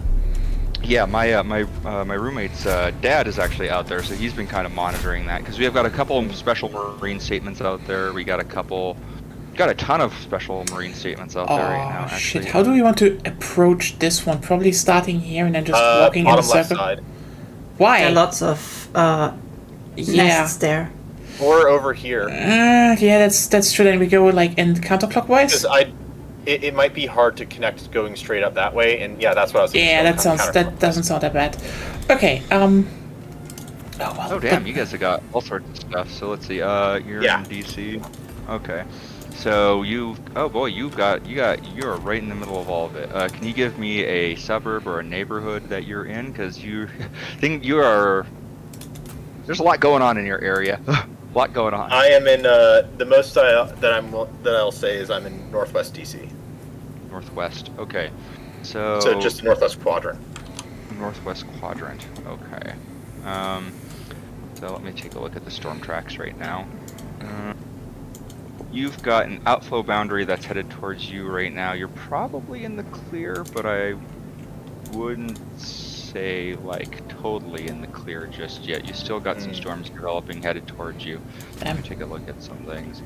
So you've got in Rosaryville that's going to be to your southeast. There's two tornado warnings down there. Wow. Check radar. See if there's these are overlapping tornado warnings. So whenever you see overlapping ones, it means that they are warning just two areas out of an abundance of caution. So it doesn't necessarily mean there's two tornadoes. It just means that they're warning the same storm twice. Yeah, there's still some rotation on that one. Actually, I can share this in the Discord. I don't know if you guys want. Well, whatever, doesn't matter. Yeah, that one doesn't look like it's very strong, so I don't think that's not likely to be on the ground. So that one's just a radar indicated tornado. There's one headed towards Baltimore. Yeah, I did see that there was a stricter warning around Baltimore. Yeah, that warning headed for Baltimore is currently over Skaggsville, Simpsonville, West Laurel, Burtonsville, Guilford. That rotation's very broad, so there's a little bit stronger rotation on the tail end of that storm, but that one's just a big hailer, so it's probably just dumping hail on people right now. We've got, let me get up to the severe warned storm that is headed your way. Boy, I forget how densely just packed in everything is out there. Let's see. Boy, Washington's just packed in. We got a severe warden storm that is headed towards. I got Friendship Heights Village, American University Park. Let's see, where is that headed? That's an outflow boundary. That one is a QLCS storm. So QLCS, that's a quasi-linear convective system. That means it's just a bunch of embedded mesocyclones and kind of a squall line. So tornadoes that occur in squall lines tend to be pretty weak and short-lived. So you're more likely to see just a lot of like. It's likely to not be as serious. It's definitely still worth watching. Yeah. But That's usually what we normally get, is like those pretty weak ones that aren't really super consequential. Yeah.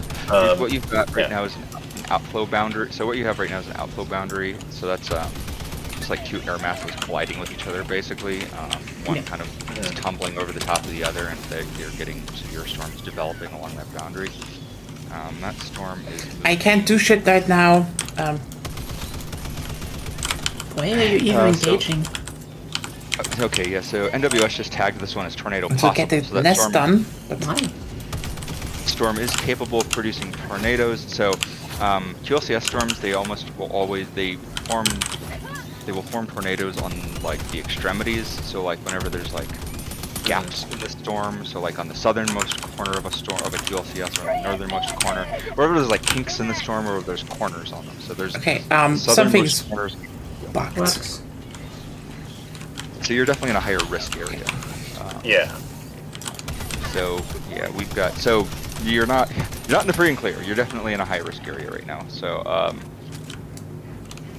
usually what high risk ends up meaning for me tends to be like power lines down and stuff like that. Most of our buildings are pretty sound. Like if something touched down on us, it would be a problem, but usually it's like the touchdown I've seen has been like away from where people are. At least here. Or if it is, it's just like maybe some storefronts get. I used the wrong eagle. Shit. Oh, we got another. Oh, damn. So I'm just looking at this. You have 1, 2, 3, 4, 5, 6, 7. We have. Okay, there are 6 currently tornado-warned storms in your area right now. So there's one in Prince George, one in Howard, one in Westmoreland, one in Prince George, one in Charles. Okay. Another tornado warning has hit the DMV. Yeah, another tornado warning has hit the. Oh God, I was gonna say that. Probably not. It's not really safe to say that. It would be interesting if the Pentagon would get just ripped in half by a strong tornado. You know what would be funny? It would be very funny if the White House got hit by a tornado. And then there's like, you know what? It would be even funnier if a certain person didn't leave because he doesn't believe in tornadoes. Then you have the video of him getting sucked up. Yep. Totally Anyway. not political stream. No. Absolutely unpolitical stream here. Yeah, we don't. you're just You misinformed. hear that, Twitch? This is not a political stream. You Not can do all the advertisements. Not that it's monetized. Yep. There's a mesocyclone. Yeah, so let me take a look. Lots of. Also, yeah, there's gonna be weather talk because Patrick does storm chasing, so he's gonna bring up his weather. Yeah, so you've got a mesocyclone kind of developing near Cherry Hill. So you basically have two converging outflow boundaries that are developing, sort of closing a gap between two of these storms. So when you have these two outflow boundaries interacting with each other, that's basically whenever you get two cell mergers like that. Those damn cell it! I mergers are can't get my shit. gonna spawn severe weather. So generally that's when you get really intense stuff. So I don't want to worry you, but you're definitely in like a higher risk area. Where are you all going, by the way? To the objectives. Yeah, but you're running in the wrong direction. We wanted to go counterclockwise. Well, Do you have a tornado safety plan? Okay. Do you know where to go if there's a tornado? Yes. There's a. I'm currently in the basement. Oh, you're fine. Well, it's a half submerged basement, but there is there's a boiler room and there's also a bathtub next to it, which is also in the basement that I can go to if I need to.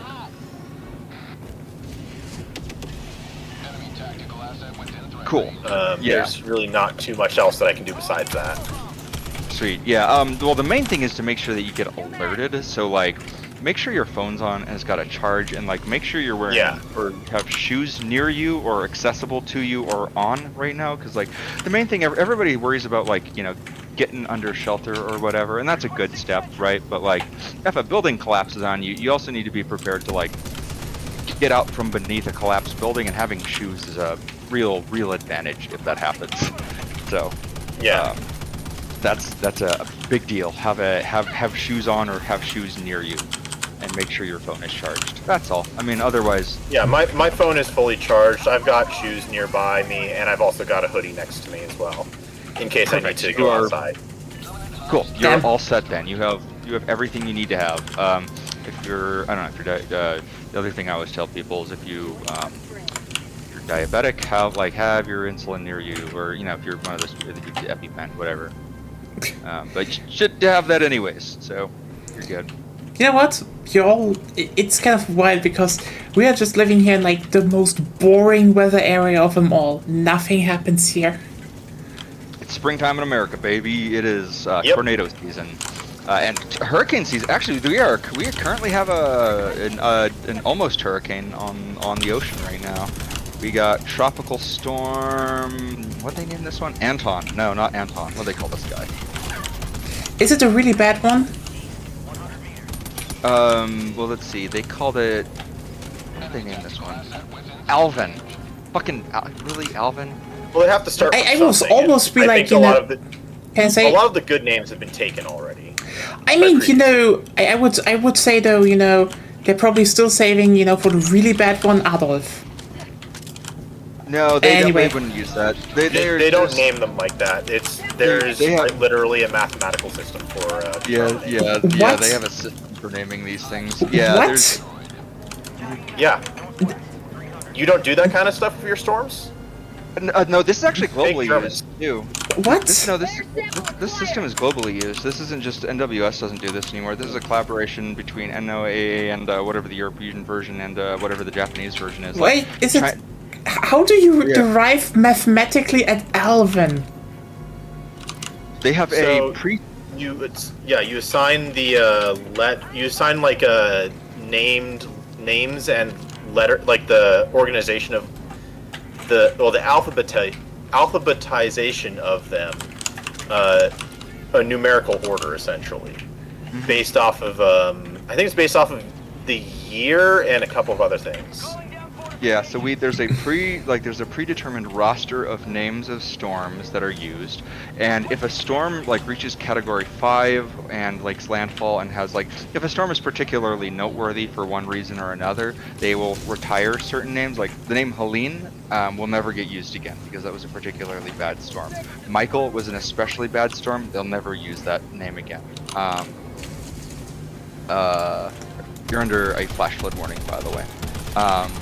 Yeah, I'm on the high ground. I don't think we can get through here. Yeah, we need to get through here. Okay. I basically live on top of a hill. Yeah, you should be good then.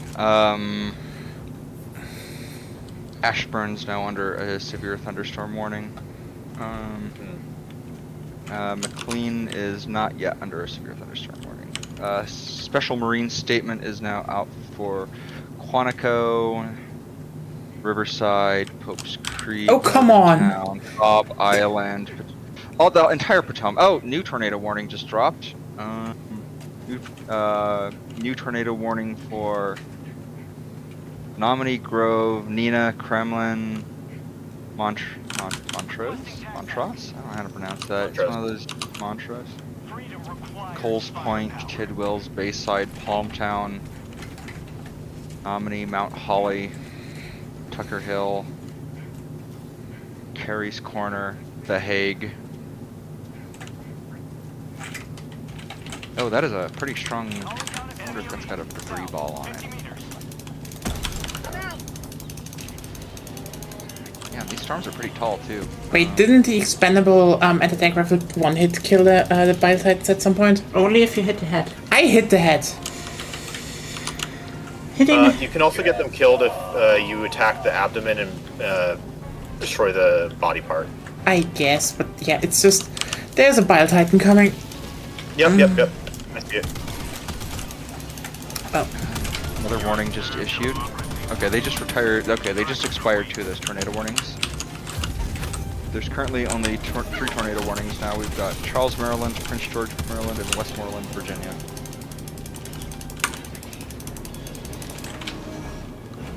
Might scrape by. You'll be fine. but I think it's literally just going to swing right past you. That's what usually happens. Although, of course, as normal, I'm being like cautious. Yeah. Yeah, you just happen to like. There's just two outflow boundaries, and like you just happen to be right between them. Now, if they collide with each other, you're gonna have some real fireworks there. Yeah. But I think if they do collide, they're gonna collide over Baltimore because of course they'll collide over Baltimore. Nothing good ever happens to Baltimore. Is Baltimore that I bad? heard one thing. I'm not entirely sure about it, but I heard that apparently Rock Creek Park does a good job of protecting the DC area. From nothing on the surface really is going to make that much of a difference to what happens in the sky necessarily. Well, I meant like the overall climate of the of, like the local area because of the forest. That's what's been told to me is basically like the forest causes like a microclimate situation that kind of pushes stuff away. Yeah, that can happen. Yeah. It depends on the strength of. Should I start calling in? Sure.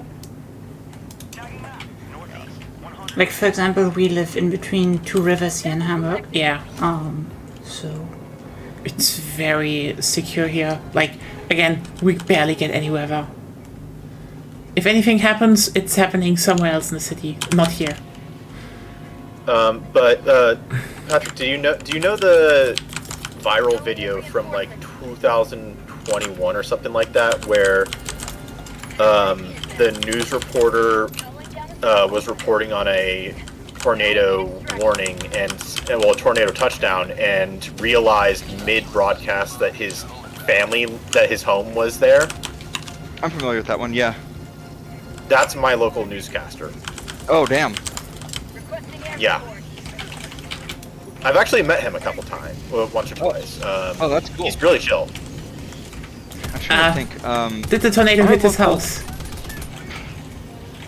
Oh, I think I mentioned this. The guy that made the excellent Doom 64 port, his house just got friggin' leveled by a tornado. Like yeah, I heard that like a bunch of people in the retro gaming sphere got hit hard. Like for example, I think John Romero took some tornado damage earlier this year.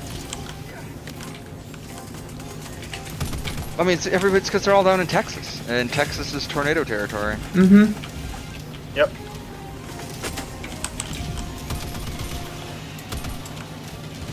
Yeah. I mean, I'm gonna go on a tiny little political rant about all this, but I just kind of want to like back up a second and like talk about this for a minute because Doge just cut their like NOAA's budget in half, and I just kind of want to like talk about this. Sure. I chased a tornado out in Grinnell, Kansas 2 weeks ago, and like the town got slabbed. Like it was, I mean, buildings off their foundations, and like that town got economically slabbed about a decade ago, but because they must have grow soybeans there. And what happened in 2017 is Donald Trump did his first stupid trade war because China bought a ton of soybeans from the United States, and they just like stopped buying them, and so we ended up just gutting like the American heartland because like they bought a ton of soybeans from us. And back then, because re-election was on the table, they gave them a bailout, right? So they gave the American farmer a bailout, right? But like it wasn't enough, right? Like it just wasn't enough, right? They were never going to make them whole. They gave them essentially a subsistence, but like that was enough for them. But what ended up happening is they ended up just creating all these like not quite ghost towns, but these like welfare towns in the Midwest, right? Where you have just a bunch of people who are just like, well, our farm doesn't operate anymore, but like we have all these farming subsidies now that like make us whole for what we lost, or doesn't quite make them whole, but like lets them live, right? So whatever. Yeah, and we had I think we had like structural like baseline subsidies as well that were like farm protections. I think they were already getting propped there's up. that. They were already getting propped up to begin with. Like they were already. Well, and so there were a lot of programs like where they had like a lot of excess crops or whatever. The United States government had a lot of contracts with these people where they would like, if they couldn't sell their soybeans, the United States government would just buy their soybeans off of them, right? Yes. So like, so a lot of that stuff went to USAID, right? So a lot of that stuff went to like poverty alleviation programs in the third world, right? Yeah. A lot of that stuff went to Africa.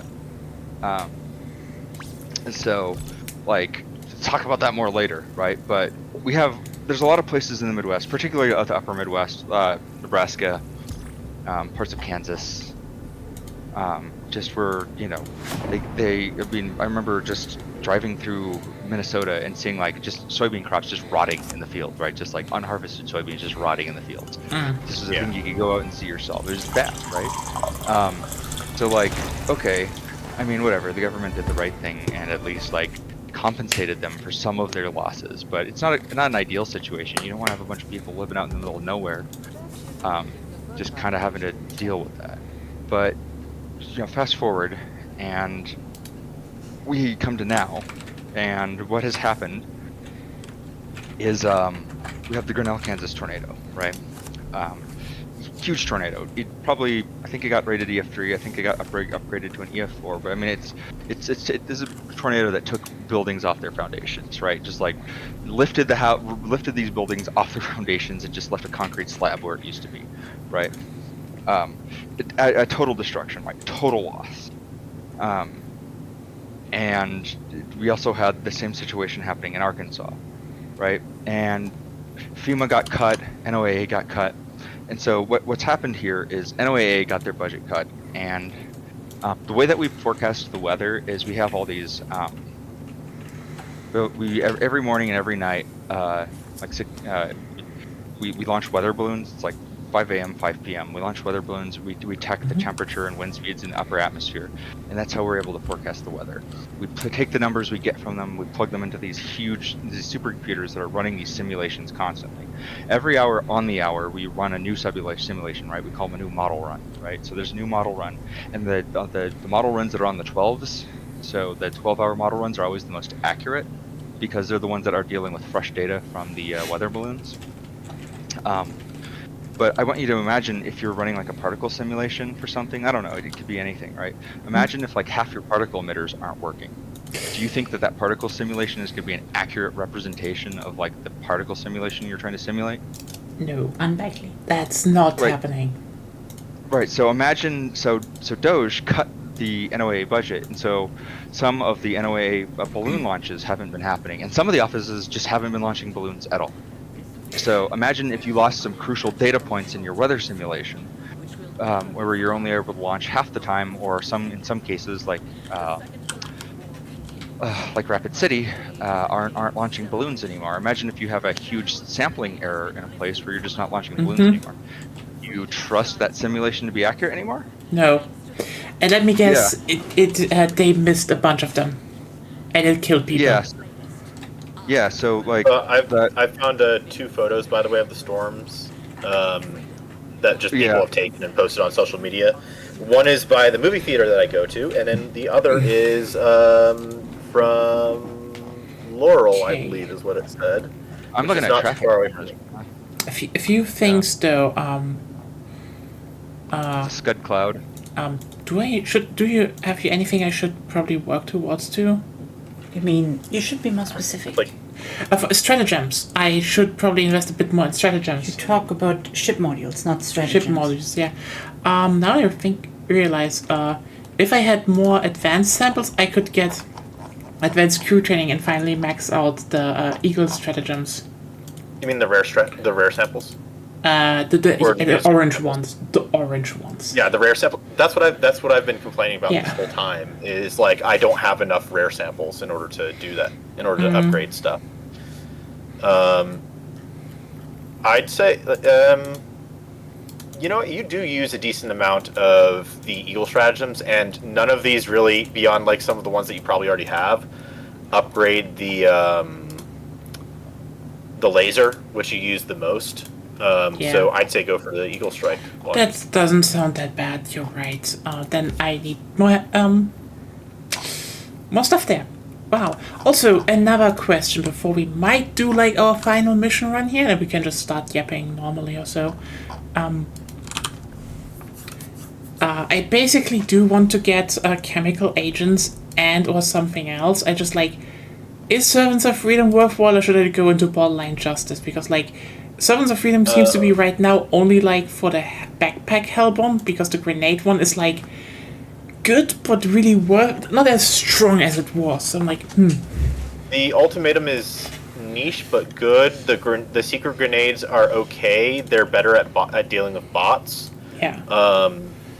Especially at like going around corners that you wouldn't normally be able to throw around. Other than that, I would say the double-edged sickle is pretty good. It can go up. It can get up to heavy armor penetrating, and so if you like consider its values in your build, it's pretty good.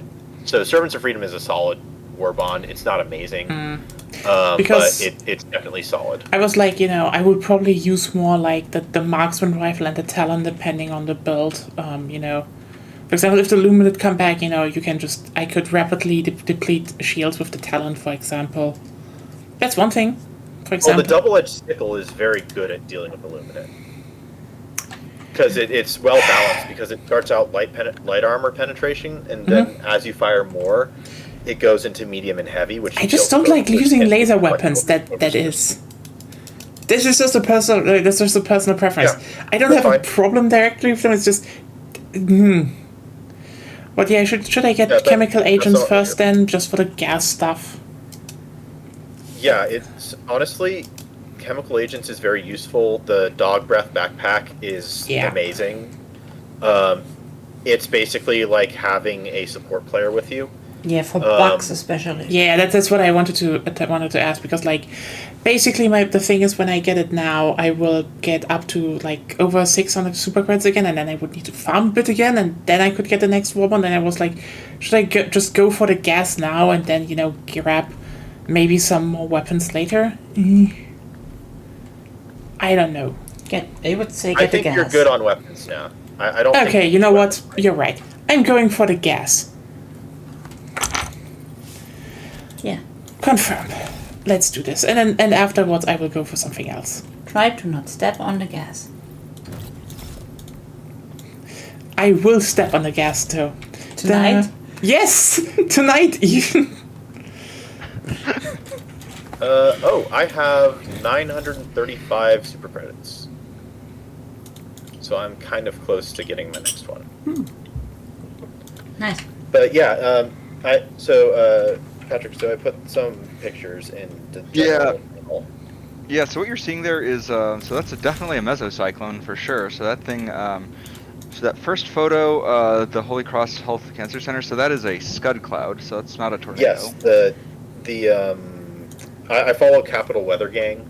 That's like the Washington Post weather team. They're pretty independent and they do a good job, and they're also kind of funny. Basically, they've got a sense of humor when nothing's going on. But yeah, that second one's a wall cloud trying to form up. That one's a little bit more concerning because that looks like a wall cloud developing. Should we do some bots again? Further, oh wait, that thing could throw it by out. the way, bots or bugs for the last one? Super Helldive. that second photo is Super Helldivers bugs. The Okay. Gagsville, Burdensville area. Yeah, that's like some shit you'd see out here, out in the Midwest. Like that's a low precipitation supercell. The fact that that doesn't have precipitation coming down means that updraft is really cooking. That's a potentially dangerous storm. So I would keep an. I'd say probably about half an hour or an hour ago. I had like you know how it gets when it's like you get like the occasional big drops of rain and it feels like it should be raining more, but it's not. Eradicate Swarm, by the way, so... And also we're doing the Super Helldive. Just because...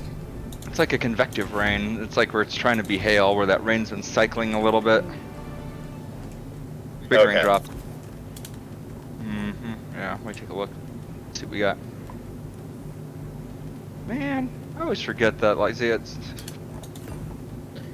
By the way, I have a friend who, well, we haven't talked in a long time, but she is like big into storms, and I had to like fight to convince her that and like show evidence that yes, tornadoes can form here. Oh, they absolutely can. You guys are, I mean, you guys have the right. Tornadoes can happen literally anywhere. Like there's no like tornado fire shield around any place. there are probably zones. Tornadoes are exclusively Midwest. Yeah, there are probably zones where it's unlikely in the world to form, but unlikely is the best you can. Also, Patrick, what do you mean? It's illegal to be outside of the West to be a tornado. That's the law. It's true. You could build a big wall to keep the tornadoes in the Midwest. Do you know that we have an ancient wall called the Appalachians? Yeah, fair point, but like, I mean... so many tornadoes happen in the Appalachians, guys, it's not even funny. I know. But they... the tornadoes, the Appalachians are like a giant tornado magnet, guys. But that's only because they eroded and aren't great again. You need to build them up. But they're older than the seas. And they contain country roads. What about the country roads are going... You need to control the country roads to keep the tornadoes out. But he who controls the country roads controls Appalachia. I guess. So there's a large circulation. There's a very large circulation happening. Interesting. I just need to go to the national radar and see what this storm looks like. There's like a very large. Oh, okay, that makes sense. All right. Yeah, there's a. So there looks like there's a large surface low somewhere up near Cumberland. Where is that? Is that West Virginia? No, it's West Virginia. It's like I think that's Nova. So North Virginia. Oh yeah, it's like Romney, Catherine Bridge, Winchester. Yeah. So I guess that's kind of more like Pennsylvania too, but like yeah. So there's a big surface low up there. So basically, this big area of low pressure. This thing basically looks like kind of like a hurricane, but there's a big cyclone. There's basically a big cyclone up there right now. So like a large cyclone. So it's an extratropical cyclone basically that is spawning a whole bunch of severe weather along the along a boundary. It's connected to that surface low. What the? So it's basically like you've got a big cyclone that's got one arm, and you've got a bunch of storms firing along that arm. So you're kind of on like the lower end of that arm right now. That arm kind of extends all the way from Pittsburgh down to all the way down to Beaufort. So if you drew an arc between Pittsburgh and Beaufort, I mean for a surface low like this, yeah. I mean it's like basically like in the scale of what we normally get. I think that's pretty big. Like usually it's not like wide like that. Damn. Yeah, I mean it's they call it a trough, like it's just a big surface low that's just generating all this severe weather that's causing all this. So I bet you. Hello. Everyone is dead. Oh, okay. I was just like. You need to watch. So yeah, it's just typically this kind of thing would sort of duck north by now. So like normally we'd see this a surface low like this would be up in Michigan right now, but instead of like getting dragged north, it's kind of stayed a little bit further south than it normally would. So that's what's driving it. So yeah. Okay. This is not out of the ordinary or anything like that. It's that time of year again, baby. It is. We're getting another one. Getting some more severe weather later this week. That we're gonna. Damn, I got a severe storm in Canyon City that is just west of me. Man, that's a supercell up the freaking mountains. I can see that from me. I can see that out my window. I might go storm chasing right now, guys. I might go storm chasing right now. Did you just quit here and just go out? I'm thinking about it, but also I still haven't ordered a pizza yet, so. Ooh, that's a problem.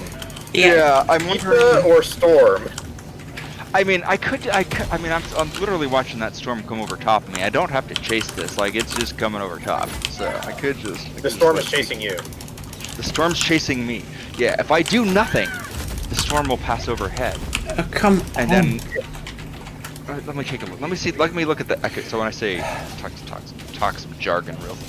Actually, did you guys see my latest storm video? Because it's pretty dope. Pretty fucking unhinged. It's pretty dope. but hang on, let me see. I need to settle on a pizza, and I didn't find a pizza place, and the factory's closed now, so I can't even order. Give me pizza. What pizza is available in the area? I want to order from a local brand. It's like literally going to be like my second to last night staying here with Mason, so I should get something that's local. No, not Pizza Hut's not local. Oh, I did find out that the Pizza Hut here is doing the lunch buffet pizza again, and that's pretty cool. The what? Lunch buffet pizza. Okay. Pizza Hut is the lunch buffet pizza. I need to say that, but this is a concept alien to Europe. Didn't have shit like that. So Pizza Hut had a lunch buffet? Yeah, it's only a Pizza Hut thing as far as I know. I don't think I can't think of any other places that do it. You'd have to find like a mom and pop that does it in order to find it. Because really, most of the mom and pop like places, companies, the only mom and pop places that do it are places that used to be Pizza Hut, though, is the thing. Like Pizza Hut was the place that invented this shit. No, like you know a buffet style restaurant. You go in, you scoop or whatever. But it's just for pizza.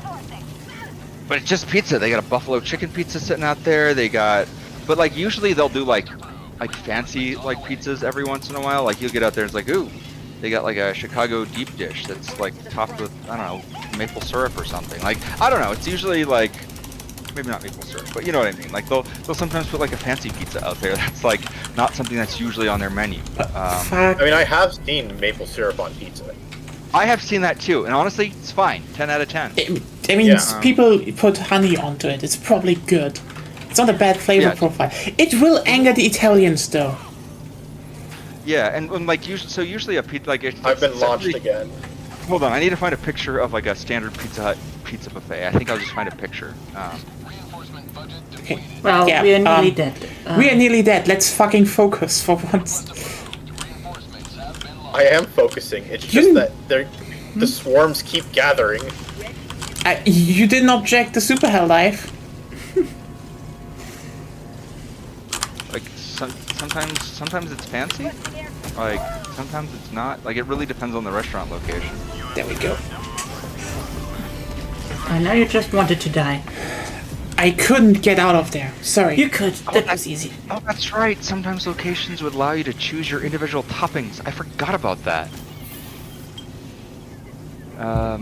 Because like it was also like a salad buffet too. Like, I mean, I have to point out though that like the only restaurants that really have buffets. They usually had a salad buffet alongside the pizza buffet. Yeah, that was usually how it worked. Yeah, let me just share some pictures, because, like, yeah, this is a pretty typical Pizza Hut buffet.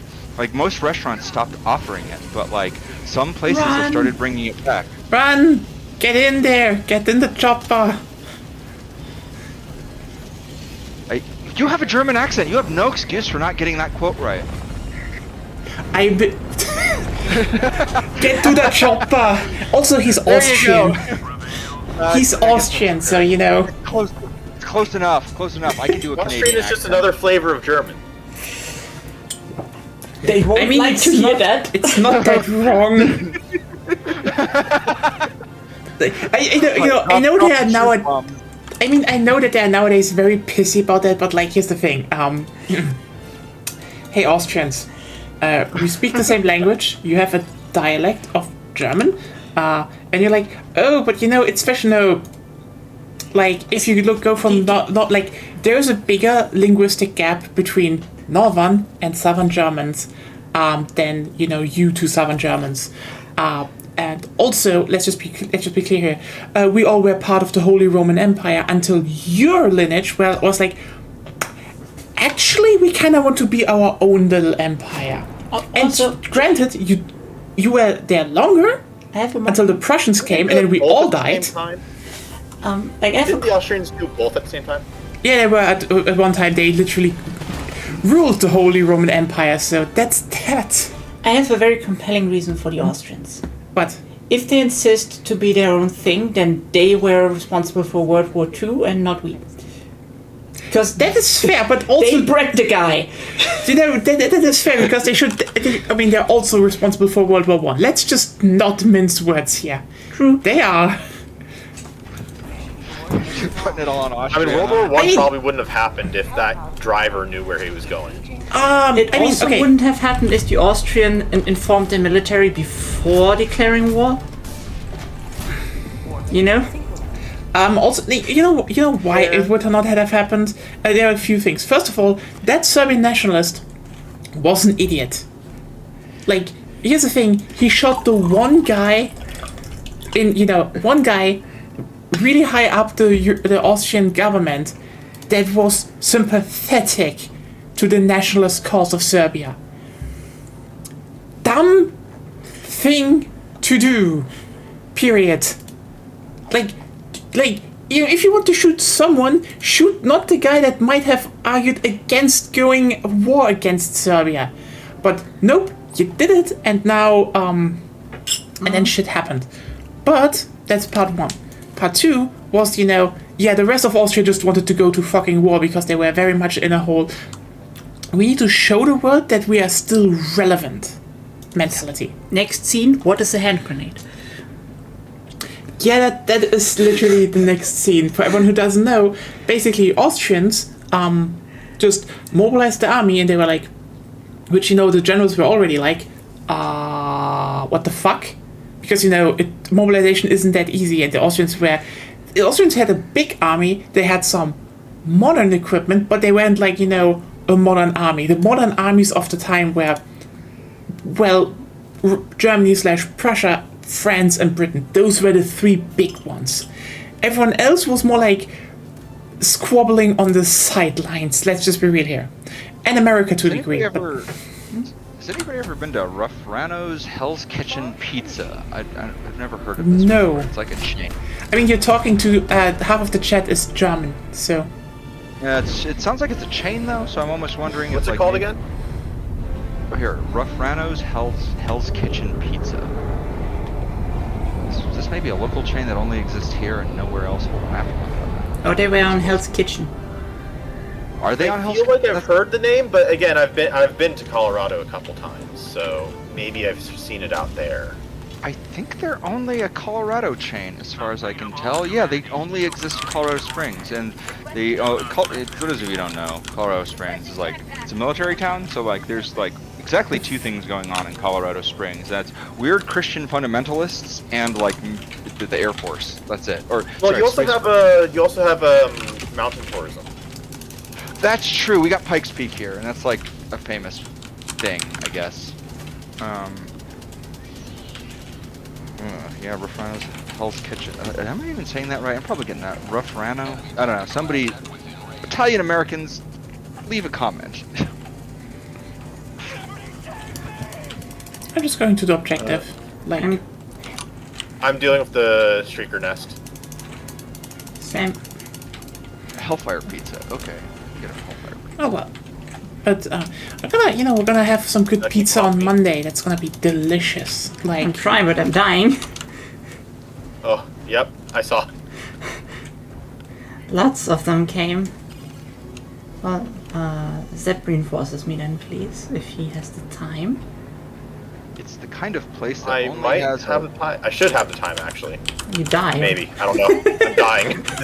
They only offer an 18-inch pizza. All right. Well, I guess we're going with an 18-inch pizza. I guess Mason's. 18-inch pizza for yourself basically means that you're having frozen pizza another day.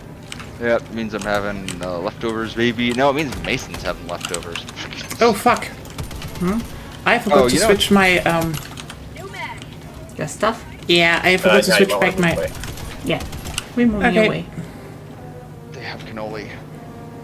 Holy cannoli! No, now you can't. Now you have to order from them. I do have to order. Even if you don't get the cannoli. I never had cannoli. Just because they have it. Cannoli's great. It's amazing. I can't imagine everyone swears by them, and the mafia is talking about it. So. The mafia eats good. The eggs are still there, so everyone just getting back there. What the hell? Oh, they also have Mexican soda. Cool. I'm down for that. They don't let you choose a flavor though, so I'm guessing it's like a roulette wheel, or they screwed up their web admin on Grubhub. Wait, do they call it Mexican soda? They call it Mexican soda. Then it's probably like one No. flavor. It might be one flavor of Doritos. No, it's yeah, it's either one flavor of Doritos or it's just like Coke. It's one of those. Yeah. It's one of those. I mean, it could be Doritos Mexican Coke, which is pretty solid. Yeah.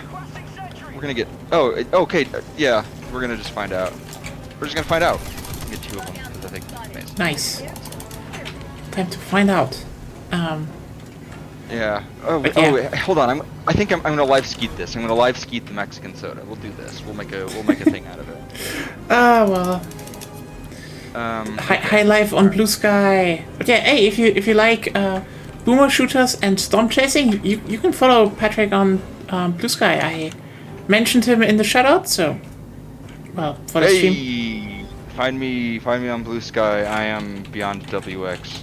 WX stands for weather, by the way. For people who don't know that, people who keep calling me Wix, it's Beyond Weather. Okay. WX is an abbreviation for weather. Okay.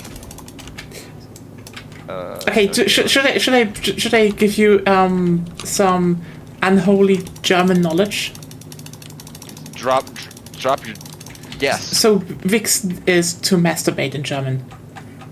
Nice. Hell yeah. Yeah. Okay, by the way, we generally have like a comedy movie here that's called Der Wichser, which is actually really good. It's actually pretty funny, but like it's it was actually written and also played by people who are funny. Not one of those. You know how there are like a lot of older comedians that are kind of washed up and you don't know to go with the time. They are not those kind. So yeah, it's generally a fun one because, but also so weirdly niche because it's a gag on on movies / books called Der Hexer from what was it called? It's like a certain crime thing. Buddy cop? No. It's old crime, as in. Also, ironically, Vixen and Vixen originally didn't mean that. It was to polish shoes originally. Yeah, I know. I know that you know. Oh, I can see how that becomes. That's like the most common thing that becomes. Yeah, that it's like. terminology. It's so obvious how it happened. Yeah, but. Yeah, it's good movies. I like them, but like. I will always say we have some. Yeah, sorry. I was just kind of flattened right now. What type in? Sorry. You're weird. Hey, you know what? We're finishing a bug super Helldive today. That is. Don't notice me. Okay, do you notice me? Don't jinx us like that. Yeah. We haven't finished it yet. Yeah, fair point. We will totally lose this. And we can blame it on the app. Thank you. That is so nice that that you're doing the most responsible thing possible, aka just blaming it on me. I am small and helpless. My kindness knows no end. Small, I doubt. Helpless? I am yes, small. Definitely helpless. Helpless, I agree.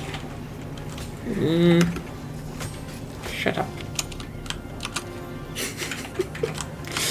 Okay, now I'm angry.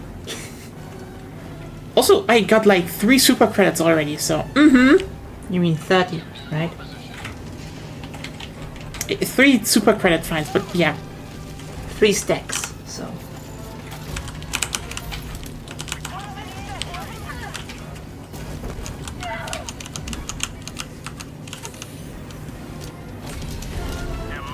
I destroyed X. Extraction available.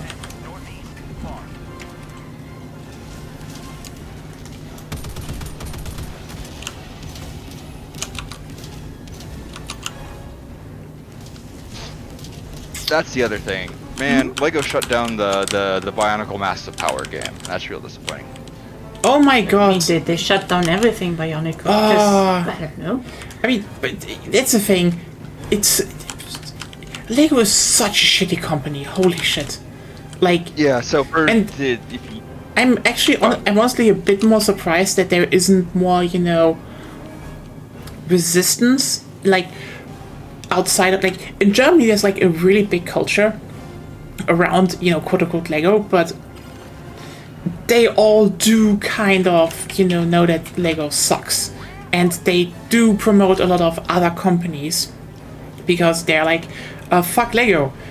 Like, their quality isn't even, up to up on par, with other companies in a lot of ways. And it's getting worse every single time because they just do a lot of shit, like, for example, build in a lot of, just lots of colorful, useless bricks in, models. So, the overall value of the bricks is just getting pulled down. So you don't have as many good individual bricks anymore and shit like that. Like, it's genuinely really embarrassing what they're doing, especially when you can actually compare them to. But, like, for what also, they just straight up try to, block imports from other companies into the market because they're shitty. But, yeah.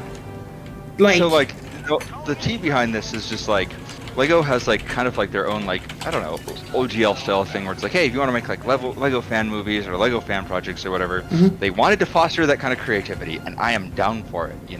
I think that's good. They even allow creators to, they even allow like to a certain extent like they're okay with like those kind of like custom 3D printed like Lego accessories and stuff. Like you can sell that stuff. Like it's fine. Like Lego compatible accessories, they are kind of okay with as long as it like is like minifig only, basically. It's legally questionable, but they don't have a history of like aggressively policing like Lego interlocking compatibility a whole lot. They can't actually. Like in Europe, they can't. Literally, Right. Because like Europe ruled against them a bunch of times. They are basically, by law, they cannot intercept other people. The only thing is that what they won on was the fact that that basically you can't call other products Lego because that's just a brand name, even though it was really close because and this might still change because Lego is still kind of universally a thing, but also a lot of people now just use the very, very German word Klemmbaustein, and the fact that this is like an extra long, over-the-top word is just making it more attractive, actually.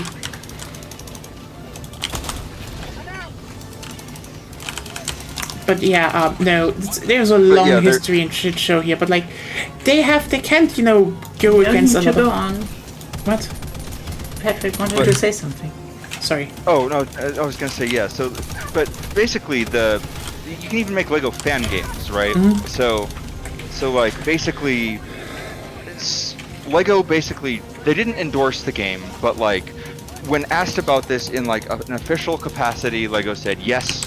They a press release that didn't like explicitly endorse it, but like they said yeah, we're aware. They basically said hey. A press release said we're fine with this project existing, right? So even though it's not like an official like Lego seal of approval, a press release where the company says we're fine with it is about as close as you get to an official endorsement, right? Yeah, like, fair. And honestly, so that's really like a kind thing that they could do, given that they do have, like, they could go the opposite direction and be like, no, we kind of need to protect our IP. Well, and the other thing though is like the team behind that was like they were very like careful to make sure that they were very like made sure that they were abiding by like the terms of like the Lego fan creation license. Like they made very, very sure that like they weren't that they were not overstepping what they are allowed to do with that license. Like they were very deliberate with it. That they weren't creating something commercial, that they weren't like they made sure everything was free, like they did things correctly, right? And I think that was very admirable. I mean, I think I really liked the art style direction of the game too, where they made everything look like you're just playing with the toys. I thought that was a really creative choice, like making a Souls-like game with toys. Where it looks like with the toys. I think that was a great choice. But the game was looking real phenomenal. And so like they were abiding by all the things for Lego, and even like John Bionicle himself showed up and was like, yeah, this is cool. But then again, it's not uncommon. Like Christian Faber just like shows up randomly on people's like 100 subscriber YouTube channels and is like, yeah, this is canon now. So like Christian Faber's awesome. Christian Faber's awesome. That guy's so cool. He's still out here making Bionicle content. God bless him. So I mean, whatever. It really feels like a passion project at that point. It's just kind of cool.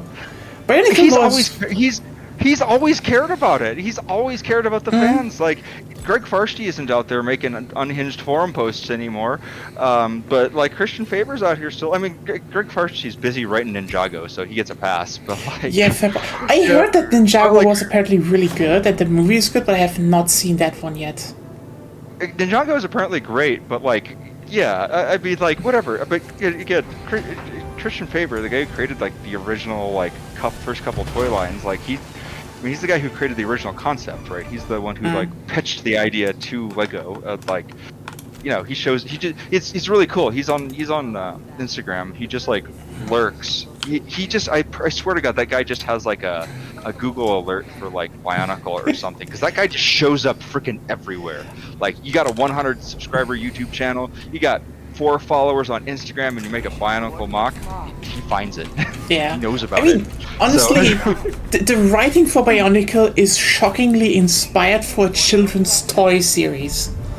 I just have to point that out, like, But yeah, despite the Bionicle despite all those guys doing basically everything right and everything to the T, yeah, Lego last week just like sent the team a cease and desist, and like, even though they were abiding by that, and like, to be fair, it is Lego's right to do that. They can revoke that license at any time. It is one of the terms of that license that they have the right to revoke it. It's kind of shitty that they did that, but maybe so.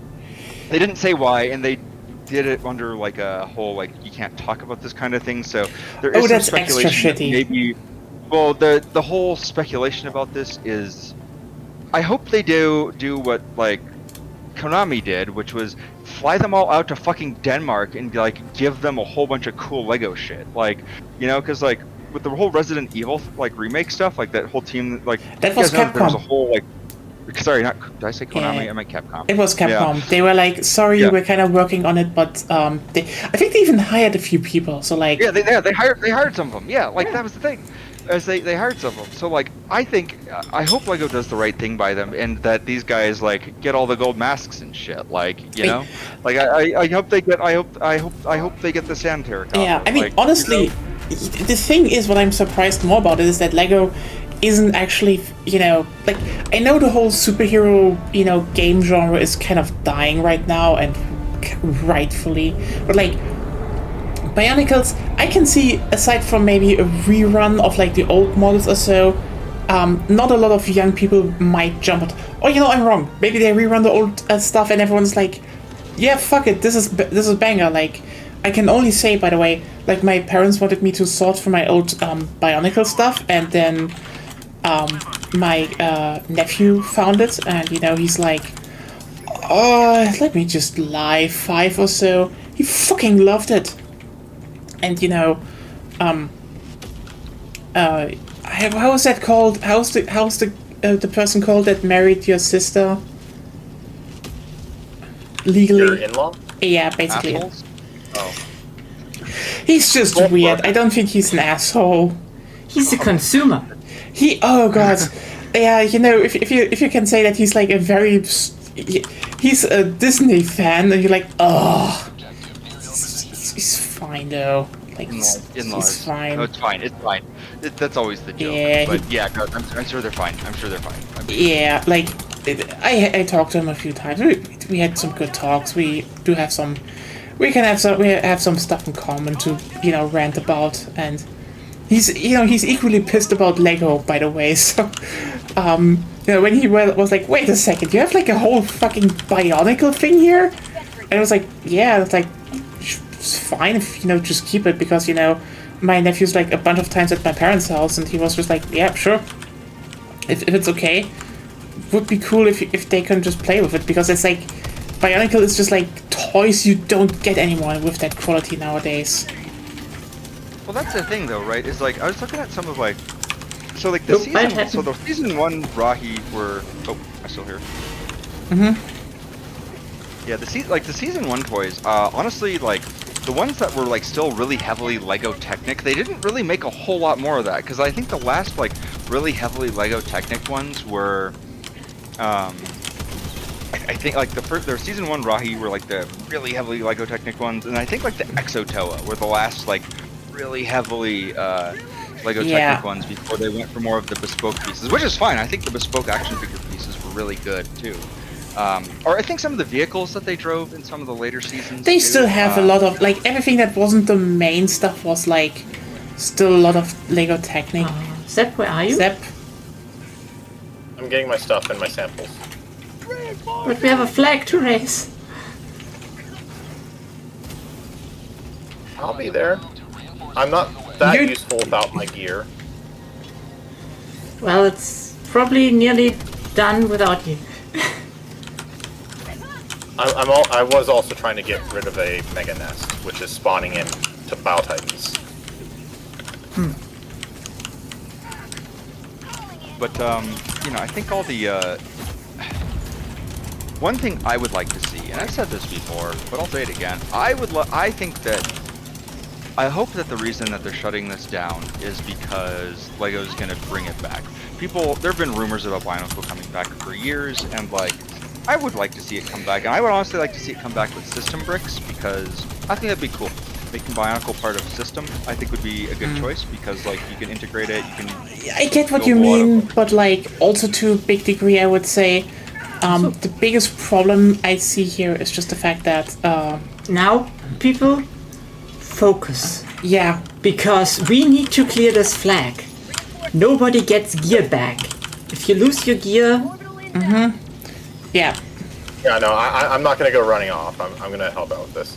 Yeah, because otherwise we will lose everything on this point.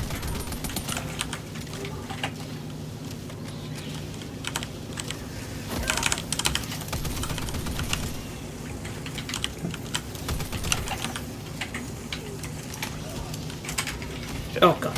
Mine! Yeah, reinforce please. What the laser got me in conjunction with a acid burp. 3 remaining. With the acid burp. 1 remaining. Okay. We did it. Okay. Let's go to the next one, and... The next one is here. Yeah. In the I'm west. just grabbing an anti-tank, because I want to have some stuff. And then we... By the way, I came across a egg. Egg. Yeah, but don't care. Just finish. What egg? We need to hatch it. Yeah. I mean, I know what you mean, but I think, like, the big part why Bionicle was so cool was, like, it's generally a good action figure. Like, if you did it with normal bricks, it would kind of deflate a lot of stuff. But, well, we have to see how they do it next time. Like, I'm gonna be honest with you here. It was also Lego, but, like, modular figures.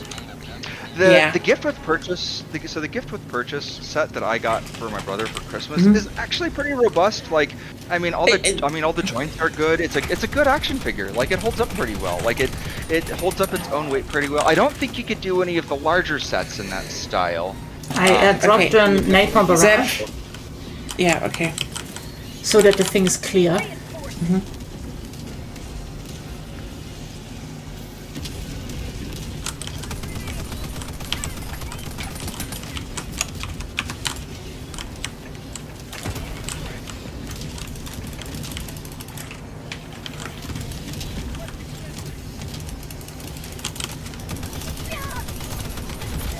Come.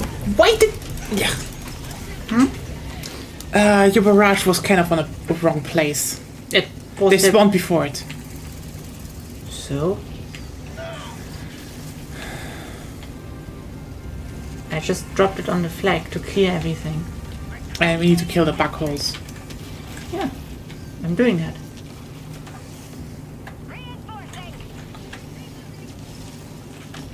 Don't worry.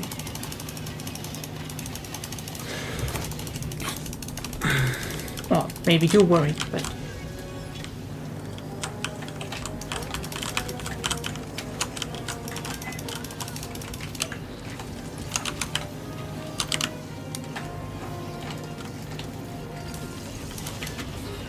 Hold on, we got another storm warning came in. Oh, no, that's for me. That's Fountain, Colorado. Where is that? That's Fort Carson.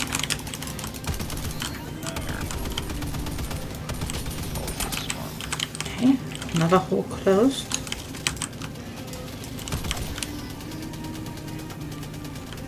Oh, this is actually a really fucking tall storm. Where's the, The final bug hole is here. I know, I was just asking why the supply isn't at the flag where we need it. It was where it bounced off of a thing when I was throwing it. Yeah. Unlucky. It's where I am, basically. Yeah, I see it. Just I like was just outside of it. I was just asking why it is there. That's all. Yeah. You have a tornado, like, very close to you right now. Oh, nice. Tornado in White... Well, I don't know how close this is, actually. I don't know the size for scale out here. There's a tornado in White Oak. White Oak's a decent way away. It's like, it's not close, but it's not far. Yeah, there's a 3-ball on this one.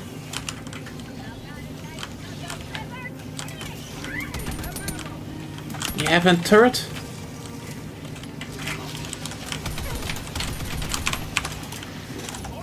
Laser.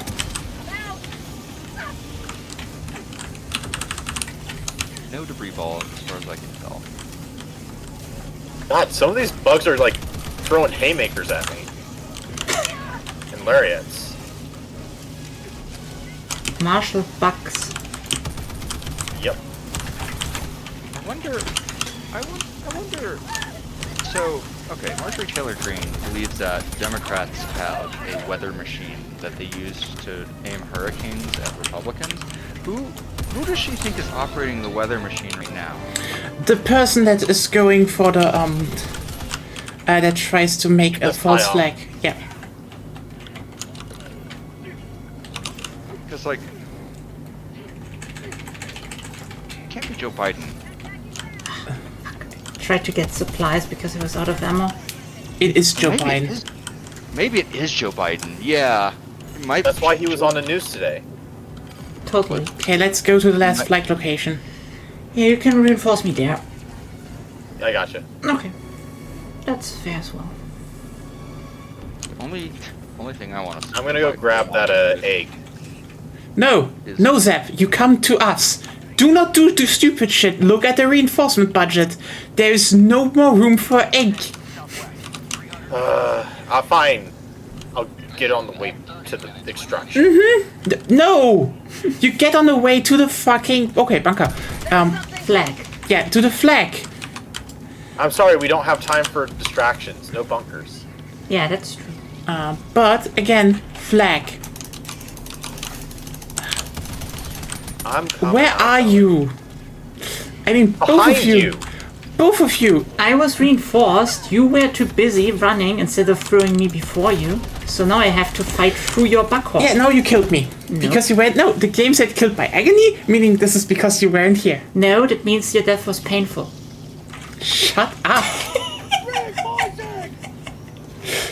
It would be generally funny if if death by agony is a thing to die from, and like was it you? Was it a mechanic? Who will know? No one will ever know.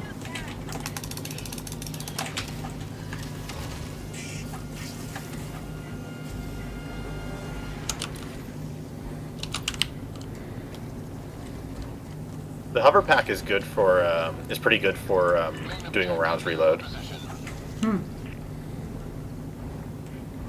Tactical asset nearby.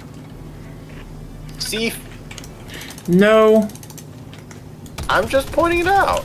Yeah. No. Because of that. You know what? Stay here. I don't like the potential of them to just one-shot me. Zep? I'm not going in. I'm just throwing a stratagem at it. What kind of stratagem? Gas. Ooh. It's got a short cooldown, so I was going to do that before, and then we go in after the gas dissipates, and then, and if we're lucky, I hit the bug hole. Also, beware, I put the Gatling down. Yeah, go back. I will go back, sure.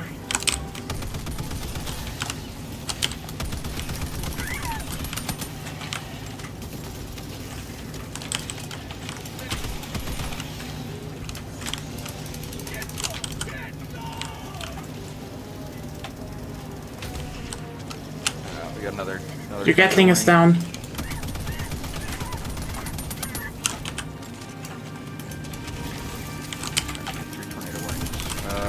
Queen Anne's, Maryland, Montgomery, Maryland, St. Mary's.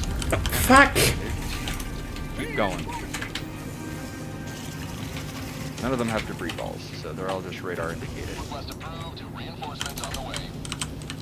These are all probably gonna expire soon. No, this one's not expiring. Brand new, baby. This one has a special marine warning on it. Hold on, what's a special marine warning say? No, National fuck. Water Service. Bombed the place. Severe thunderstorm capable of producing water spouts was located near Mayo, moving northeast at 25 knots. I don't fucking love how they use units that nobody cares about. What the hell's a knot? Marine speed, I think. Yeah. Yeah. I don't actually know the unit. I don't actually know how to convert to miles per hour. I convert to freedom units. You don't.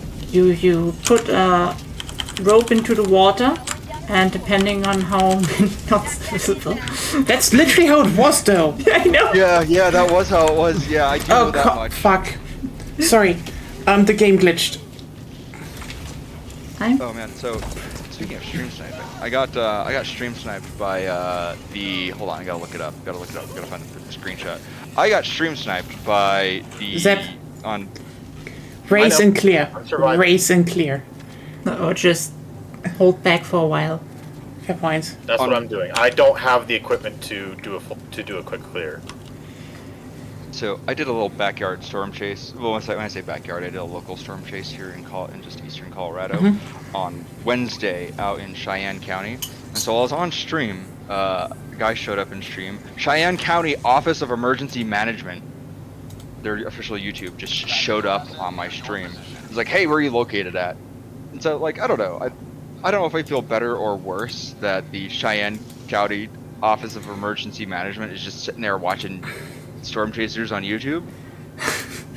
I don't know if I feel safer or less safe that they're out there doing that, or that they're asking me in the live chat what my location is. Because one, I mean, I'm a registered storm spotter on Spotter Network. Like, they could just go on Spotter Network and look me up. Like, it's not that, like, literally, it's not hard to find where I am. Two, do you not know your own jurisdiction well enough to be able to identify where I mean, I guess all these places kind of look the same out there in eastern Colorado, so maybe I can't give them that much crap for it. Hello, But after fellow I get, citizen.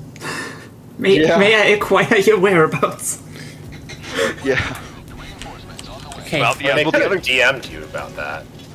Oh, I mean, not on. Yeah, they could have. They could have gotten on my Discord or whatever. But I mean, that's- it's what the other thing too is I have a two-way radio in my car. Like, they could have just got on my, like, it's not like my channel is a secret. They could have just gotten on channel 11 and called me. I mean, maybe they didn't know who you were. Yeah, I mean, I just, like I said, it's very funny to me that, like, Office of Emergency Management Nope, that was it. could have looked at weather radar and seen the big rotating storm on the weather radar. Could have a bunch of different ways they could have found that storm when they were watching storm chasers. But it's whatever. It's fine. I mean, they are still doing their job, right? They're keeping an eye on potentially hazardous conditions for the public and doing public safety management. So, like, they're doing the thing that they're out there to do. So I don't know if I feel any safer that they're watching storm chasers on YouTube, but they reached out. They did ask me in the live chat where I was, and like minutes after they asked me, like, the Office of Emergency Management vehicles just blitzed past me on the road. Didn't try to pull me over, so that was nice. That was very kind of them. But they get all set up in the road ahead of me, and got in front of that because the storm I was on was just a giant freaking ground scraper. It was a rotating wall cloud that couldn't have been more than 500, 600 feet off the ground. Like this thing was like, I think looked like it wanted to invade Poland. Like it was pretty mean looking. It was a very scary storm. So that thing was ready to. It's interesting that invading Poland is a figure of speech. I mean, it was is a terrifying black storm cloud with like all sorts of like that, like the wall cloud on it had that like weird like Nazi helmet shape to it, like that kind of weird bell shape to it, you know? Like it was a very fashy looking storm. I don't know what else to say about it. Germany has a similar figure of speech about like jetzt ist Polen offen. That is something from somewhere. But that's way older than the Second World War. Jetzt ist Polen offen means more like there is nothing holding shit back. It's really bad. Like something is really really bad. But jetzt ist Polen offen is like it's actually not referencing World War II. No, it's older. It's way older because it references when the Polish-Lithuanian Commonwealth collapsed. Because it did, and no one was there. So the Prussians and everyone else just took the land. So yeah, Poland was offen. It was open. No one. Yeah, no one could stop them. Yeah, nobody could stop them. Yeah, no, they just had this giant, terrifying fuck-off storm out there, and yeah, the Office of Emergency Management was just like, got into my YouTube chat, asked me about it. It's such a like. It's funny. It's just funny, right? That like they're out here asking YouTubers in the YouTube chat where they're located to help deploy their emergency management services, and I kind of feel like that's emblematic of like a little bit of a breakdown in communications there, because like I'm on Spotter Network. That network was deliberately created so that way like emergency management services can call storm chasers and storm spotters and get their locations. Here's the guess. Those are just interns, and everyone who actually knew what they were doing is out of a job. I mean, I went and looked at that guy's channel. It's not like he's like a... Cheyenne County has a population, I'm guessing, of probably less than 10,000 people. Like, it is poor and rural. Like, I'm pretty sure they like just got internet out there. So like, ouch. That's probably a joke. I mean, they've had high speed internet access out there for a while. But like, I mean, just to give you an idea, though, it is poor and rural out there. Like, it's very, very, very remote out there. So like, yeah, I think the assumption was probably, I think those guys probably didn't know that I have like a two-way radio in my car. I think those guys probably don't know that I'm wired into Spotter Network, and those guys don't really. When they get tornadoes out there, like they're not used to them being live broadcasted. They're used to those tornadoes just like on the they're screen? used to cleaning up. They're used to cleaning up after them. They're not used to like being able to be proactive about them. So I'm sure that's like kind of a new scenario for them, is having like YouTubers out driving around live streaming tornadoes. That's kind of it's a very new thing that's only started happening in like the last couple of years. So from a purely like response perspective, I'd say that probably that's actually very, very, very beneficial to them, even from a after action response view, because they can see where it's been, and thus it's a lot easier to respond to the aftermath instead of like having to wait on reports for damages and recovery and stuff like that. Yeah, because a lot of the way that you used to be able to do that is you'd have to just sit there and wait on the NOAA website to wait for spotter reports to come in, to get like full damage assessment for them to get teams out there, or you'd have to wait for like the local NWS office to like send a guy out there to do those damage assessments. So, you see, this is why Doge knows what it's doing. They need to get rid of the wasteful weather service, because all of these YouTubers and these streamers are doing a great job of already doing this government job for us, so we don't need to waste money on it. Oh god, you know what? That is cursed, and please don't do it again. I had a better one earlier today. Well, that is kind of, I do worry about that. So there's actually been a kind of a controversy about this in the weather community, right? So Some YouTubers have started issuing their own weather warnings, and some weather apps have started including like the YouTuber issued weather warnings. So specifically WeatherWise has started issuing the YouTuber issued weather warnings. Which like I don't know that I would.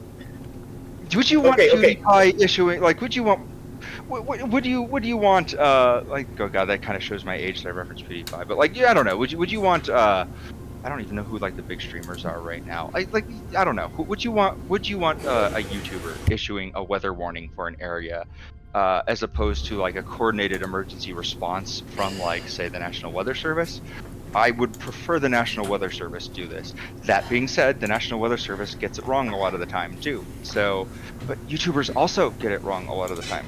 And I worry. I would say I think YouTubers tend. Now this might just be a statistics thing, but I do see that sometimes when the YouTubers get it right, it tends to sometimes be when the National Weather Service gets things wrong. So I can see why people would attach to that. And even if it's not all the time, it's enough that they may think, oh, these guys are more reliable because they don't get it wrong. And I mean, there's also just kind of an emotional thing to that. So like, and yeah, there's definitely an emotional, like, personal side to it. Like, you're not interfacing with generic corporation, news corporation. You're interfacing with guy with a name. And that makes it a bit more personal. It makes it feel a bit more trustworthy, I guess, in some manner, depending on your perspective on individual trustworthiness. Like if you're baseline trusting people versus baseline being skeptical, not believing people. But here's kind of the problem with that, though, is that like, so there was like a tornado outbreak that happened last year, right? And like. There's a couple the two big weather YouTubers right now are like Ryan Hall and Max Velocity. Those guys are both good. They know what they're doing. I got featured on Max Velocity last week. My stream got picked up by him, which is a huge honor.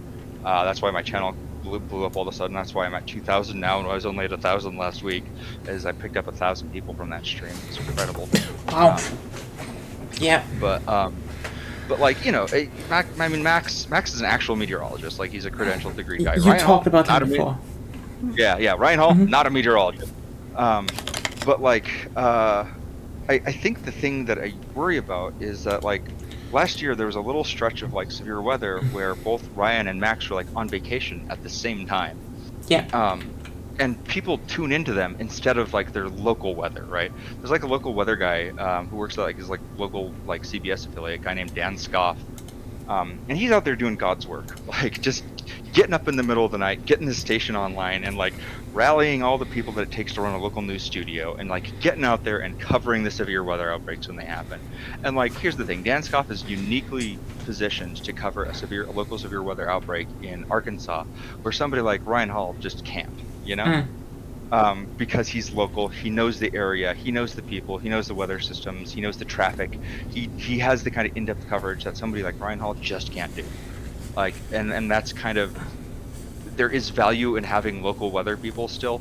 And the thing is, people were lost and confused because they went online looking for Ryan Hall, they went online looking for Max, and he wasn't there. And they didn't realize that they could have just turned on their TV and gone to Dan Scoff, reliably just forecasting weather and telling people minute by minute weather updates, looking at the weather radar, and it's because they got undermined by YouTubers. People lost faith in their local weather forecasters. And so I would say, by the way, people died. Yeah, I mean, also what I would add to this is just the fact that I will say that the YouTubers, to a degree, get caught in a crossfire here because, like, there's a genuine push, especially in, you know, right-wing areas, to sow distrust in, you know, media and institutions. So absolutely. This is just what they catch up on, and I think a lot of them could do well to actually fight back against that, but I think for a lot of them there's probably a mixture of, this is getting me views and money. So there is a conflict of interest there. Max tried to push back ever so lightly against like because like here's the thing, right? My audience is hugely right wing. I've told you guys this before. My audience extremely conservative. Like I can't even broach the politics topics much on my channel because I get eaten alive by my viewers, right? Max tried to do that on his stream and he just got friggin' eaten alive. He doesn't touch that topic anymore. Evan, Jerry, it's another weather streamer I've been eaten on. He tried to broach that topic, got eaten alive, lost a bunch of subscribers because he very, very lightly just tried to talk about like the impacts of climate change. Just got roasted by his audience. So kind of amazing. Honestly, it's kind of amazing that quote unquote looking at cool weather is so much dominated by people who do not want to listen to the people actually studying the thing. Well, Storm Chasers as a whole are a bunch of right-wing cranks too. Like, it's the South. You know, I mean, you look at like somebody like Brandon Kovic, guy's just like a Jesus freak. Wow. Like there's a ton of Jesus, and there's a ton of Jesus freaks out there doing storm chasing. Like, I don't want to. Yeah. By the way, should we talk about something funny for like maybe the last minutes here? Because then I don't think we should go over to the Yap stream because I don't think we want to go too long. But there's something funny that happened. So you know that tomorrow Pride Month starts. Oh hell yeah! That's right. It's gonna be so fun, and you're like, okay, because it's Pride Month under probably the most anti-LGBT oppressive American government. You're like, okay, what will companies do? Well, they just showed their Pride Month merch, and you know what the standard one is for Target? What? Well, if you look at the stream, it's this wonderful piece. Hold on, let me take a look.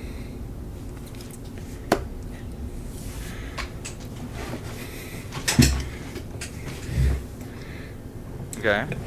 It's a colorless hoodie. And Out Loud and Proud is just on the small little... Yeah, you're wrong. It's a white hoodie. No, it's slightly beige. But you said colorless. It's still white. It's still technically white. Okay, yeah. But it's kind of beige. And you're like, wow! A beige hoodie where the hint of, pride is very small on, the strings. Bold design choice. Very bold design choice. I'm just like, I mean, honestly, this checks out with the direction that Target has decided to go as a corporation. Oh yeah. Now, I will say, a lot of their, like the vast majority of their employees are, I can understand they're gonna be mad about this. Oh, I mean, it is. Let's just put it like what it is. This is just massive cowardice, but they're not like the only ones. Like you have, for example, this wonderful Pride mid-rise jorts from Abercrombie & Fitch. The pride is because there's a rainbow on the deck. Where? There. Where? There. Oh, I didn't even see it. The part that you cut off? Yeah. What? Yeah, that's the small thing. Yeah. I mean, it's this there's is so the fucking good. slightest bit of slack that I can cut them is its jeans. I mean, denim. but like you could still really sew something on the outside. There's stuff like that you could just make If like they a really rainbow wanted to be flag. Just and they were gonna do jeans and denim, they could have just had stitching. Yeah, on the outside. Stitching. That's what I Like, mean. That would be amazing. Like stitch or embroidery. But you're like, okay, are they gonna do this again? Fuck yeah, they're gonna do this again. Hello, Abercrombie & Fitch round 2.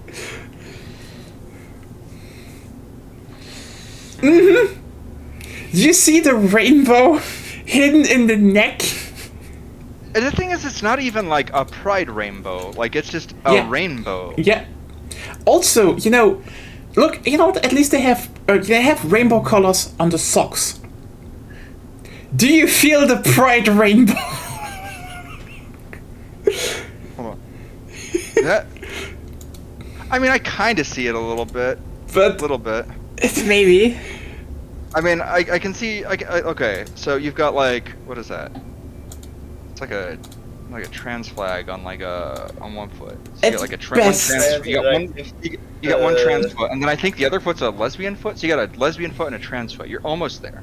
Almost, but like as someone I saw it on Blue Sky said labeled coward core, because like I mean, you know what? Also, we haven't done here like Abercrombie and Fitch. That's a good contribution. This is Levi's. Also, this is Crocs with socks. That's Crocs with socks, by the way. This is. Yeah, I know. What just Crocs. But Where's hey, the pride? Where's the pride? I guess it's because it's goth pride. I don't know. I mean, It's a pride icon skirt. Wait, but hold on. Did we not establish that every day is Halloween?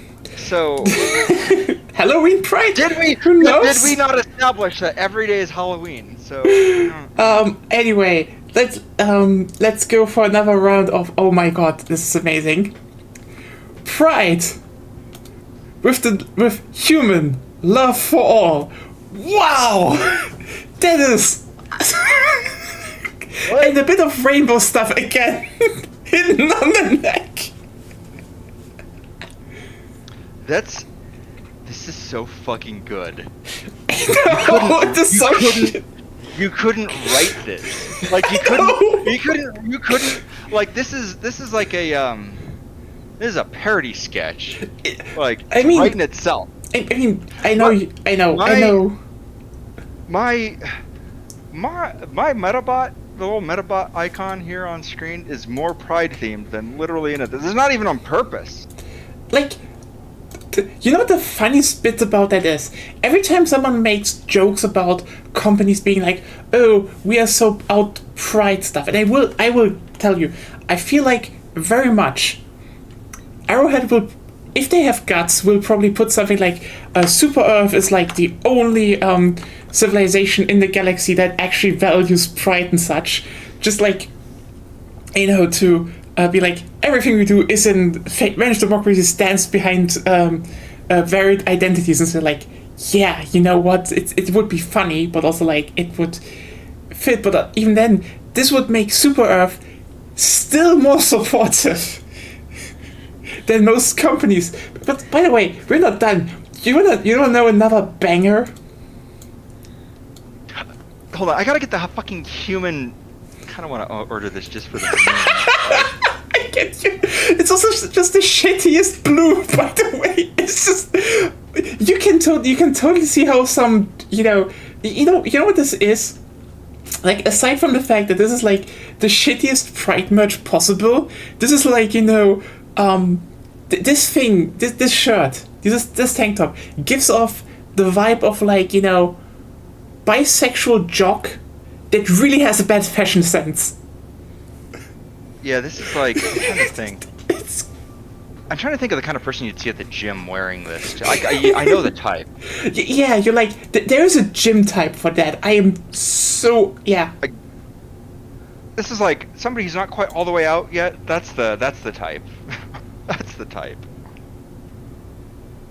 Not gym out yet. That's who it is. Gym closeted. Anyways, what do we have next? What's our next masterpiece? Over the shoulder camo love you graphic tee. The love you is, I guess, the pride stuff. Literally camouflaging it.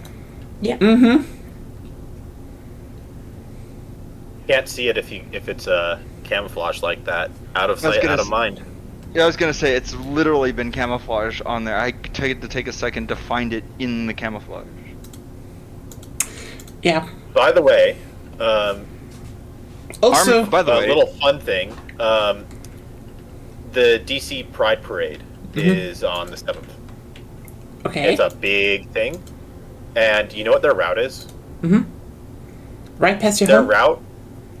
No. Ah. I don't live downtown. Okay. It goes quite literally right next to the White House. Good. Awesome. There's a separation of like one block, but they're also going to be going down Pennsylvania Avenue, which means that it is very much in the face of everybody important downtown. Excellent. I'm sure that's good. Yeah, I totally agree. And the with that. mayor, this is one of the. my problems with my mayor are numerous. But this is one thing where I think she's kind of like doing some stuff to spite the administration, where she is putting her all. It seems to be that she's putting her all in making sure that the World Pride Parade does well and is very visible. Mm-hmm. I mean, it normally is quite visible, but I think they're putting in extra work this year, to make sure that it happens safely and that nothing bad happens, like a confrontation or anything like that, which is normal. But I mean, the thing is, she's kind of had to bend a knee to Trump in a lot of ways. We would have been, honestly, there wasn't really much other choice. I kind of gotten on board with the whole arm the gays movement. I'm very much going on the I'm slowly becoming one of the Second Amendment guys. So I mean, they would at least be an organized militia. I saw a statistic that in California, a lot of gun ownership in the last 10 years, well, actually even longer than 10 years, has actually been gay couples. It doesn't surprise me. I know that there's several groups in the USA like trying to get queer people in general gun training and stuff. My Mexican Coke is here. Well, actually, I can just that's it down there. We're gonna live tweet this. Live tweet this. Live skeeting. Live skeet this. Right, that's right. Twitter's dead.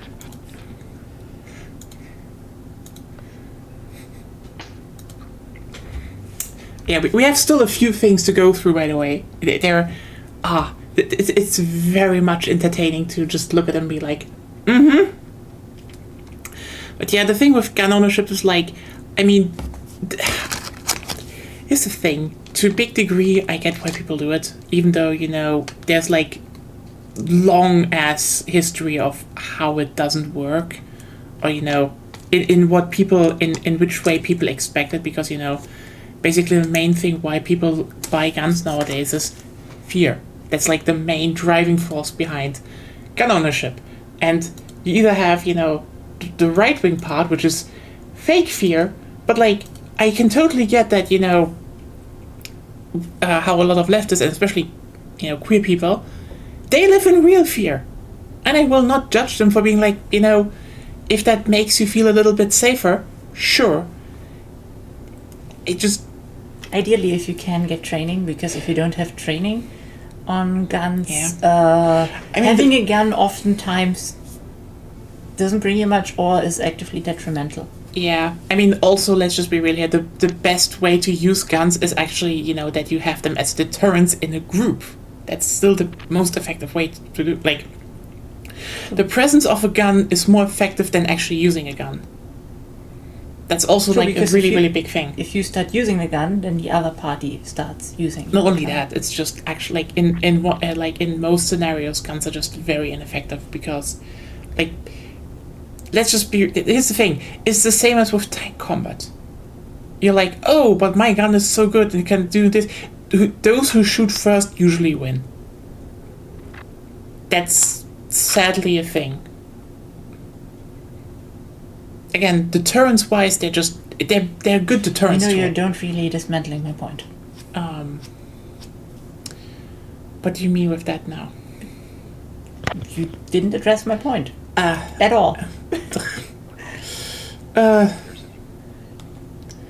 mean, I get it. They should have training because training actually does lower the rate of fatalities a lot. Yes, because that's totally fair. Because I disagree with you with that. I just want to say that. As I said, if you start using the gun, the other side will also use the gun. Yeah, that's not good. So ideally, no one uses the gun. What do you want to show us? Story. Actually, no, I'm not going to talk about it on this stream. Yeah. What did you want to show with Helldivers here? Oh yeah, the bug. Yeah, the visual bug on the thing. It could be a visual bug, or it could be that because we had like interference and shit. That this just doesn't show it then. Maybe? Would make sense. Maybe? It would be cool. Yeah. So the flavor was pineapple. Ooh. Alright, so I'm gonna take a picture of this. Okay. By the way, Doritos? By the way, everyone, we have some more stuff from this year's Pride collection. So we have this absolute banger coming in. Oh, wait for it. I mean, it's cute. I'll give it that. It has a heart, but you know that definitely makes it Pride. What are we? I think we're starting. To I get could more literally like see this just being like normal clothing lineup. Yeah. Yeah.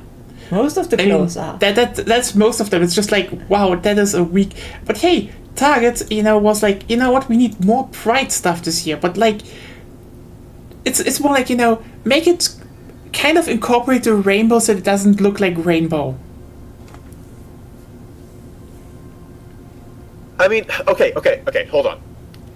I could see some of these outfits genuinely being being proper Pride outfits if it was a set collection where everybody is a individual color going together. Like, that would be a novel idea. It would be a little weird, but it would be a novel idea where you basically have to get like people standing next to each other in order to see the rainbow. Yeah, True. but also like, that's a good idea, and it would But actually also, that's add not up to what they're something. going for. Yeah, because you have other stuff like, for example, hey, do you feel the rainbow? The rainbow is when random colors. Or But, yeah, also, just like to kind of like spitball with this idea, I think it actually is not a very bad idea that I came up with, because you're kind of also incentivizing community alongside the Pride, as a almost required part of it. I mean, or maybe not required, but encouraged part of it, because essentially it's saying, come together and show your pride. Yeah, it would be a thing. But wait, remember those socks and how you said it's the slipper slash thing? Crocs. Yeah. So those Crocs. slippers are actually official Pride merch. Do you feel the pride already with the? Oh, I can see the line, the stitching line. Yes. Oh my god. I'm gonna. Hold on, wait, hold on. I'm calling shenanigans even on this one. I'm Those aren't pretty even- sure that's not even a proper color order. Of course not. That would be too obvious. Yeah, that would actually make it. That would make it gay. So, This doesn't feel gay enough to me. I'm not gonna lie. This isn't gay enough. Yeah, but like, you know what? It's absolutely No, right for. You know what this feels like? This feels like that weird, quirky uncle who wears socks with slippers. It's all Germans. Yeah. We need the Fashion Police Squad to solve this. Oh yeah, good game by the way. Also, hey, We need the Fashion Police Squad to solve this. but by the way, if you're like, hey, what if I want to have something with more color, like a bit more banging, like actual colors showing out? If you squint, there might be a lesbian flag in there. I think it's like right here. Right here, you could maybe see. Maybe there's one, I don't know. That just looks like a normal sundress. That's just a sundress. No, look, there's, here's the bisexual Oh no! flag. Wait, hold on. There's a little gap underneath like the side, on like the sides. Mm-hmm. So it's not an actual sundress. It's a special Pride dress. I'll be there. Yeah, Pride has to take cuts this year, I guess. Oh god, it is so embarrassing. Like, holy shit. I'm just like, So I'll admit that my gaydar. Now here's the question. Baseball-sized tail, but like, come on, guys. Are the retail groups selling the weird, like the little weird Pride knickknacks? Like, I mean, yeah, the mini flags, but like the little, like the mugs or other assorted items. like the last thing I showed you was all apparently Target this year Pride merch collection. So they'll say, so what Target calls their Pride collection, that is the referral for all of their apparel wares. that doesn't include the usually that shouldn't include the like the other merchandise. It's just apparel. I mean, Target's I don't weird know about what they. that. I mean, not really weird, but that's like, it's a retail thing. Yeah, I mean, I don't know. Apparently, this one also falls under it. Oh right, there's a bit of a rainbow up here. I almost missed it. God, this is so embarrassing. Oh, you know what? Yeah, you know what? The strap is probably the most pride thing we've seen. Yes, today. this is a. That's pretty close. By the way, you know what I realized? Who wears this shoe? This shoe specifically? It's that gay guy who never talks about his sexuality, never admits he's gay, wants to hide it, and really hates those other queer people who are a little bit too loud and uppity to the and disturbing the cis heteronormative people that should just leave him alone if he keeps his head down enough. But he still wants to have that little, colorful thing because that's just a bit fruity. You know that guy. You know that kind of guy. Anyway, yeah. Holy shit. How is the lemonade going, by the way? It's going great, actually. Well, it's not lemonade. It's a pineapple natural flavor soda. Wow. How would I describe this? It tastes of pineapple. I don't think there's any actual pineapple. I don't see any indication that there's actually any juice in here. In fact, I'm pretty sure there isn't. It doesn't have that indicator that there's any juice in here. So Okay. I think it's pretty much, looking at the flavoring, it's just citric acid. But I mean, hey, If it tastes got good, the flavor. yeah. As long as it tastes good. I don't really have anything else to add to this other than it delivered on exactly what it promised it was going to deliver. Yeah. Pineapple natural flavor soda. Way less disappointing than that cloudy Sprite I had last time. So That's I 10 out remember of that. 10.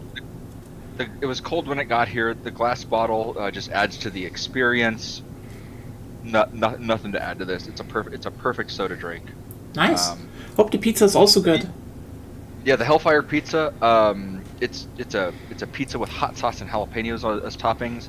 I'm always a big fan of a hot sauce jalapeno pizza. So, I mean, I make also our pizzas always pizza sauce a slightly bit spicy because it just tastes well. Especially when you do pan pizza, spicy sauce is such a good addition.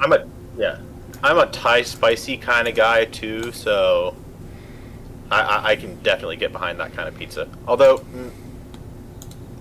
I'm a little less thrilled about going hot, like really hot on my pizzas. Yeah, I'm also not gonna make them I think I like them a little bit more like sweet savory. Yeah, I'm definitely in that camp. There's a certain threshold at which like, okay, I don't like bro spicy, where it's just like, spicy, spicy. At which point it just tastes like chemical burn. Yeah, that's stupid. Yeah. Chemical burn I think spicy. for me, I think that level for me is like lower ghost chili. Lower ghost chili is good. You gotta get a ghost chili pepper grinder. Is the way to do it. I had some ghost chilies that I put into chili once. Sense. I did have a friend who marinated ribs in African ghost pepper. That's all. How was that? So, it was actually really good. It was spicy, but I think because it was a marinade, and we had another barbecue sauce as well, I think that allowed the flavor to stick around. You still got like the bite and the kick from the spice, and also it was a slower spice, so it was like you taste it and then like 5 seconds later you get the burn. So I think it worked out quite well. Oh, nice. We have still yet to answer the question of how we get a Chicago-style pizza to Germany and or Austria. I'm still trying to figure this out. We'll have to see. First of all, we're gonna have some amazing pizza hopefully on Monday. Like it's basically one of the highest rated pizzerias in all of Germany, so it's hopefully gonna be banger. Oh, you know what? We have Pope now in Italy, so maybe that'll change something. Oh my God!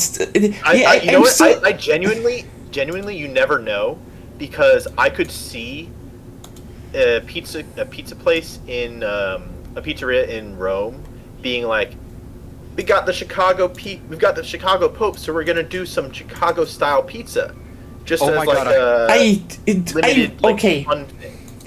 I can see that happening. I can see that there's maybe one of them, one happening, but like, the rest would be like, no. The Italians are very different about their pizza, and Rome already has this thing that they're beefing with Napoli about who has the better pizza, because the Roman pizza from Roma is different. I could see the Florentines doing it. Hold on. I could 100% see the Florentines doing it. There was one more thing I wanted to share with you guys before we shut it down, and it was last week. Or maybe not last week. Last time I was on the pod, I talked about the that adventure setting I created for my campaign that never got used. I actually went to my Miro board and found it because I still have it. Let me drop that in here because I actually have the design document for it still. I just realized I actually thought we were talking about the situation in Switzerland today, but that didn't happen.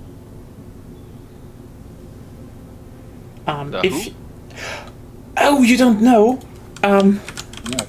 Okay, so there's basically currently a really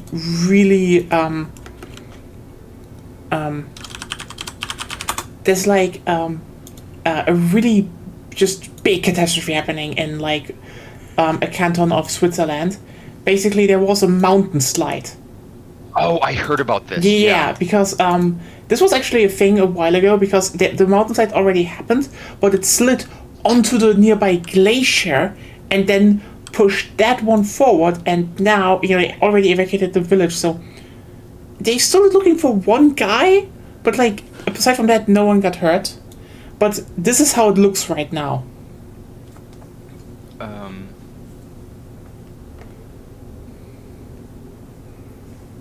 That's very reminiscent. The only thing I can think of is it's very reminiscent of like Mount St. Helens. Do you guys ever see footage or imagery of that? Like how just like half the mountain's gone. Like that's like the mud slides and rock slides from that. Like very reminiscent of that. Yeah. As you know, by the way, for everyone who's wondering how the fuck did that happen, climate change. Literally climate change, because Literally climate change. And if you're wondering how does that go, let me just put it up. Actually, by the way, this is how that village looked like before. So you see, it is in that thing. By the way, if you're wondering where that water came from, this thing right now is just holding up the river. It's creating a dam, a natural one. So what could happen and there might be heavy rainfall soon, that this creates a flood wave just going through down the whole valley. Yeah, basically, this is where it happened. So, you see, there are actually pictures of that. So, this was the first thing. Like, part of that mountainside just collapsed onto that glacier, as you can see here. And then that glacier, it started moving 4 to 5 times its normal speed forward because of that increased pressure. And that then fell down into the valley, as you can see here. Just everything ripped with it. And if you're wondering how does that happen, because you see, up here on the mountain where there's constant snow, there's permafrost. And that permafrost keeps mountains together. It literally is a binding. Like there is some water inside of the earth, and when there's permafrost, it just keeps the soil together. And if that, and it can thaw always. Like this could happen, but this will happen more increasingly because some more unstable sites get held together by that by the permafrost. And if that thaws a little bit more, this happens. And this will keep happening. And this will keep happening all around the world where there are mountains like that. Because, and just so you know, this is something you cannot control. You can't. These are forces nothing can withstand. Period. Yeah. That's I like... mean, the comparison to Mount St. Helens is really apt here too, because like, I mean, even though it was a volcanic eruption that dislodged all that stuff, like I mean, yeah, sure, having half the mountainside blown off was pretty significant. Like, all the damage that happened like downstream of that was this exact sort of thing. Was like all that just glacier melt and rock slide and landslide coming down the mountain. There was nothing that could stop it. Like, it was just we talk about forces of nature. That's what that was. Forces of nature. It looked almost identical to this.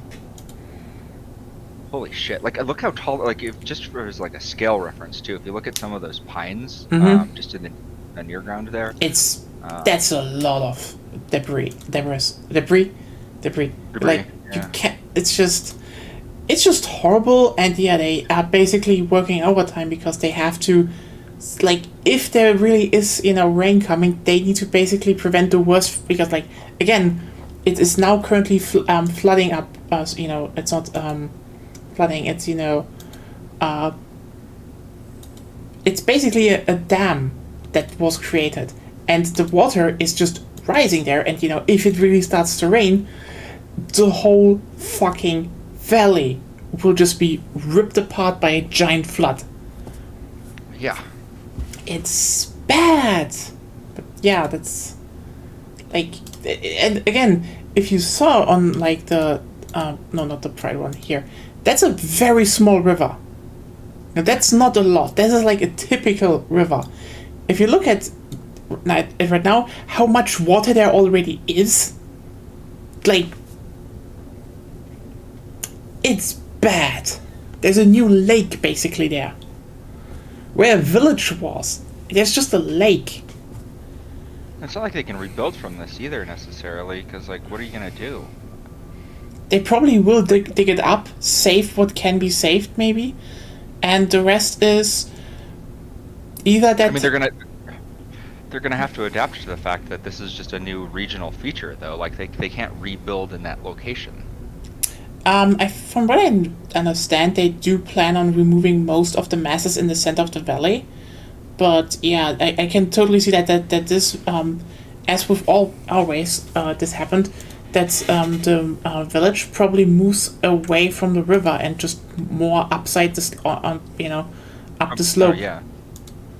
To a degree, like as you can see here, like they probably will just this part especially might just move up right here or so, but that's its own kind of one. But yeah, they will try to clear that probably, or maybe it will build upon it. Who knows? That's gonna be in the future. Right now, it's just more like everything is bad, and holy shit, it's just gonna get worse. By the way, I'm gonna need to call it here for tonight. Oh, no worries. Oh yeah, sure. Yep. I also wanted talk to to you maybe. later. That's Yeah. Bye. Night. But yeah, this was the Bergsturz mountain slide. Yeah. Bad shit. That's crazy. Yeah. There's a type of we get these up here in the Rocky Mountains. We get these temporary glacier lakes that I'm sure you guys get those up there too, where they're only filled like part of the year. They rise and fall with the snow melt. Yeah. So I wonder if this is one of those situations where this is just going to be one of those lakes now, and that sucks. It genuinely maybe. sucks. I think they will probably dig a channel so it flows more like a river, but it could very well be that this is just a thing now. So who knows?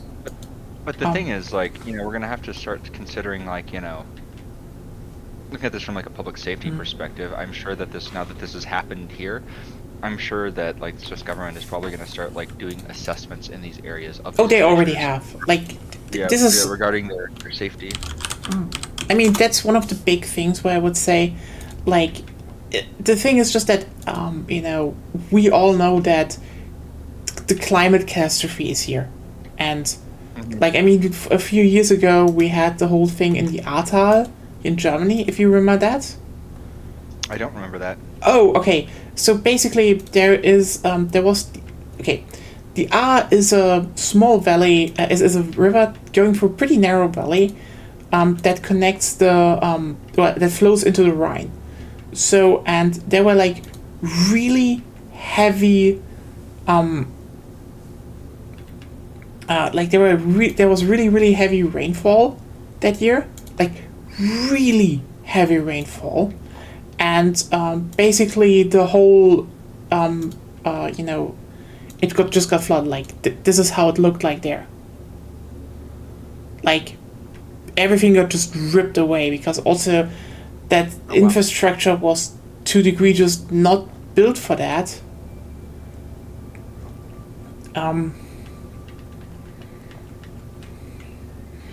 Like for example, like it's So just like a lot of localized flooding then. oh yeah, like the whole like valley was just ripping, and we still keep having floods. They're just not as.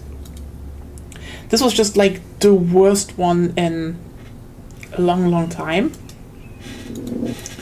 Like there are reasons why they started doing a lot of why, for example, we now have like a whole new warning system on phone, like in Germany, because the old one just didn't work, and now we once per year they basically blare like hey, does this shit work? Good. And like it's just rushed down, and as you can see here, by the way, the old bridges just made it so much worse, because as you can see here, they're like really old, sometimes even old medieval time bridges that were very low hanging, because it was just a river that you had to cross. There wasn't like much to think of, and there's the railway going through it, and the small, very low bridges just collected debris. The water rose, and then it broke, and it was even harder, and that just happened constantly, over and over again. It was just devastating. So they're rebuilding now, and and it's kind of sad to see, because look at some of those old bridges. They're pretty beautiful, but they're dangerous. They're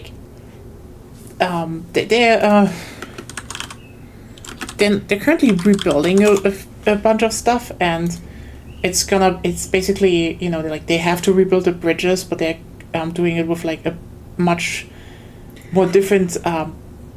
They're trying to make them a lot more flood safe. Like for example, Are they trying to? Are they trying to rebuild them so they have that I don't know. As you can see here, more clearing, just way more beneath it. So if the water rises, a lot more can just flood through it, and less can just stick beneath it. Yeah, we have that problem with a lot of the bridges out here in Colorado too. Actually, because a lot of the infrastructure out here was built around the turn of the century, so maybe not that old, but it's still not quite as.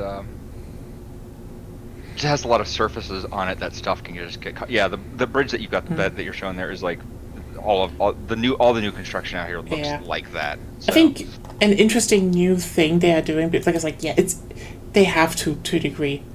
I think an interesting thing they are doing right now is actually because this is a very popular region for tourism anyway.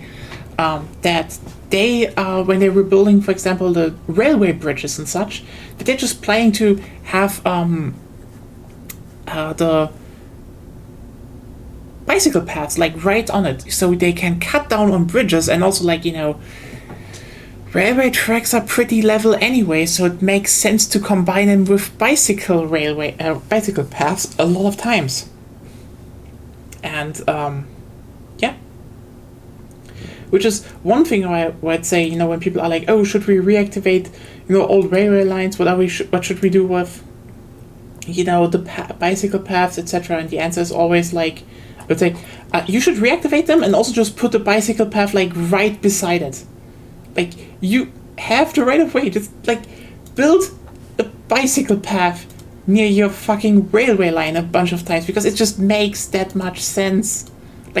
Railway infrastructure is such a good idea to combine with just bicycle infrastructure, actually. Roads are not good for that, because roads can go up and down, because cars do not really care that much about if there's like a big increase in when you go up a hill or so, they don't care. Bikers, they do a lot. Yes, that's actually a great idea. Like there's a thing, right, where I grew up, that they made something, like they basically made the old railway line into they basically made it into a bicycle path, and I get it. I totally get it. But like I would also say they should really try to reactivate that line, because it, connecting basically the French region to the local main cities would be pretty useful. Also, that everyone can just more easily get into the cities and such. Oh, they're really looking into reactivating that. The one last thing I think I'll leave you guys with, because I think I'm about to. Sure, it's hop like... off and enjoy the rest of my pizza. It's not late here, but I'm gonna... Don't worry, I'm also just kind of here thinking about what I could put on my new Blue Sky account. I kind of started a new project. If you're interested in that. Tell me about that in a second. Later. We can do that. Because I have that. I'll send you that document, by the way, which I don't. Yeah. Like I said, I will look into it. To you. But one of the interesting sort of climate change signifiers that we have here in Colorado is the beetle kill, which is there is a I guess it's not really. I guess it is an invasive species. It is a little pine beetle, which is from like Mexico, from Central America. Yeah.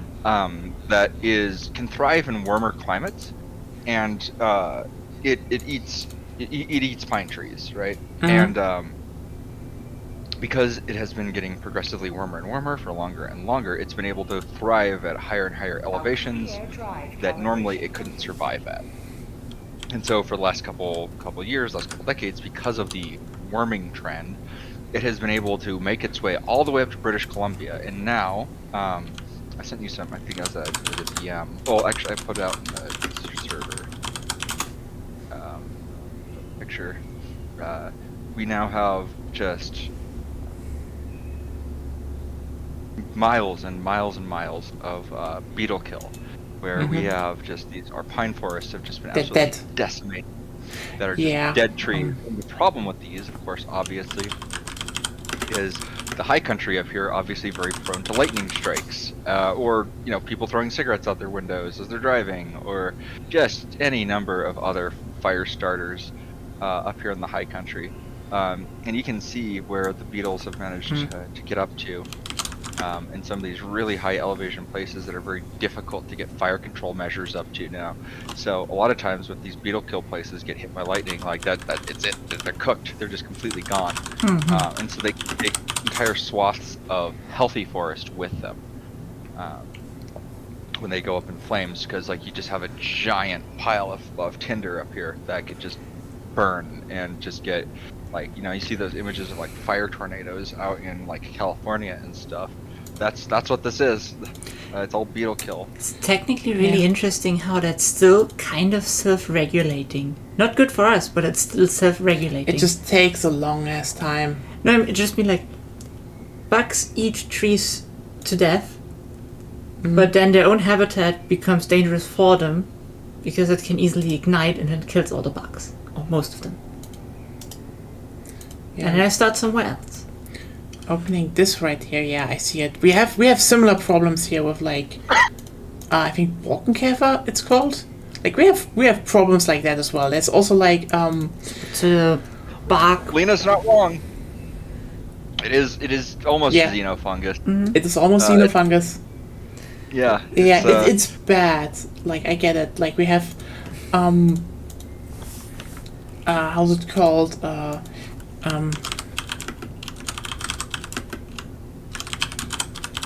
Like we have similar stuff here, and like especially some places in East Germany. Like for example, there is currently at the Brocken, there is just like look at this. the Harz is like still one of the old big forests we have here, and yeah. And there was also like a big fire raging through, and like they're currently like having a big debate because like a lot of people saying sometimes we need to remove that because else it burns again, and others say like no, fucking leave that wood, like that wood still nurtures the ground, you idiots. But yeah, that's a Borkenkäfer. They're just decimating it. Bark, yeah. I don't know how it's called in English, but yeah. Yeah, that's just the literal translation. Let me just look it up very quickly. But yeah, we also have like currently the thing that there was I think a wasp species that is invasive because it kind of moved up, and now it's actually they were just like we can't get rid of it, so it's just a species here now. So like everyone's a bit pissed. It's bark beetle, yeah, right. Yeah, that's the literal translation. Bark beetle? Yeah. It's bark beetle. I wonder if it's because we have the same sort of I wonder if it's like the same type of beetle. Up here it's mountain pine beetle. Yeah, it's they're related. Motherfucking bugs. Yep. We need more woodpeckers. Like genuinely more woodpeckers. God, we no, we don't. It's when the beetle goes woof. Hello, Lena. Welcome back. They've been poking holes in my parents' house. I mean, they're real fast. I get you. Fun fact: we had one here, like in front of the window for a while. Like he just hammered on the outside, and then I looked at it like through the window. And looked at me and was like, apparently, as it just realized this isn't wood, and just went away. That was funny. Funny little goober. But yeah, I mean, we need to go on to the bird breeding program, and then let's get them on to the beetles, I guess. Oh God, I had a straight up horror movie happen to be. I forgot about this when I was out when I got back from that storm chase last weekend. I got home and there were just like there were 5 freaking sparrows stuck in my grill, and I've never had that happen to me. Oh no! It's like, why are all these birds stuck in my car? I've never had that happen. Of course, they're all dead, but it's just like, I don't remember hitting any birds at any point. I don't know how they ended up there. The only thing I can come up with is if you watch the video, you can see that I freaking 0-metered one of those tornadoes. Like, I got way too close to it. And so I think probably what happened is those were birds that were caught in the circulation of the tornado, just got thrown into my car. So, like, the birds were already trapped in the tornado. Yeah, so, that like, could be. Probably might have already been dead when they got stuck in there. So, hopefully they, like... Hopefully this was like I mean, they probably had a pretty not so great time to begin with, but like probably already dead when they ended up in there. They're just debris. But yeah, it's not often you find that many dead birds on your car. Wasn't expecting that. A lot of birds. But also, yeah, you should watch that video. It's like the best one I've ever made. The whole Beyond Sunset dev team went storm chasing. I think the only thing I'll leave you guys with on that one is that just we had a major storm chaser convergence because it was the only major storm in the entire country. So every storm chaser in the entire country was on that road, and that road network is not designed to handle that much traffic. Tornado bird shotgun sounds like a Borderlands weapon. That is actually true, but like... yeah.